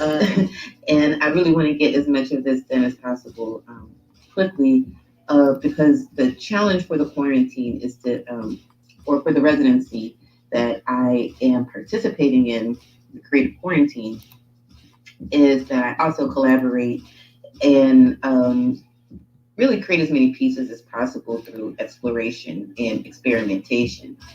So I was dealing with a lot of technical challenges and a lot of things from left field I wasn't expecting. I really did want to experiment and explore, at least within a discipline that that I was familiar with and comfortable with, but push it and still challenge myself to come up with some things and do things in a way I wouldn't normally do it. So one thing I did was kind of jump the gun on starting on the grayscale. I really like to tighten up the drawing a lot more than this. Before I start moving forward, I feel like the tighter the drawing is, the easier it is to paint.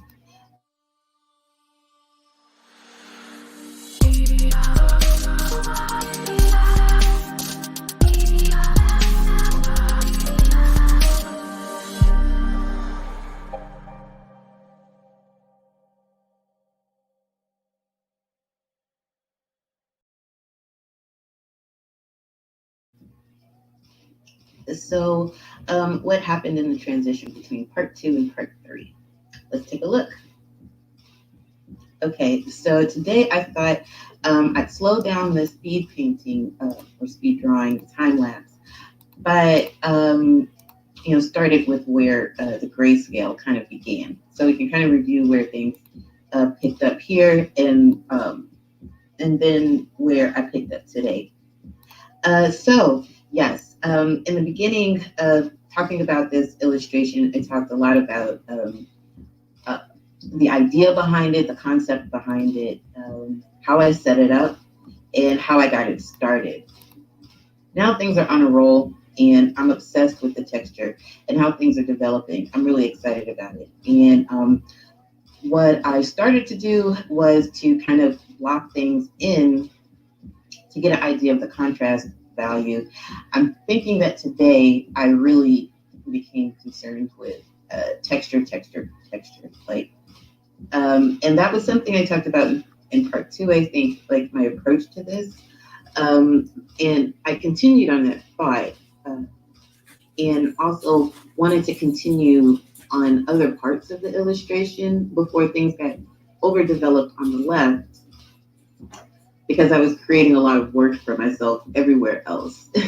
And I really want to get as much of this done as possible quickly, because the challenge for the quarantine is to, or for the residency that I am participating in, the Creative Quarantine, is that I also collaborate and really create as many pieces as possible through exploration and experimentation.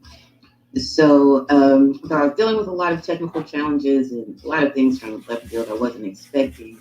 I really did want to experiment and explore, at least within a discipline that that I was familiar with and comfortable with, but push it and still challenge myself to come up with some things and do things in a way I wouldn't normally do it. So one thing I did was kind of jump the gun on starting on the grayscale. I really like to tighten up the drawing a lot more than this.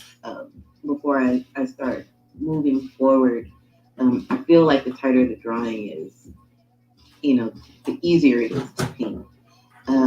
So I kind of worked myself into a corner in that respect, but it's kind of nice to work a little bit looser. I do tend to get wound up in details and perfection, and kind of going back and forth, stepping back and evaluating.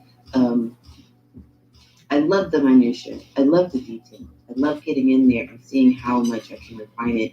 I'm just wired that way. If I see something that can be corrected, my inclination is to correct it. So the challenge here is to kind of see if I can, loosen up a bit. So I guess this is my idea of loose. Texturally speaking, what was seriously important to me was that the wood looked like wood, the glass looked like glass, porcelain looked like porcelain, metal, wax, bones, crystal, sand, water, sky, mountains, all of that texture has to bounce off of one another. And these dry flowers as well.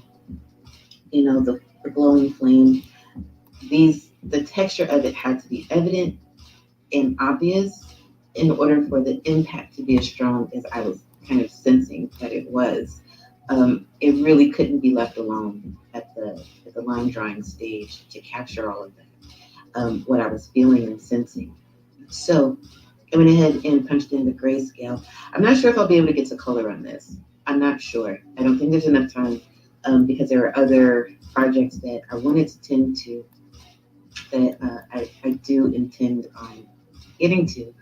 But maybe in the future, I'll come back to this and add color because I can't help but see a future for this in terms of color and possibly some subtle animation.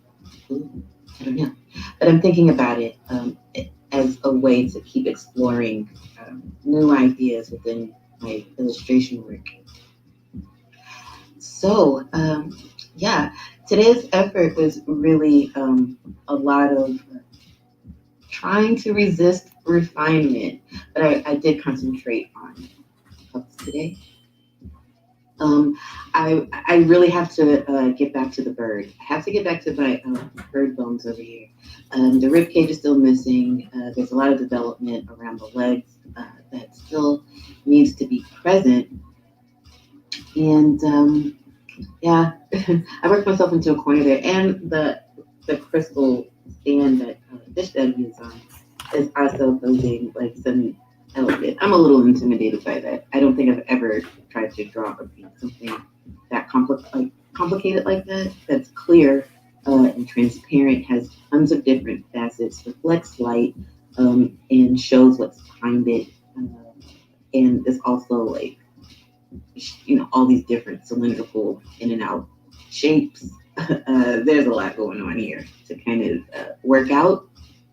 So, you know, there were some do-overs here, but I learned a lot from the mistakes, and I'm sure that when I come back to this, that's going to be the next effort. That's going to be the next effort, is to get those two elements solidified and up to speed with everything else. It's the hardest part. I'll admit that for sure.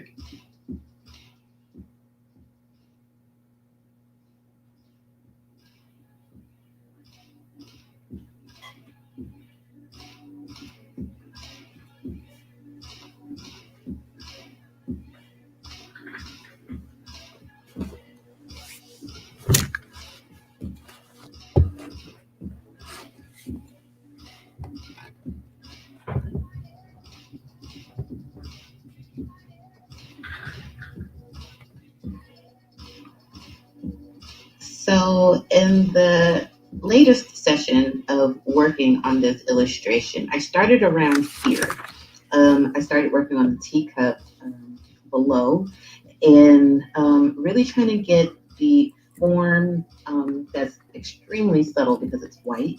I wanted to get the shine and smoothness of the china, as well as the metallic kind of bling trim around the edges and on the handle.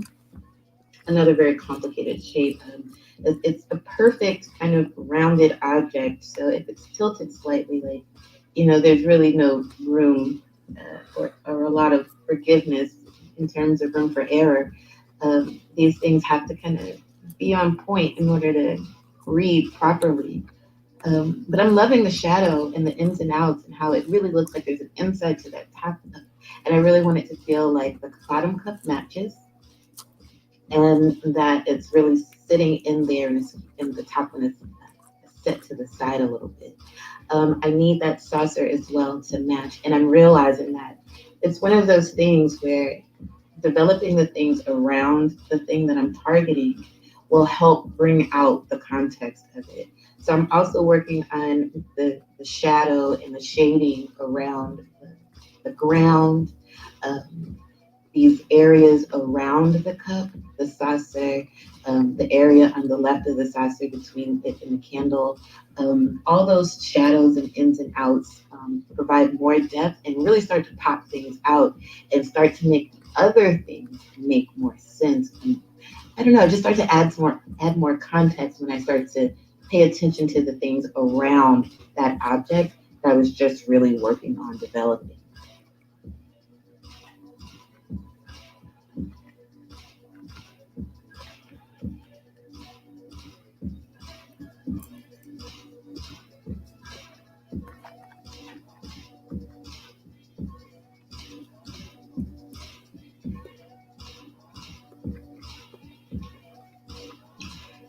So at this point, I'm continuing to work around that bottom cup, the saucer, and eventually the fork as well. It was pretty challenging dealing with these objects that were white, but still reflecting light.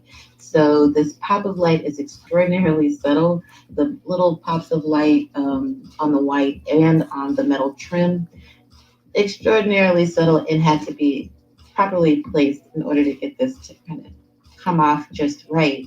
And there was just so much back and forth with getting that left hand shadow to look like it was being casted from whatever was on the left side of it, that candle. So my mind is constantly kind of evaluating what's going to make this look more realistic, you know? And I'm thinking about this concept of develop what's around the object as well as what the object is.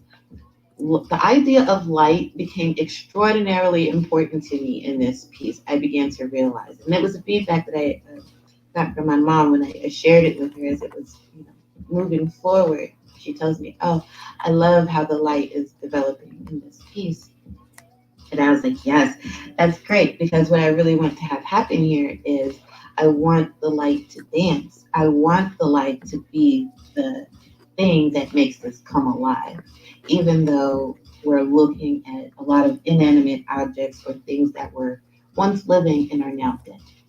And then there's this, you know, kind of flame that has movement and action. There's the sea in the background that has movement and action. There'll probably be birds in the sky that have movement and action, maybe even clouds. But what really makes this thing dance is the light. And I was really pleased with the feedback that I got. So I really want to pay attention to where light reflects off of things. I want it to sparkle and glow. These things are so important to me in all of my artwork. Artwork that I respond to typically has a lot of play on light, things that look luminous, like it's lit from behind. These things excite me when that can be conveyed, you know, through drawing or painting. And without any source of electricity or actual like physical light, I like when light makes an appearance.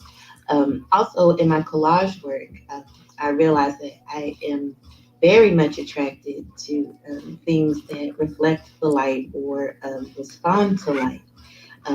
Mirrors, metallics, pearlescence, iridescence, all of these kinds of things where if you tilt it and move it around, it looks different according to how the light is hitting it, and it's very obvious. These things are very exciting to me. I love that kind of stuff, and I love when people pick up things like that and start to play with it, like they want to interact with this light. I think that as human beings, we are wired to be attracted to sparkly things. And so, like babies love that kind of stuff. It's just attractive. Diamonds and sparkly water and all kinds of things, like your eyes can't resist it. And so I want that irresistible allure in my work as well. So that became important to me as I moved along in this illustration here. And so because I was a little bit intimidated by this bird and this crystal stand, I wanted to start dropping in the background. I felt, again, this is going to help the things that were in front really pop out, give this whole environment a lot more context. Also, one thing I hadn't mentioned was the development of the flowers. I started to go back into that flower inside the champagne bottle because I felt like it looked too alive, and I really wanted it to look like dried, dead, void of hydration, and but still pristine and preserved. So I went back in there and fixed a few things that I noticed were kind of off around the contours and texturally, all that good stuff. So I started to drop in this mountainous background. I play a lot with the sky too. I think I want some sort of like weather phenomenon going on. I was thinking maybe the clouds could be in some sort of vortex. I don't know. We'll see what happens there. I like the idea of something unusual going on in the sky. So I'll play around with that. We'll see. So that was my track for today. Part 1 is where I did a lot of the line drawing. Part 2 is where I started to drop in the clays.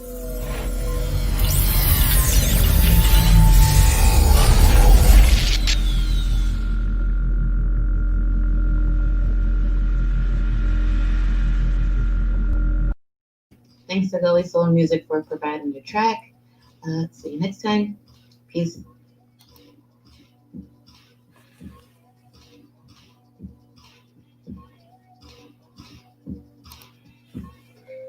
Hey.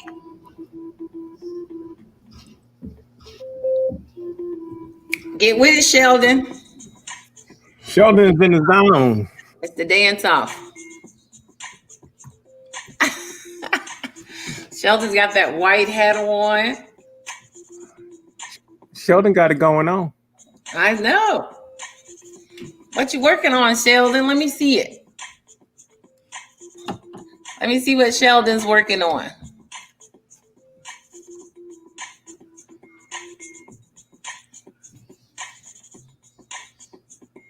Oh, that was a morning one. I was trying to see what Sheldon was working on. You see how he does me, Sheldon?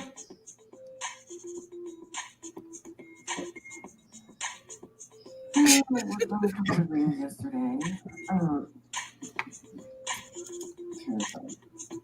Worked on a couple of things yesterday, and yes, it's getting real up in here. This morning, I think this is day 17, and didn't stay up incredibly late last night because body is just saying either lay down or fall down. And I'm kind of choosing the lay down because fall down, you can just do that anywhere. So I worked on one of my LaShawn pieces and finished up the 4 solitude pieces, which are just the individual male in a peaceful state, sort of relaxing and being tranquil and meditative. So I finished those. I just have to do some ink on them. And what else? Did some clay yesterday, which you guys saw. Saw some of that clay work. I'm going to do some of my other clay work a little different probably today. Just trying to finish up some stuff. I want to get this other big piece finished up, and then I'm going to cut out some other things, and found tons of canvas from another workshop that I had did years ago down in my basement. Since I've been down in my basement lately, I was going through some boxes and found some beautiful linen canvas down there that I'm going to bring up and just work on because I just absolutely love it. And I'm going to see what other materials I had down there because I had just packed that box up and just sort of forgot it. So I'm going to bring some of that up, try out some new stuff.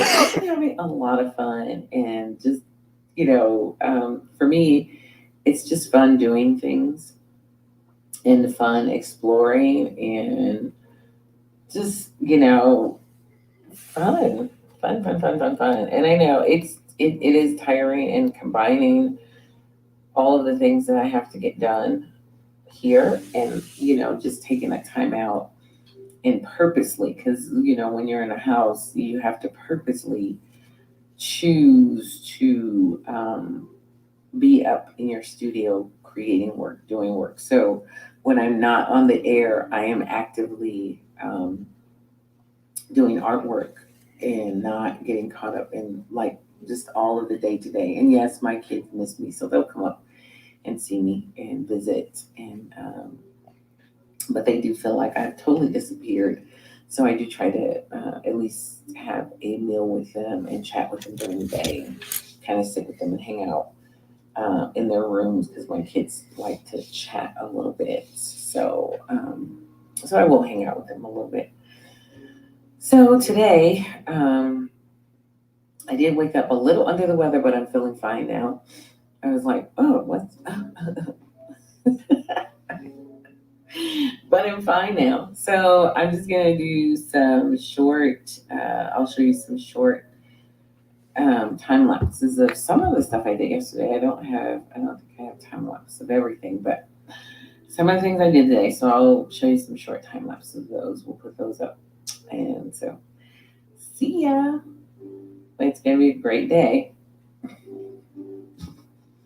It's my finger pushing the button.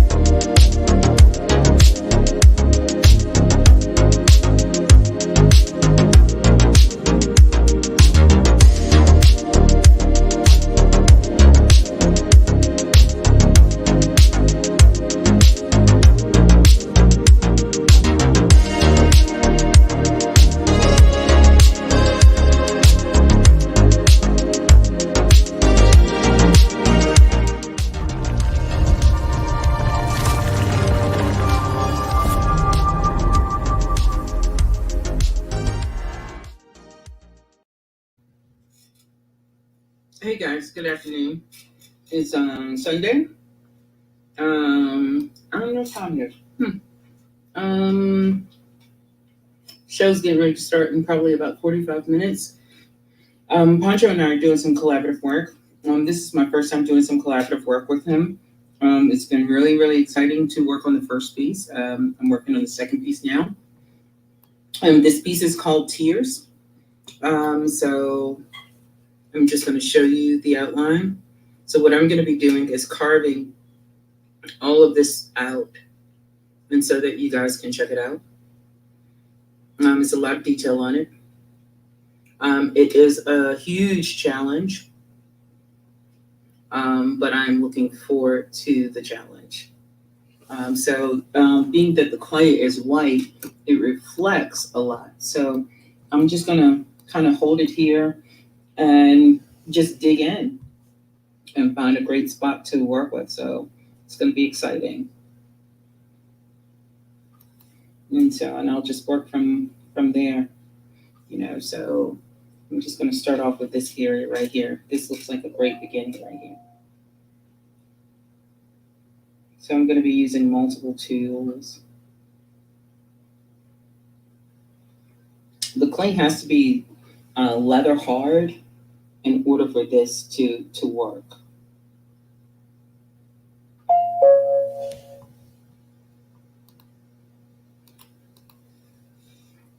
If it's not leather hard, it would be very, very, very difficult.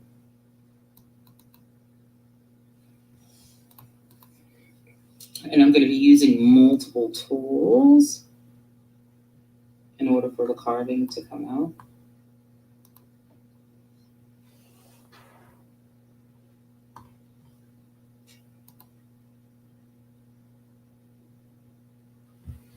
And so all I'm doing is starting with some basics, trying to stay within the lines that he has created.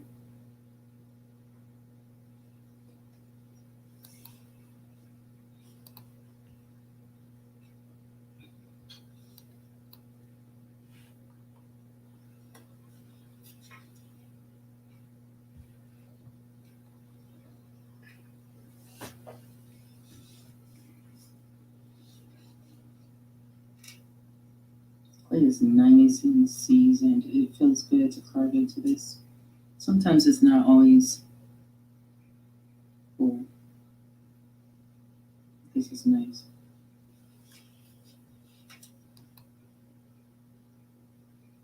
So I'll be on today at 5:20. And hopefully you'll see more done. I've accomplished more in the process. So it takes several hours to get these cleaned. Not bad. It's not bad at all. And so I'm thinking about how I'm going to add color onto this piece.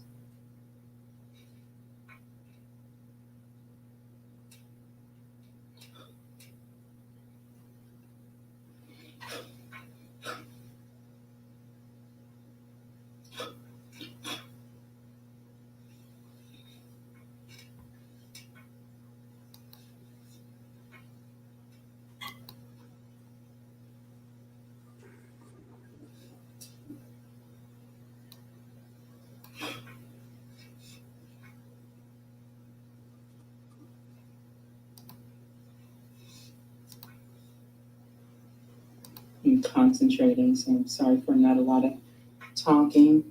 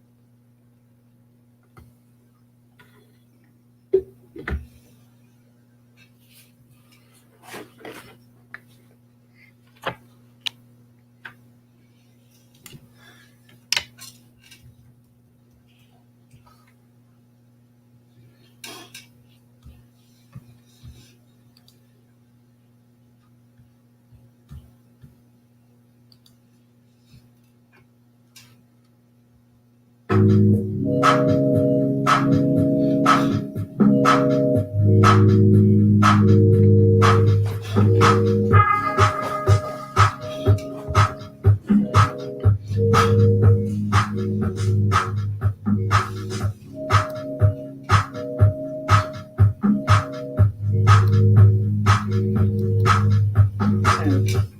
can see the carving coming out of it.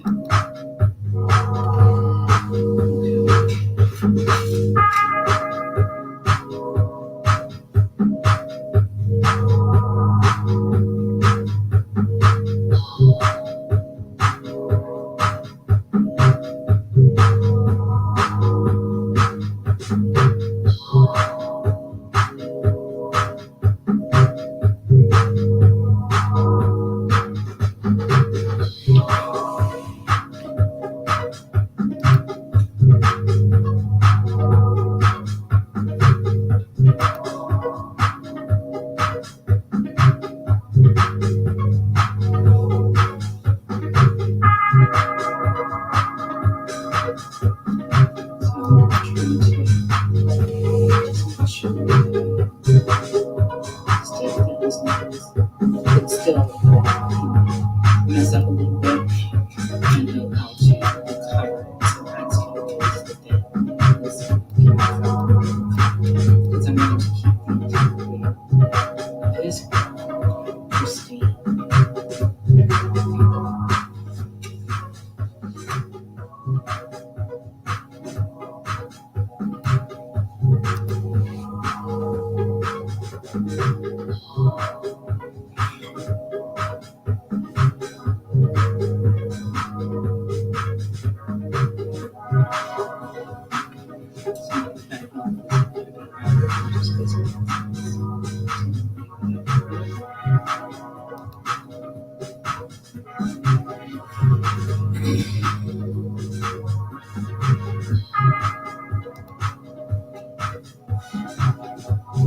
So I try to get the big details out of it so that I can get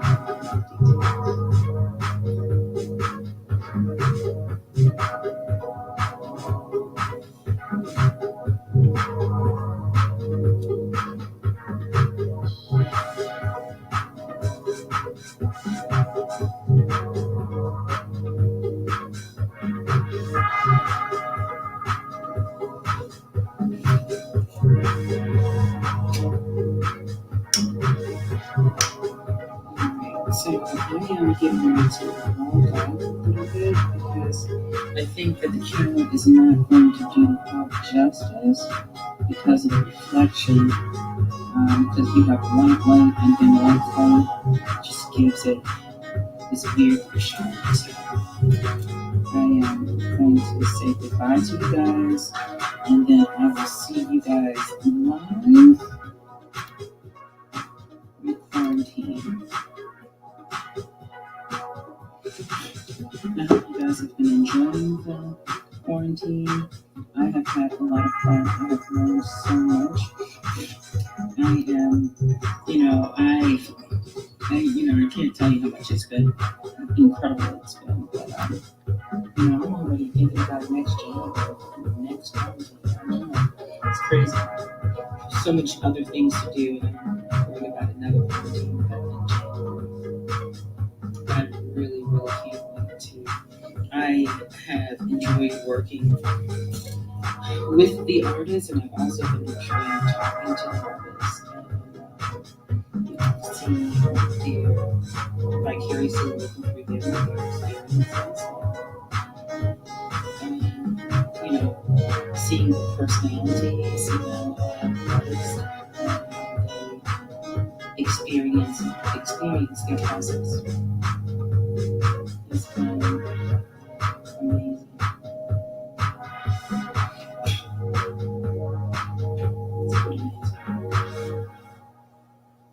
It is amazing.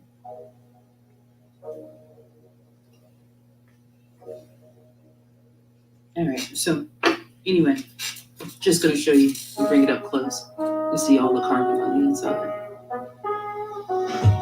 And so where all the pencil is, that's where I am. right, guys. I'll talk to you now. I will talk to you later.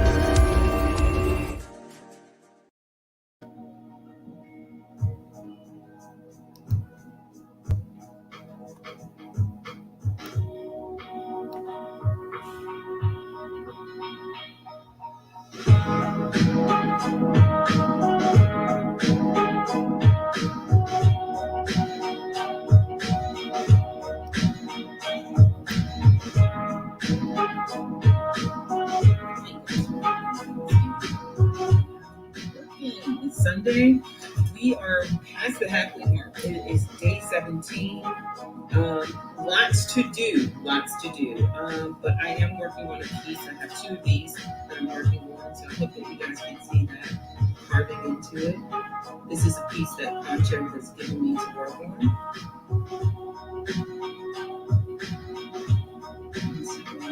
Just gonna finish carving into it. It's a lot to carve and gonna clean up edges and things like that, but it's coming out okay. So I'll just bring it up closer. See all the drag marks and things, so I gotta go in and see all of that.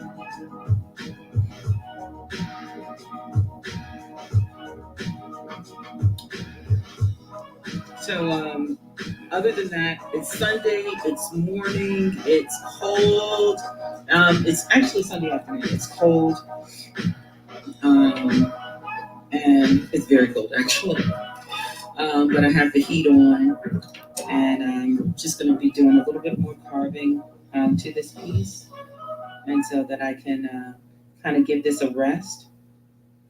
And then after that, I'll go to the second piece.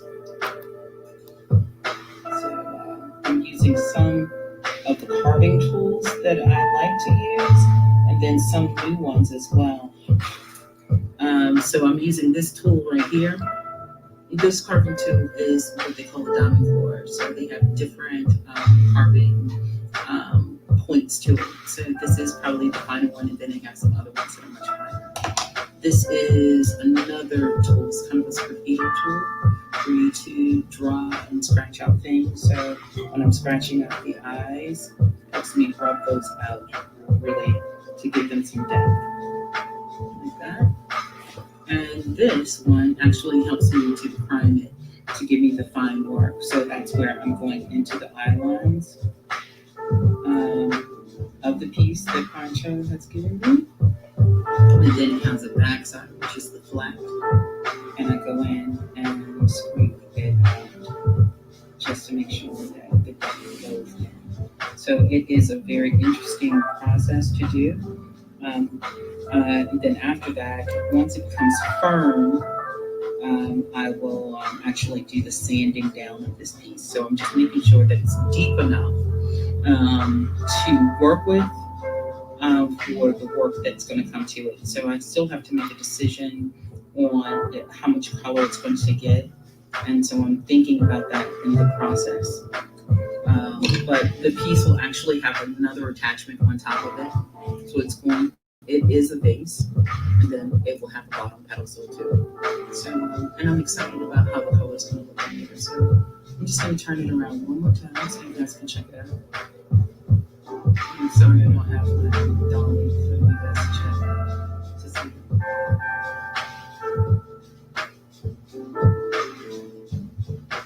But it's beautiful.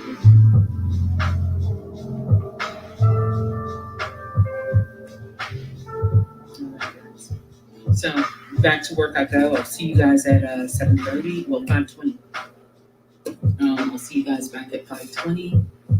Hopefully, I will accomplish some more to this piece and start working on the second piece. So, shall we?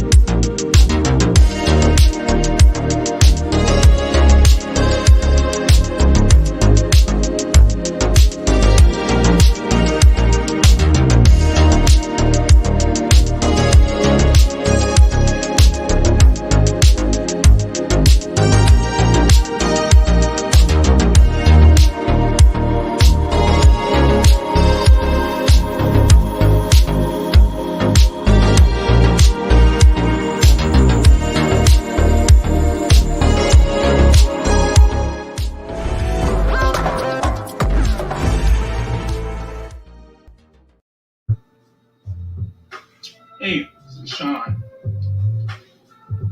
Another great day for doing the creative collaborations. Right now, I am working on some clay pieces.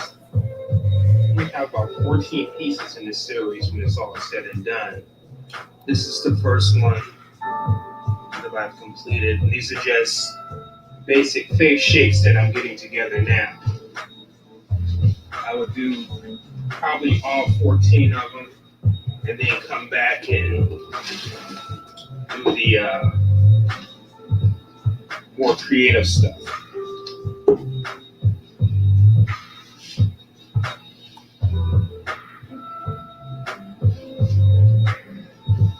So this is how they start off.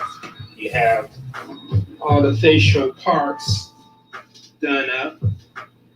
You've been sculpted out. You got the eyes. You got the mouth. And then you have the nose. I believe in trying to work efficiently as possible. So, and I knew that I wanted to do multiples of these. So I use all the clay that I have. So I cut stencils for all the features and carved all those out separately and then just assemble them onto the face. Pretty straightforward.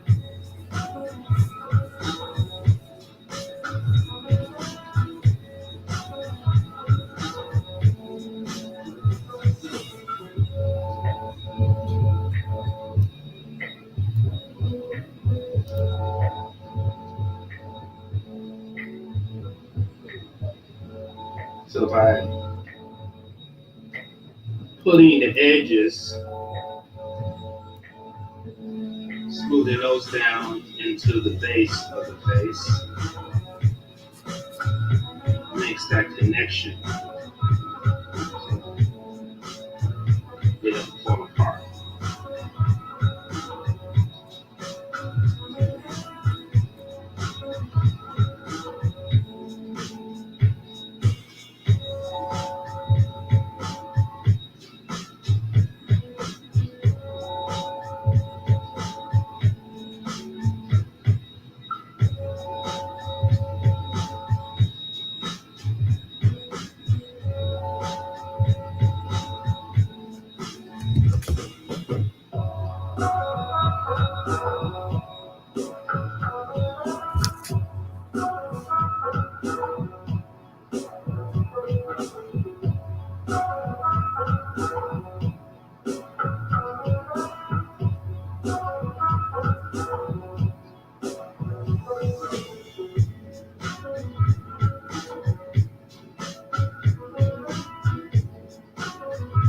I think I like working in clay as much as I do paint.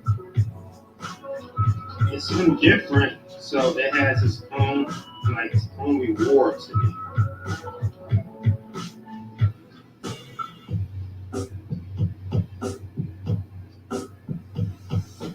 I think to me, clay involves a lot of building and taking away, just to get things to work the way you want it to work.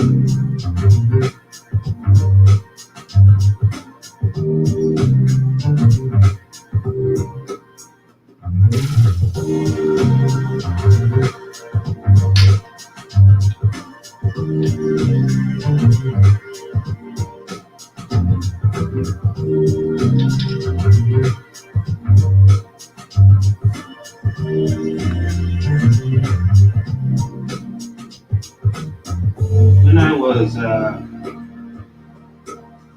about 15 years old, I took a course at the Museum of Fine Arts in Detroit. And the instructor was none other than the great Elizabeth Catlin.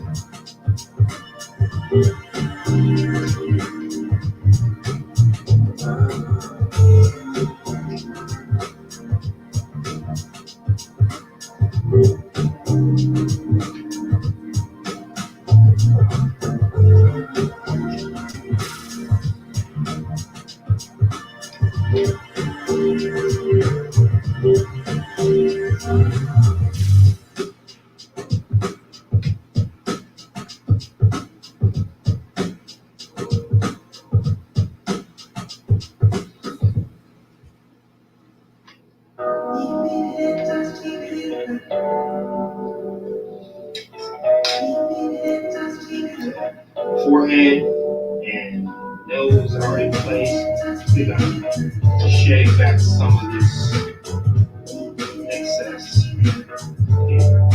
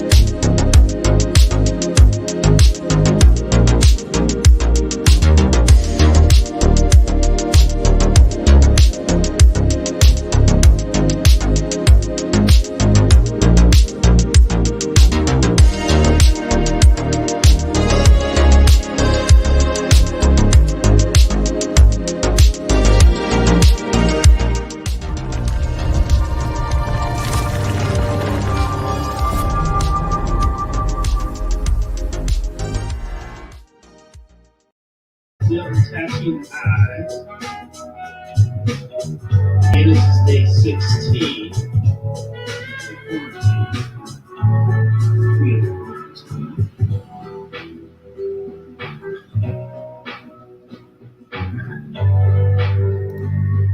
I hope you guys have been able to follow the progress of the artists that are working here. There's 12 of us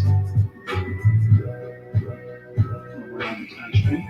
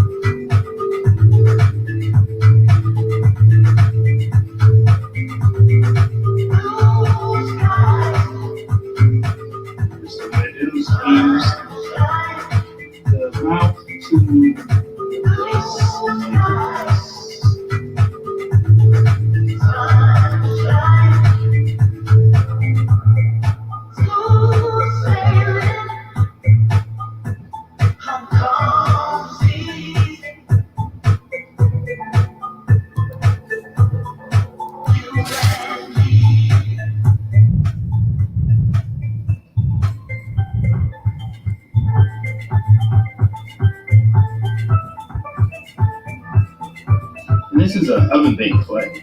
So these pieces are completed. I'll just stick them inside of the oven.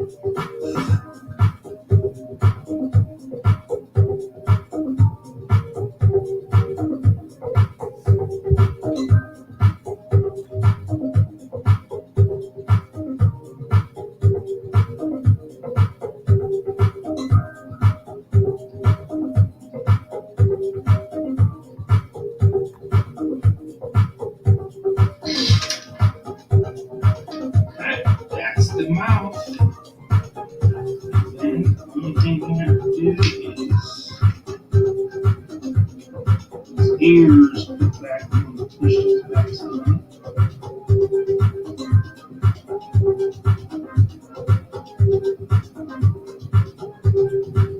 Just like so.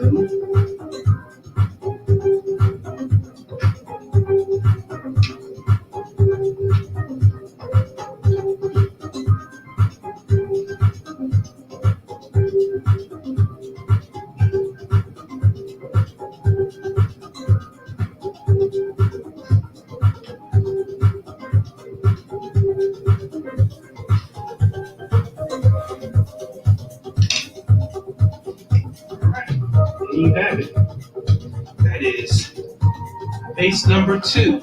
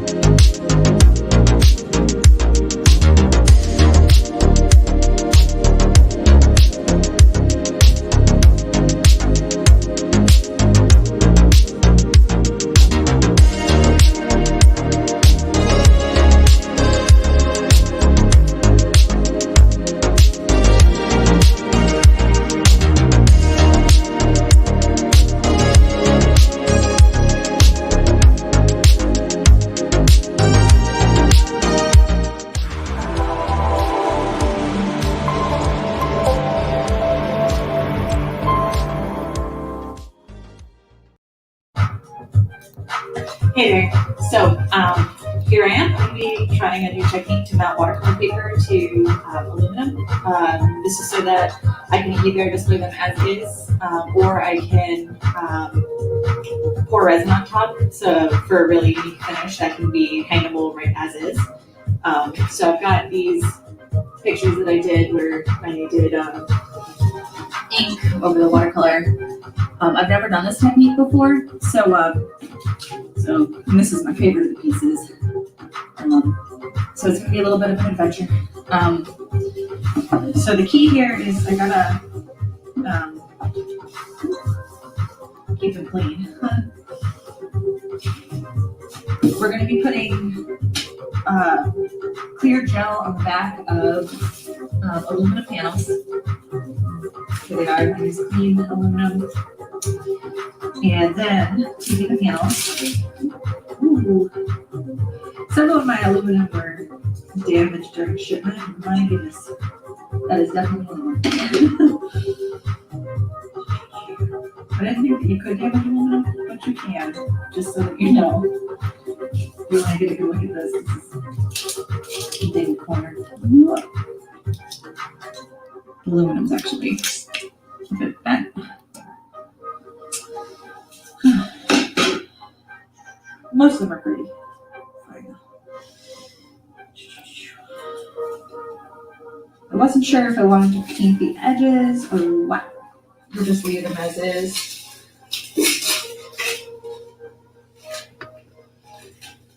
This actually has a groove that should be perfectly fine for mounting.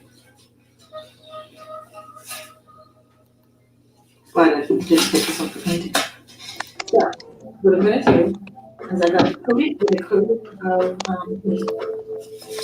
I also want to make sure that I line up exactly where I want the painting. It'd be kind of a sadness if it turns out that I'm out in the wrong area.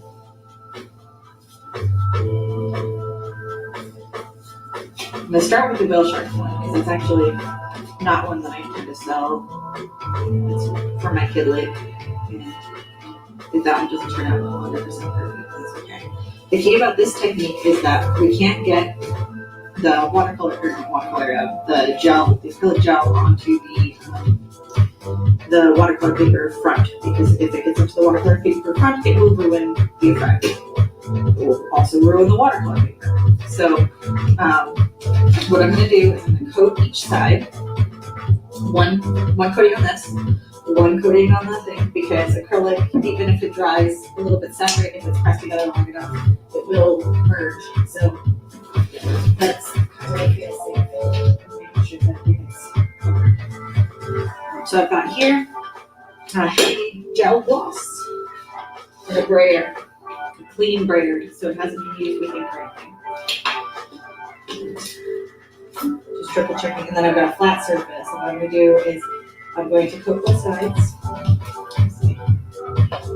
So the gel gloss is actually quite bright white when you open it up, but will dry translucent. So you got to make sure that it is fully covered with this paper. You don't want to skimp.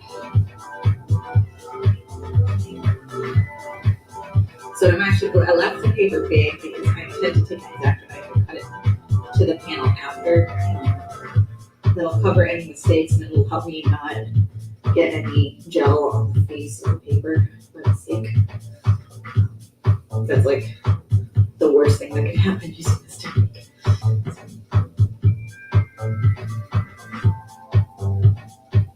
You gotta make sure that it is fully covered, no spots. And that it is thick enough that it's not gonna rapid dry or anything like that. I need it to actually bond. Some people coat both. I think I'm gonna try that with this one, just to make sure. I'm a little bit worried about my hair because my hair is 100% flat. I removed the paper while it was drying, which is a mistake. The other ones that I only removed from the pad after they were 100% dry. The longer series. But that's, when you're experimenting, you learn things. So, lesson learned. All right. So I've got this covered. I'm going to cover this for measure. What's cool, you can actually do this with the watercolor paper before painting on it. I did not, because with these kind of experimental things, I wasn't sure if I would like the paper. I didn't really want to invest in a panel only to find out that I hated the result. So making sure that this is nice and coated. The watercolor paper is beginning to curl a little bit. That's okay.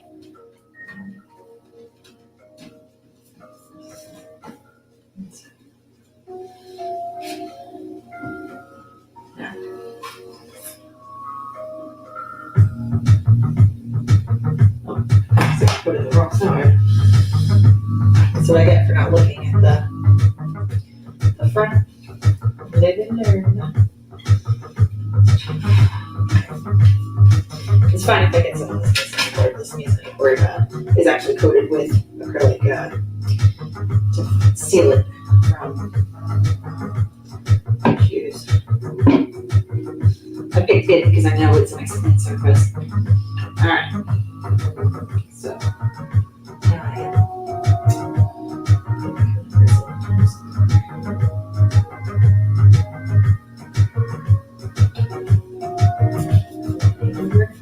as long as the whale shark is so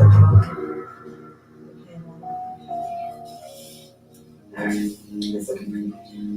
I want to make sure that there's enough to coat those corners. But surprise me later, because you can't fix it once it's done. Alright. So now, I'm going to press it to the brayer. Nice clean, no acrylic on it.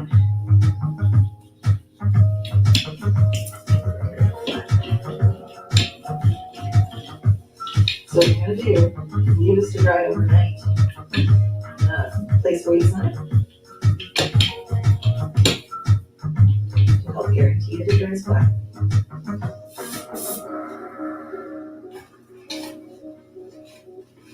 And I know this is a clean surface, so it's not going to stain.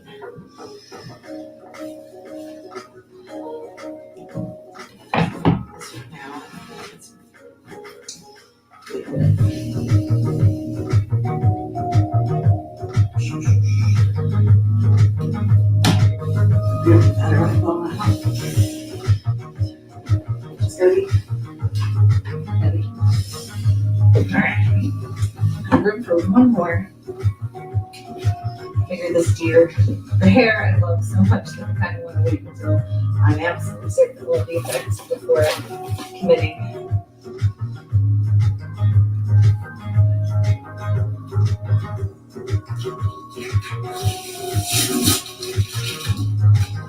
I like these little pins. They've got that protection.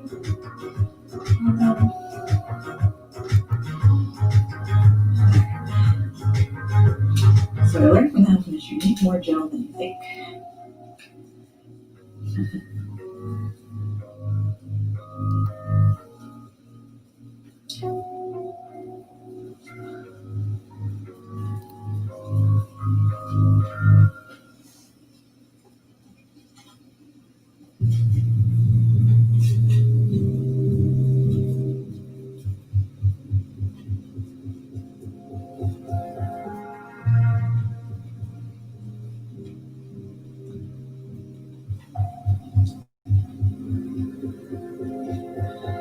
Coverage. These edges are hard, I have to say. I'm glad I chose to leave the paper bigger because I could see how if you were trying to affect the exact size, it might be a little harder. The watercolor paper that I used was 9x12, and these are 8x10, which was nice because it meant that I could pick the nicest part of since I was doing experimental papers, I wasn't really thinking anything for composition. I was just dropping colors into them for fun, which ended up working out great. At first I was worried because they did, I've done watercolor drawings and I take a lot of thinking. These were more for fun. Just making sure. So this is the corner I'm doing. I'm going to put this here for a second. Get this area up.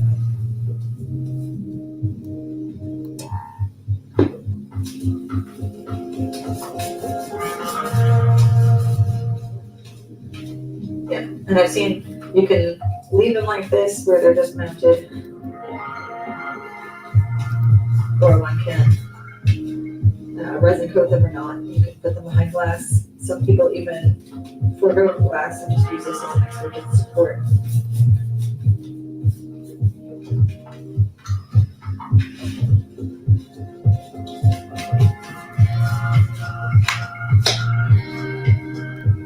So as your kind of modern way of painting on the wall.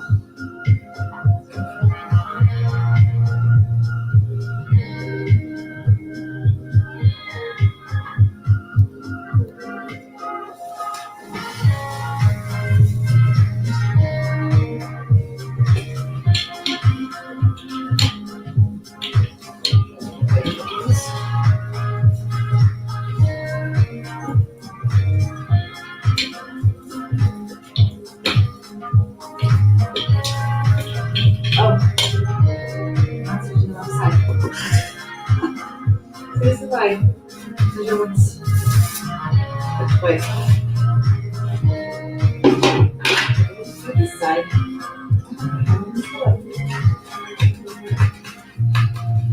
Glad I caught it while the stuff is still wet. Because once it's dry, it ain't coming off. I think I'm gonna have to recut it.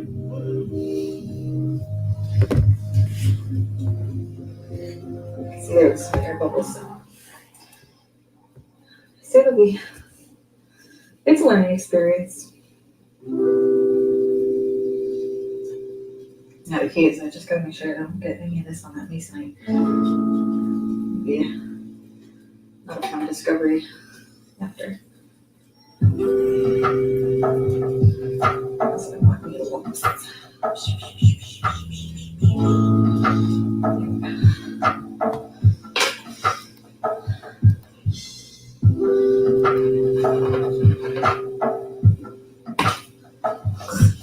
We'll have this delightful kind of a split.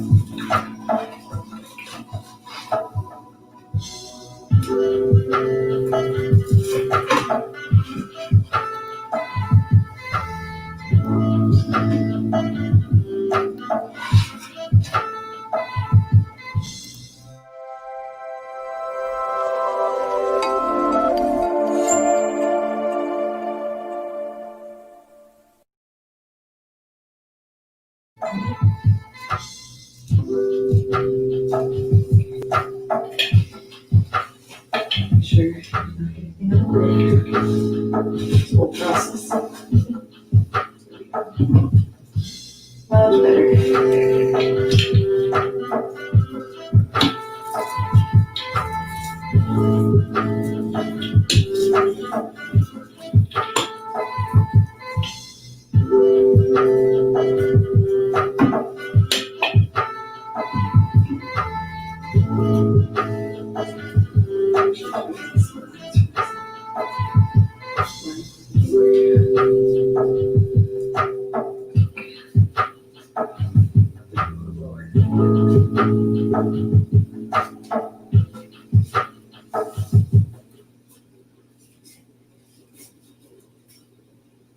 Pretty close.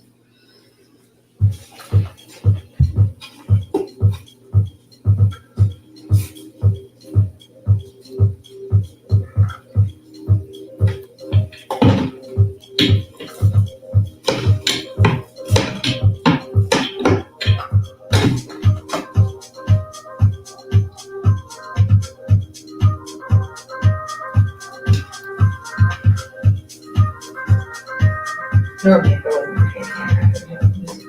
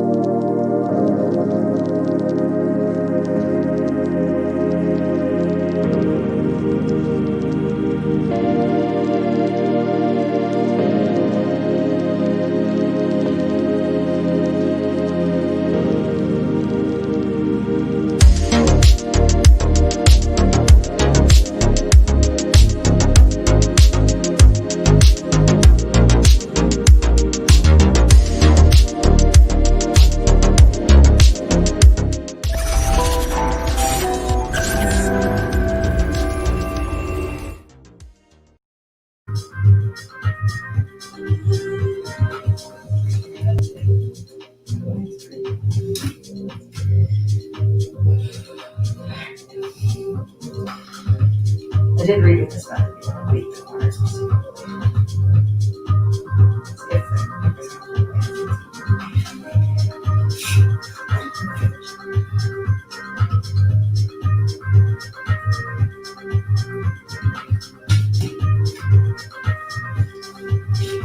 Seems a tiny bit crooked, but then again, so is the years, so I think this is probably fine.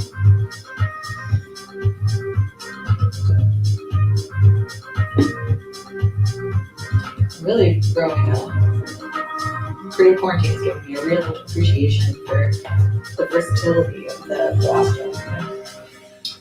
Previously, I would just use it to coat paintings or to mix mica into, but I'm having a lot of fun.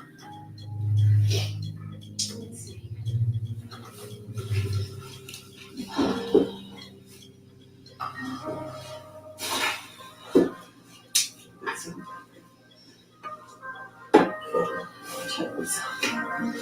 Let's just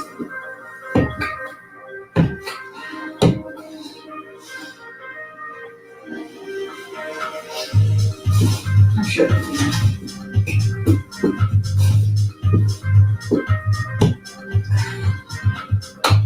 All right, well, we shall see how those turn out. Hey there, here we are. It is Creative Quarantine Day 15. I'm here after having left the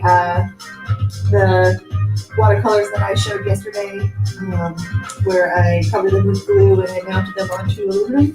Now we're seeing how they dry. I'm removing the weights now. That's a little off screen, but I'll bring it over and show you in just a sec. So I had put some weights down on it after putting some glue. Here is the watercolor. It is fully mounted. I checked it before leaving that the corners, and I added a little bit of glue on the corners. Looks like it's mostly done. So I gotta cut away the excess and we'll see how it looks. I'm pretty happy with it, I think. I forgot to keep myself cutting the deer one. That one came out fantastic. I'll show you just a moment how that one. You know, from the deer one that took me a couple of tries to get all the edges smooth.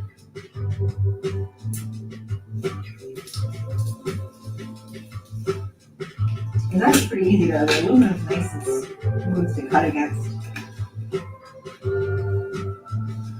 And this one was really important to me because I want to mount it with resin later today, which I will also.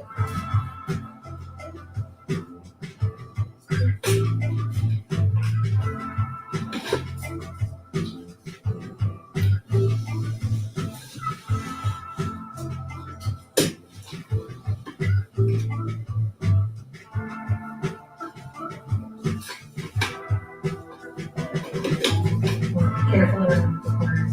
This one may need one corner to be glued. That's okay. Sometimes the color equals something else.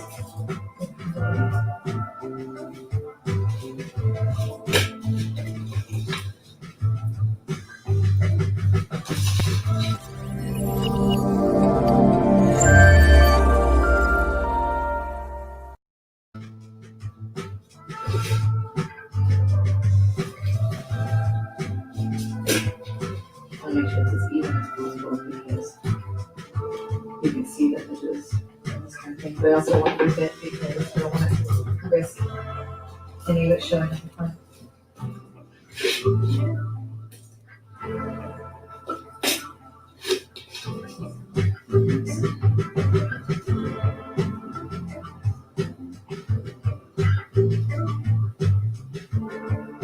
You can see that acrylic gel acts as a glue. Just here. There we go. Oh wow. See? Now it is completely stiff. 100% flat. And that's pretty nice. So what I can do is put a hanger on that. It makes for a nice wall hanging. You want to see the deer? Can you grab that for a sec? Put that back just so I don't want to step on the knife. Be not a cool. So I hung the deer up. Here's the deer. You can see it's 100% like stiff. It's a really cool effect, honestly. I've seen some people don't coat them. My intention was to coat this. And then on the back, I found these plastic hangers. They hold up to 3 pounds. You can just pop them on the back. They work really well, honestly.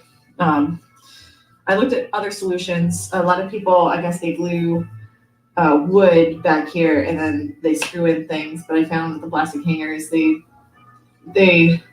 don't look fantastic from behind when you're looking at them, but they certainly work just fine. And like I said, they hold 3 pounds, and this is not anywhere close to 3 pounds. It's aluminum, so it's actually quite light.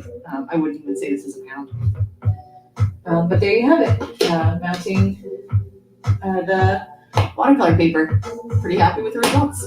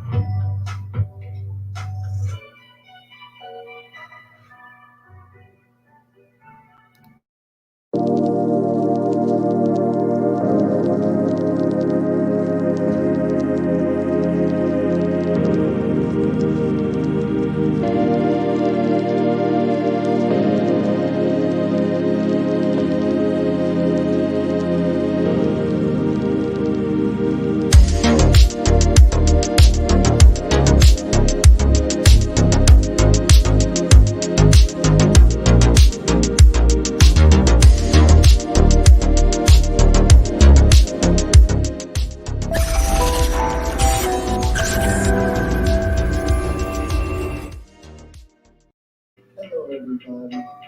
Good to have you back. Been working on this since yesterday.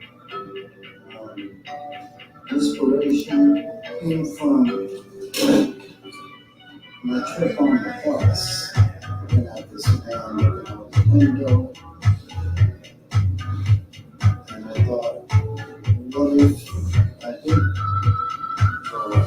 looking out the window? He's doing it to reflecting on his life in the past and that sort of thing. I like to work with chalk, as you can see, because the chalk gives a nice tone and highlights. I enjoy painting as well. Only thing is just picking up colors and trying to understand colors is not that easy. So it's a little time consuming for me. Whereas I just grab a marker. I'm sorry, a piece of chalk or a pencil and get right down to it. I want to give a nice shout out to the leaves as well, my fellow artists. And of course, Pancho for giving me the tip. As much as I've been doing art, pencil, graphite, pens, as much as I've been doing these things, as well as with pastel, I never really, I learned it on my own, I wasn't taught, but there's tricks to these things, and one of them that I can kind of pay attention to later, and the thickness of the chalk I use.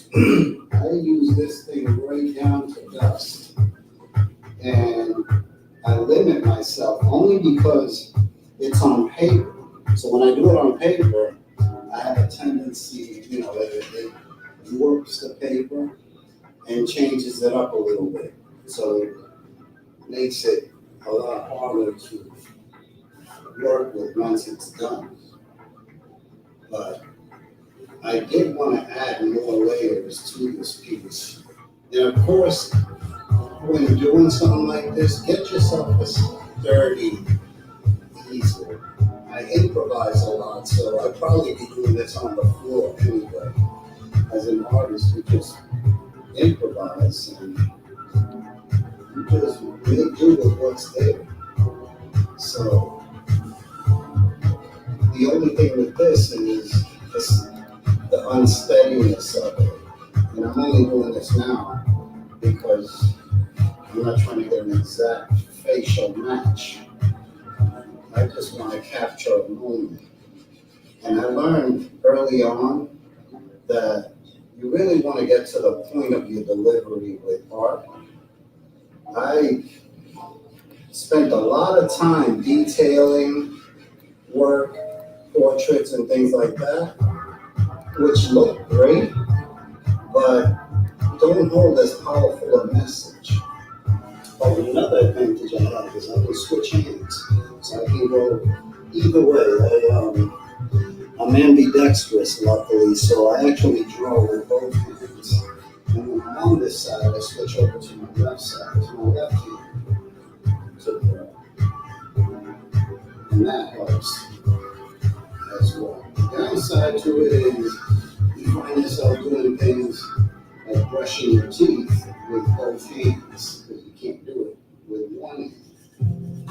Being ambidextrous or so focused on it. And here I am doing some raindrops. So sometimes when you play white off white, you have to set aside for a little halo of some kind, like I did with the black, so as not to disrupt that. And then you never want the foreground and background competing with each other, like so. So what I do is I down it, excuse me a second. I tone it down with one of my favorite things to use, tissue paper. I use tissue paper or I use my hands actually. And I want to get the illusion, the impression that it's raining cloudy outside. And I leave it up to the viewer's interpretation of what he's reflecting on. But as I'm drawing it, it's a reflection of a long life, a hard worker, worry, despair, integrity, all that good stuff when it comes to doing a portrait piece like this or a character piece. And it's important for this guy to be relatable in pretty much every language. I want everybody to look at it and say, oh, it reminds me of so-and-so, and go from there. Because in the end, we all have family members who look like this, who have lived in the mountains, who just come from a rich culture. And with me, it's Puerto Rico, in my family, way back. But come from a nice long line of artists. I hear my dad was good. So I guess that's where I got that from. But the good thing about being self-taught is you're not really constrained by laws. You learn things as you go along. And of course, through trial and error. And even at my age, as I'm getting up there with age, I would still take the advice of a 10-year-old if they knew how to do a technique, or if I saw myself doing something wrong, or if they see me doing something wrong with the art, try a new thing. But you're never too old to be taught new tricks, so you allow yourself that growing space. And that's where I am. I learned something new, even with this quarantine, and we're only on day 3. I learned about layering and the intricacies of some of these designs. The detail is mind-blowing. And just looking at the way they detail the work of the artist is a learning experience for me. So while I try to do this quick, I still have more details to add to it. But again, I don't want to miss the point of what this person is trying to do, meaning of the subject matter. By adding so much detail. When I said about the foreground competing with background, that's one thing I had to learn early on, is when you're doing a piece, not to make sure that you're not so busy in the foreground and busy in the background, so where they're competing against each other and your point kind of gets lost in the details. I had to learn that a while back, but I was doing that for years. So now I just go the opposite with whatever that foreground is, and then try to meet it halfway as I go along.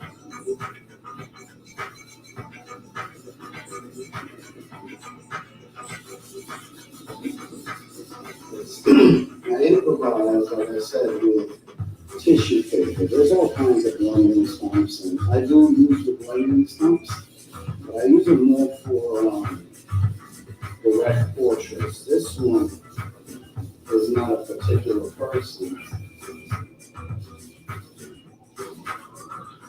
and the blending isn't necessary so much with this. You can see,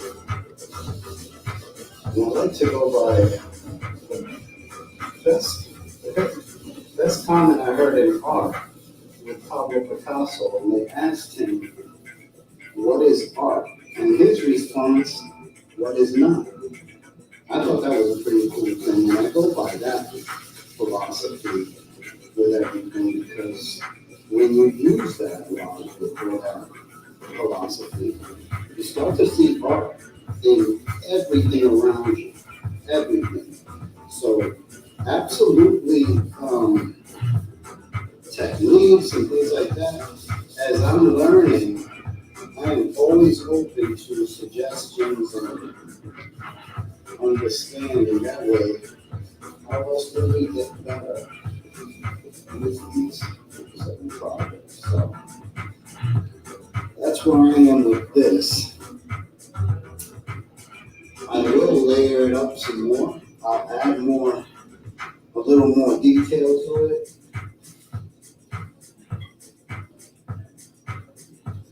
Here, and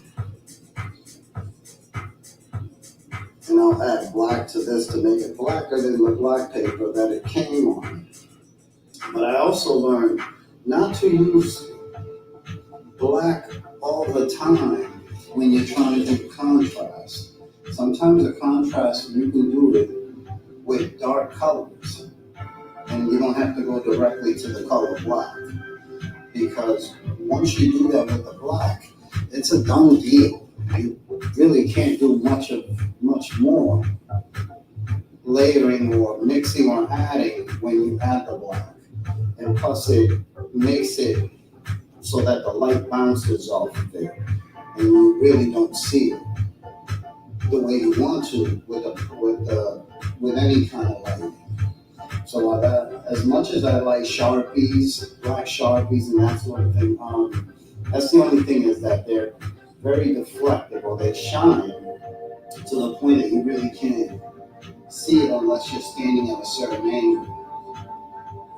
With chalk, I love working with chalk, especially soft pastels like Louise, the artist, had mentioned. It's easier to blend with. I'm not a fan of oil pastel. I don't know why. It just seems hard to work with, hard to blend with. Almost like crayons. I did some crayon projects, but as far as blending, when I want to get a nice blend, automatically I can just come down here and work my way around and start with the blends on this hero's face, this gentleman's face here.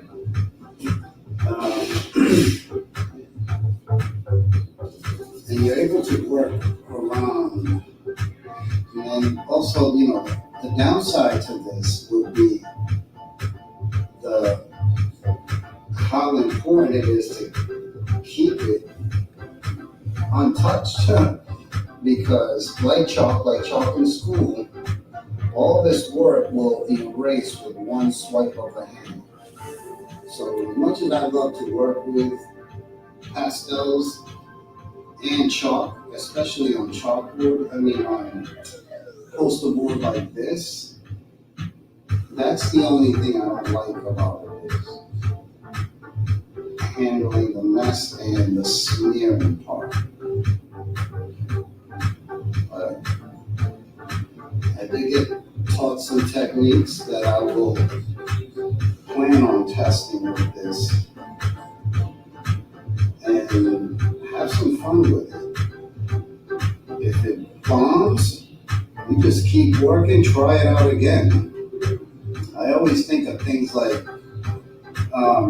what it took to get certain projects done, what they had to go through. I didn't know, for example, I didn't know Walt Disney was rejected, 300 times before they finally said, okay, we'll give you we'll try that idea of a theme park with animals, making it Walt Disney what it is today. But in the end, it's about perseverance. It's how bad you want it, how much you want to do this. Because I can tell you right now, I had muscle fatigue all day, and every bone in my body just wants to hit that bed, curl up, and pass out. But there's things to be done. They're not going to do these shows. When I wake up, there they are staring at me. So try to bang off. And as far as this piece, I'm having fun with it. I listen to music that has to match. The music has to match what I'm doing too. It has to match the theme. I don't put it on now because of the background music, but when I'm doing something like this gentleman here, I would be listening to some folk music from Puerto Rico in the 50s, 40s, 50s, 60s, and so on. Not recent. And that's what I would be listening to now, so I can get a feel of what exactly of his time, more or less. And the portrait adds a little more accuracy. So it's kind of like time pieces.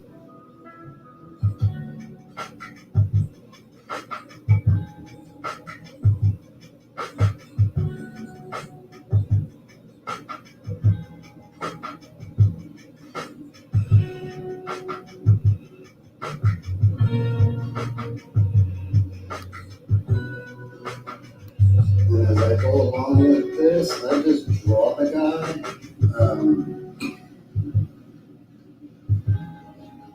And a lot of my pieces aren't pre-planned. I just go along, and I probably change what my intention was about 10 times. I start off thinking I'm going to do one thing, and I end up doing a whole different thing. Then I changed my mind, my mood changed, everything changed at that moment. So it makes it a little kind of like layering. And that's the plus to layering.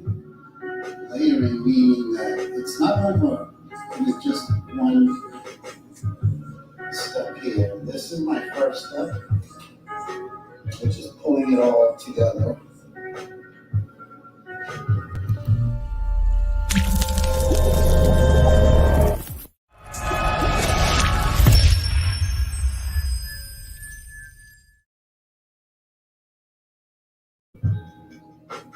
Look at it.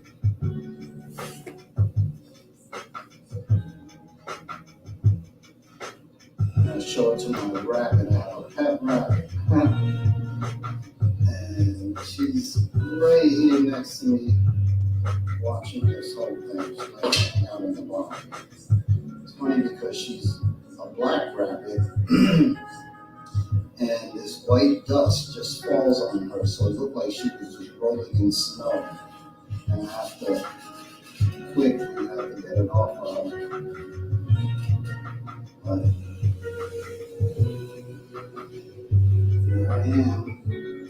And the reason why I use this, like I said yesterday, I like to use white off of black because it adds to impact. Makes it more impactful, more in depth to me. Makes it so that the person is in deep thought and then you just show that with just colors or with just the black.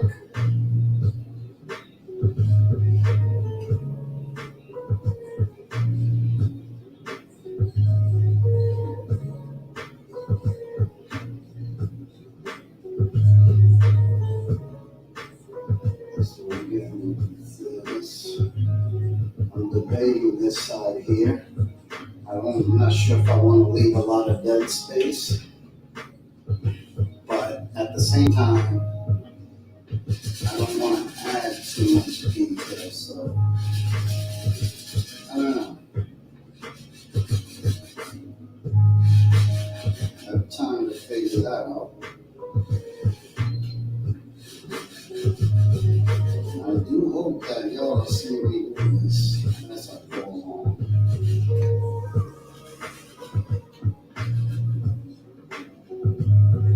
And this is also important, and the reason why when I go on a trip in Springfield, like I said, I'm still a tourist in my mind. Even though I lived here a couple of years, I'm still in tourist mode. And I sit back and observe people. When I'm on the bus, I observe people. I don't even know people. I'll listen to them when they're talking. Some of them talk so loud, and I get ideas based on their conversations. I'm always vigilant, paying attention. And then I have something to talk about on my way home. I try to base it so that even if I went to the store, what would I write about? What kind of story would I have? Other than Frankie went to the store, bought some things, came home, done.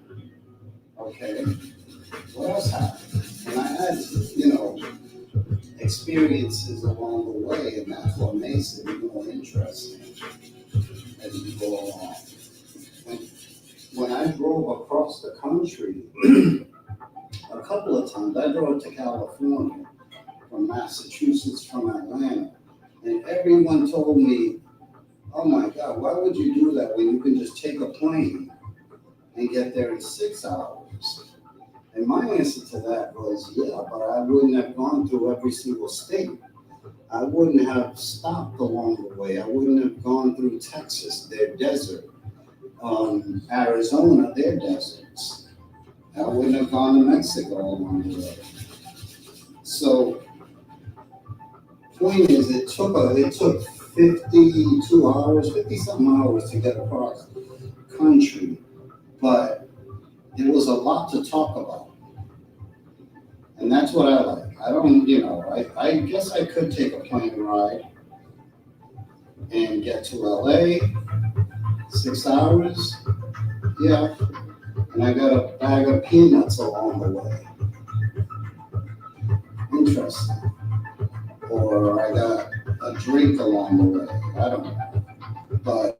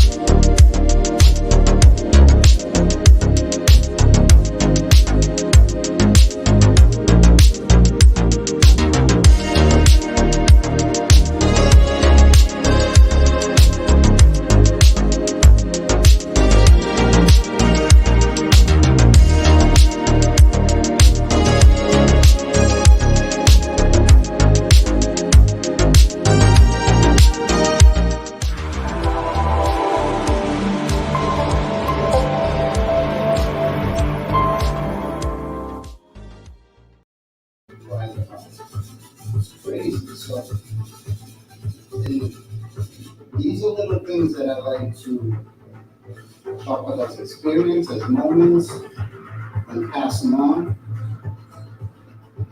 Same thing with art. I tend to do things that there's probably a quick technique to do. I'm sure there is. because as a self-taught artist, everything I learned, I'm not taught, so I'm learning the hard way. Who knows? But in the end, it's the same result. The most important thing is having fun as you do. Have fun along the way. I have about 100 pieces laying around, and I can tell you how I was feeling just about every time that, just about every piece. I can probably tell you the day it happened, how I was feeling at the time it happened. So I attach emotion to my pieces a lot because it turned into therapy. The downside to that is how hard it is to let go of originals, because it's like you let go of a piece of you. So that's where I've always had problems with that, getting rid of originals when they ask for pricing and things like that. I have more fun doing the piece, and that's what I focus on. Listening to the music and enjoying what you're doing to make a piece more enjoyable. Same with portraits. When I'm doing a portrait, I want to know about the person I'm doing the portrait. Because if I know a little bit about them, I can capture a moment in their face of how they are. Otherwise, I'm just drawing a picture of somebody. And that's where the difference lies. You can draw pictures of things, and it comes out nice. You turn out to be a good draftsman or something. But experiencing while you're working, while you're drawing,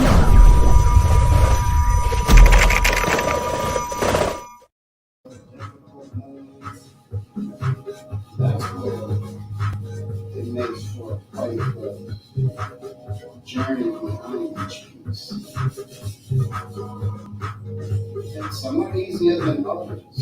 This one took me, 2 days to put together on the bus ride. But I do have a lot of work pending outside of this one. And the reason why I enjoy this one in particular, one, I get to do it live, but two, it ties me into my culture a little bit. Makes it identifiable with most people. And it has that mass appeal. When I say mass appeal, when I met many people, mass appeal, what I mean by that is everyone can relate to it. It reminds them of somebody they know. And like I said, otherwise it's a picture of your uncle, picture of your cousin, picture of somebody, grandfather, that nobody really knows.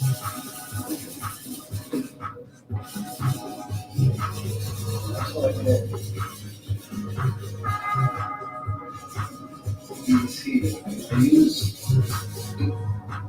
I even judge his character on his nose, based on his nose, what kind of man this person was. Based on his jawline, his cheekbones, does he have a powerful expression? And trying to say as much as I can without saying anything is the key when it comes to these pieces.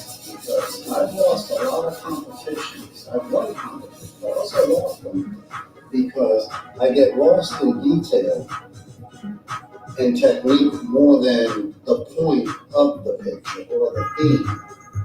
So you end up steering, and that's one thing. If you're doing a piece, you pick and choose the important parts of that person, that piece, and make it stand out more. Someone had suggested to me a while back on one of the murals I'm going to do in Holyoke, where they said, why don't you do all of the countries on one wall? well, that's over 130 something countries. That's a lot of countries. And I will miss one at some point. So I narrowed it down to continents. There's only 7 continents. But all the world falls under that umbrella of 7 continents. And, you know, things like that, where I caught everything, but I didn't have to necessarily pinpoint every single flag that goes with them. You get the point. And that's where I learned. That's what I had to learn. My whole life, really, was wrong one. My whole life I had to learn the hard way how to do certain things.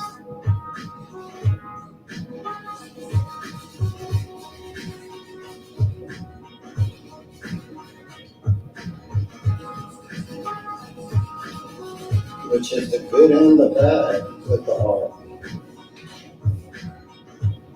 And the best thing that happened to me when it came to this brain injury, because, you know, I lost sense of taste, not relevant to what I'm doing now, but I lost sense of taste, and a lot of things happened along the way, but it also gave me neuroplasticity. Neuroplasticity is the ability to rewire and kind of thrive on what you're doing. And that's why I am with these pieces. Before my brain injury, I think I was doing 1 or 2 a year. After brain injury, 5 a month. So it gets ridiculous and you're so cluttered. As all of you artists know, you have a house full of art everywhere. And I think that's the best blessing for me, is this mess of art as a reminder that, hey, you're producing too much versus you're not producing enough. And that's always, that's a good thing to do, is have too much versus too little. So that's why I'm with this piece. I will add to it, but I just wanted to capture a moment more than anything else with this man, so that the viewer will sit there and analyze, study it, how the man was feeling at the time. And it's just with a couple of gestures that I wanted to accomplish this piece. So I do hope you guys enjoy it. And if you have any suggestions, ideas, tips, whatever would help, I'm all open for it. Okay? Have a good one. Well, y'all, we are at that time. It's the 6 hour, 16-minute section of the show. It's been a long Sunday, nice conversations, visit from Mr. Charles Bibbs. It was pretty fabulous today. Hope you guys enjoyed the enlightened information from most of the artists today, and especially our guest, Mr. Bibbs. Mm-hmm. And also Rosemary Tracy Woods gave some solid information today. So yes. I learned a lot today. My head is grown a little bit. I know, it's like no, there was some really great conversations today, and just some, and loved all the feedback from our gallery. That's what we're going to call them now, our gallery. Loved all the feedback from the gallery, and just everything. I thought the conversations were pretty magnificent. So love what we did today. This was totally different from all of our other days. So I enjoyed all the conversations. Yeah, I felt like doing something that had a Sunday feel to it. Mm-hmm. But we're going to keep on trying to come up with some new things. We got a week and a half. What could happen? A lot of things can happen in a week. Lots of things can happen. I'm trying to get cracking. We got to get cracking because the time is disappearing fast. It is disappearing. I gotta pick up my creative pace this coming week. And you have to. I was like, Pancho got to show me the dry brush thing. So what you want to know about the dry brush thing? Well, because like I said, I want to do now. These are oils. These are oils though. But I figured, they've been dry for several years, so I can do anything on them. You sure can. So these are oils, and what I want to do is because it's not heavy texture, but I want to do like the dry brush, go over them with that nice color, and just do some fun stuff with it. Well, we can do that. Are you going to go right over what you have, or are you going to paint it black with gesso and then start fresh? Oh, I didn't even think about that. I don't have any black gesso. I know you guys are black gesso king. I've never been a I black use black gesso more than I use paint. I know. Carla Jones, thank you for all the conversation today. See you next time. That's right, Carla. You have a good night. Thank you for tuning in and hanging out with See you, us. Carla. Hello, Carol Gray. Beautiful day. Love the artist conversations. Fantastic. Thank you for listening to them. We're trying to come up with some different stuff. If you guys got any ideas for us. You know what I wanted to say? If you guys are painting along with us, send us a couple of your pics. That sounds like a good idea. Yeah, send us a couple of your pics. Let us post it. Goddess Mother sent me a couple of hers, and I'm gonna put them tomorrow. We'll show some of Goddess Mother. Fantastic. So, I didn't think about just painting over it because I do like it. You gotta be careful though, because you said the oil. Right, because I do like it. So I think I just want to dry brush it as it is. You can spray some flat enamel on top of that. Mm-hmm. And you still might be able to go over it, but you can't go acrylic over top of oil. I know. So that's what I'm thinking. I'm thinking I might want to just try dry brushing with some oil. That'll work. On top. So I might want to. So when you say dry brush, are you just using a brush that's dry? I'm using a big round brush. Let me see. Okay. I got to go in the back of the studio real quick.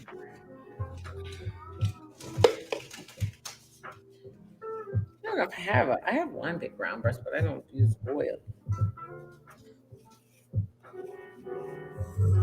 Oh boy.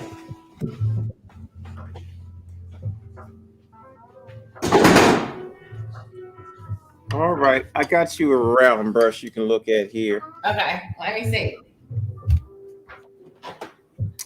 Oh, so you're using you want it to be round because if you use a square brush, you'll leave a line. And all you're doing is you turn it to the side and you're getting the high points. Okay. So this is too round, huh? Too much brush. You need something that's flat but a round bristle tip. All right. So that's the fable or whatever. That's right. All right. So I do have one. I have some of those over there in my oil paint brush section. Carol Carson, yes, I would love to see what you're painting. Why don't you send us some pictures of it? Yes. Why don't you contact us? You can send it to me. Yeah, send it to her, and we'll put it up on the screen and show folks what the folks in the gallery's doing. Gallery are doing. That's right. So send it. Go on my Louise Cutler Studio page or Louise Cutler page, and message it to me, and I will grab it and bring it over. I think I should be able to download those, right? You can also post to the Creative Quarantine page. Too. Yes, post to the Creative Quarantine page, and we'll grab them so we can show people what you guys are doing. Exciting. So yeah, because I was gonna play with these tonight. Well, at least you got energy tonight. I'm going to try to stay here until I finish one thing. I got to finish one thing tonight. Well, that was just it. I didn't get done what I wanted. I was on this all day. Had no breaks today. So right, and that was just it. I didn't have time to do what I wanted to do, and I did get to play around with some resin a little bit, but I didn't get to do what I want. The other stuff that I wanted to do today. Yeah, I saw your table action today. I know. I was. But it's Sunday. It's Sunday, right? So, and I got to repair a canvas. It's got a little slit in it. Yeah. From way back when. Well, hey, we're going to sign off for tonight, y'all, till tomorrow. So for those of you that have been watching, thank you so much. Yes. We got another whole week of more information and more storylines next week. More. See you guys next week. That's right. Peace out.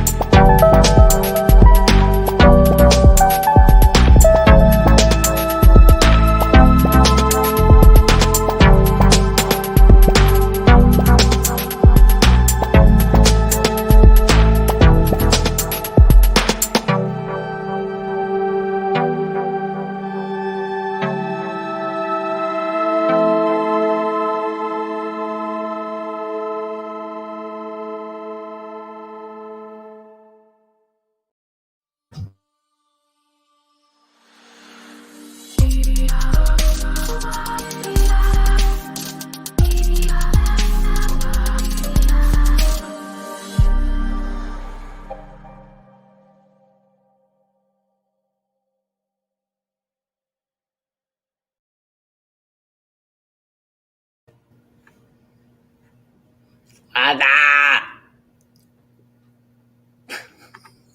can't hear you.